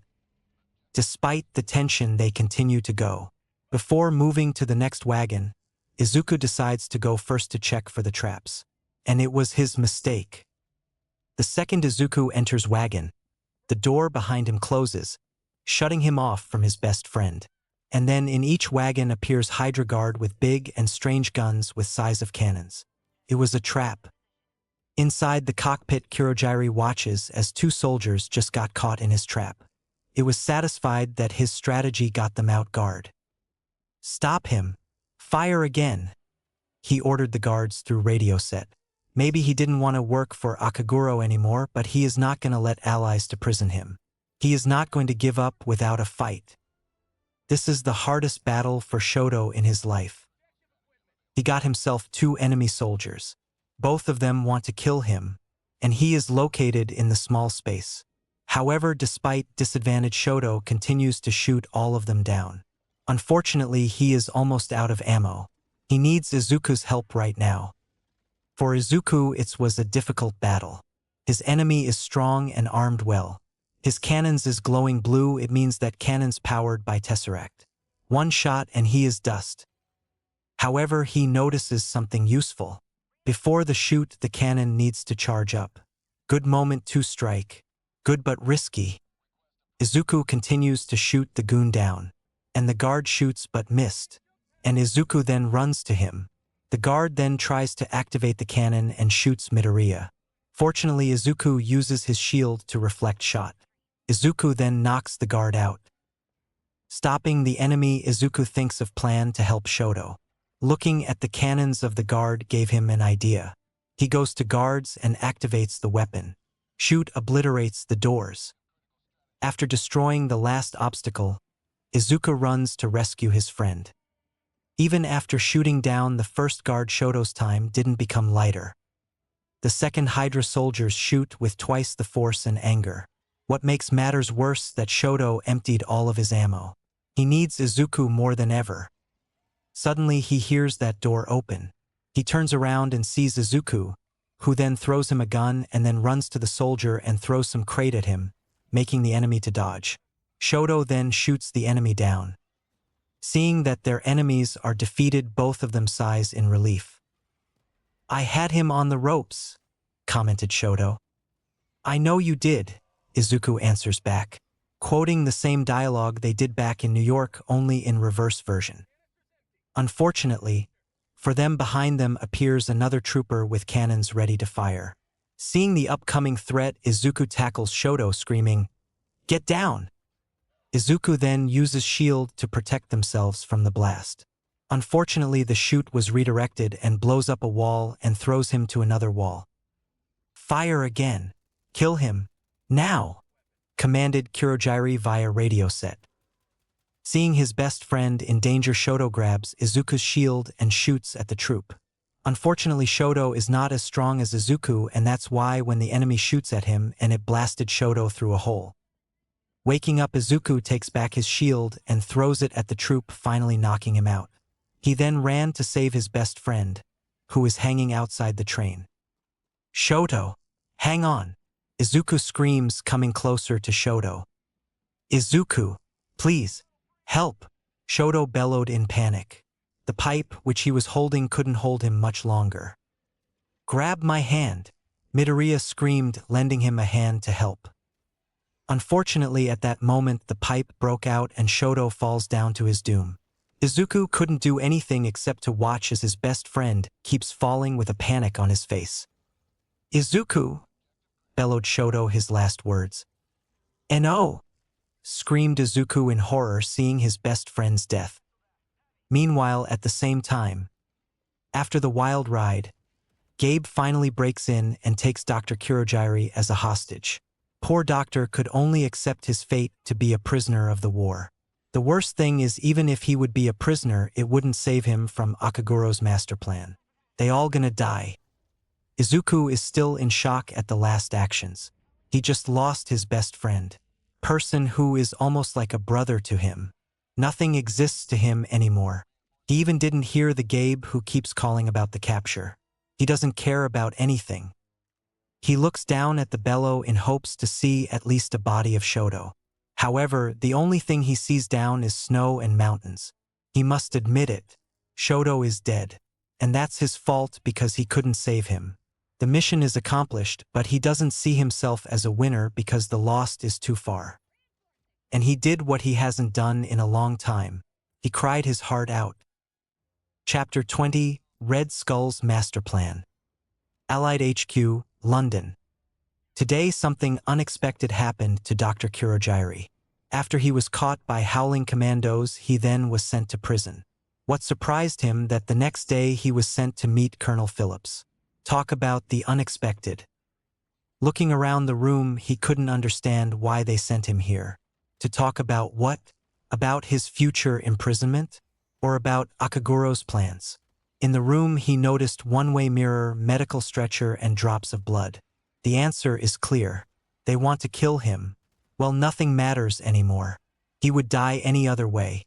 Nothing could stop Red Skull anymore. Turning around, he sees Colonel Phillips enters the room with a tray of food and sits on the chair. The meal consists from the steak, 2 potatoes, broccoli, and a glass of milk.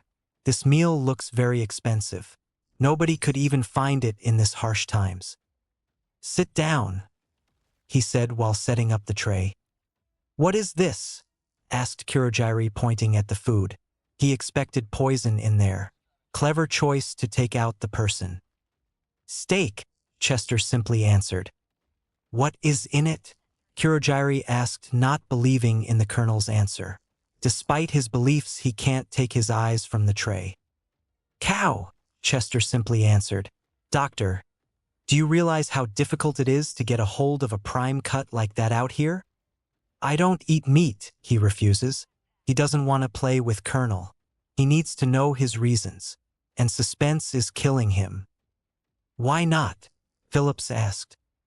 It disagrees with me, Moya answered with a smile. This fact is true. How about cyanide? Does that give you the rumbly tummy too? Chester asked, finally dropping the act. He need to know some things about Hydra and Red Skull, and Dr. Kurogiri is the only one who they can ask about it. He is the only agent of Hydra who didn't kill himself in the capture. Colonel then prepares to eat steak while talking. Every Hydra agent that we've tried to take alive has crunched a little pill before we can stop him. But not you. So here's my brilliant theory. Do you want to live? You're trying to intimidate me, Colonel, commented Kurogiri, hiding his surprise. It's true that he wants to live, but he also wants a freedom, something that can't be acquired in the position he is right now. I bought you dinner, he simply answered while passing to Doctor a piece of paper. It's time to take this doctor at their side. Given the variable information he has provided, and in exchange for his full cooperation, Dr. Kurogiri is being remanded to Switzerland. Kurogiri reads out loud in disbelief. He can't believe it. They want his help and they will give him back his freedom. But that can't be true. Can't be so easy. I sent that message to Washington this morning. Of course it was encoded. You guys haven't broken those codes, have you? That would be awkward, Chester explained, explaining everything to the doctor like he just read his mind. At their first glance, it's the best way for Kurogiri. If he cooperates, then they will let him go. And he can go back home. Everybody wins. However, there is still one big problem. Akaguro will know this is a lie, he simply answered. He is still afraid of the Hydra leader and what he will do to him. If he learns about the doctor's betrayal. He's gonna kill you anyway, document. You're a liability, explained Chester with a sigh, making a doctor to see his point of view. And it's working. You know more about Akaguro than anyone. And the last guy you cost us was Captain Midoriya's closest friend. So, I wouldn't count on the very best of protection. There's you or Akaguro. It's just the hand you've been dealt. How is a kid anyway? Moya suddenly asked, trying to change the problem. Like any normal soldier. He is grieving and suffering. He answered with a frown, still remembering the state in which Izuku appeared back in the base. That broken look on his face would always appear in Colonel's nightmares. That was Kid's fault to not seek advice from Aguro when they first met at the base, he commented dryly. If he did, we wouldn't come so far. And you know it, Chester countered back in anger. He wouldn't let some scientist to mock his soldiers. And why you even care? I thought that you are happy with Todoroki's demise and Midoriya's state. I didn't kill him. The fall did, he simply answered. But why I did it, that question you want to ask me. Well, like you said, for Akaguro I am liability. And one more fail and I would become practice dummy for his knife throwing. And the most dangerous beast is the one which knows that he would die soon. If Akaguro is so mad, why do you even work with him in the first place? Phillips asked curiosity. When I first heard of Hydra and Akaguro, I became inspired by them and wanted to change the world for the better using my inventions and projects, he explained in frown. He still couldn't believe that he trusts that blood-thrusting madman and his ideals. However, I just understood that his ideals are mad and his means are insane. That Stain is not a man to rule or guide. I wanted to escape for a long time. However, I couldn't. The second Akaguro learns that I escape and I would be dead. The escape or betrayal was not an option. Well, maybe you should start, Chester said nonchalantly while eating the potato. Stain believes he walks in the footsteps of the gods, he said, using the Akaguro's second nickname in disgust. Phillips nodded. Only the world itself will satisfy him, the doctor continued. You do realize that's nuts, don't you? Rhetorically asked Colonel.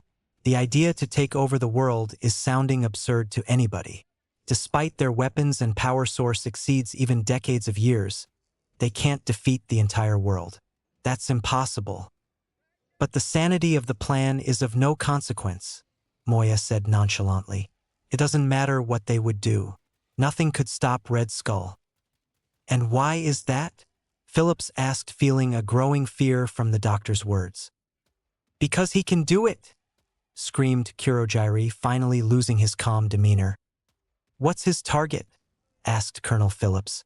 If he was surprised by Moya's outburst, he didn't show it. His target is everywhere, he finished while looking Colonel in the eyes. That's words finally made Phillips to stop eating. From his talk with Doctor, he learned that Akaguro and his plans are dangerous, insane, and colossal just like him. And now he learns that he is planning to attack everything. He needs to be stopped, and he needs all of his best men in here. They need to strike, and soon. Unfortunately, their best man is unavailable right now. Alps, Hydra headquarters. Walking around the base makes Kaizome smile about his plans and ambitions. Looking at his ship brings a smile to his skull. That's his main weapon to destroy the society and government. The black ship is an advanced bomber plane. Itself is big. Its main propulsion was a pair of jet engines, located on the sides of the main console and hangar area. This plane is bigger than others, the biggest out there, and it's powered up by the Tesseract. It would be difficult to damage it, let alone to stop it. That vehicle alone will give him a victory. His name is Valkyrie. Despite losing the Dr. Kurogiri to allies, that was a little to concern over. The construction of bomber is over. All soldiers are armed with Tesseract-powered weapons. He no longer needs him. Doctor played his role already. Turning around, he sees his soldiers waiting for his orders. Good. Soldiers must listen to the words of their superior. Tomorrow, Hydra will stand master of the world. Born to victory on the wings of the Valkyrie. Our enemy's weapons will be powerless against us. If they shoot down one plane, hundreds more will rain fire upon them. He then takes his trusty sword Blood Curdle and raising it. If they cut off one head, 2 more shall take its place. Hail Hydra! His soldiers then all start saluting and shouting, Hail Hydra! Hail Hydra! Seeing all of his soldiers ready to fight made Red Skull more confident than ever. There is no plane, no ship, no weapon, and no man to stop him. Even if they send Captain America, he couldn't do anything. His spies told him that Captain is still grieving over his dead friend. Well, that was a kid's fault to not listen to his words and lost his own best friend. He will win at any other way. However, if allies would send him to fight, he wouldn't be much of a distraction anyway. And if they would meet, then it would be time to complete his promise. He would kill him. It's time for a captain to meet Blood Curdle.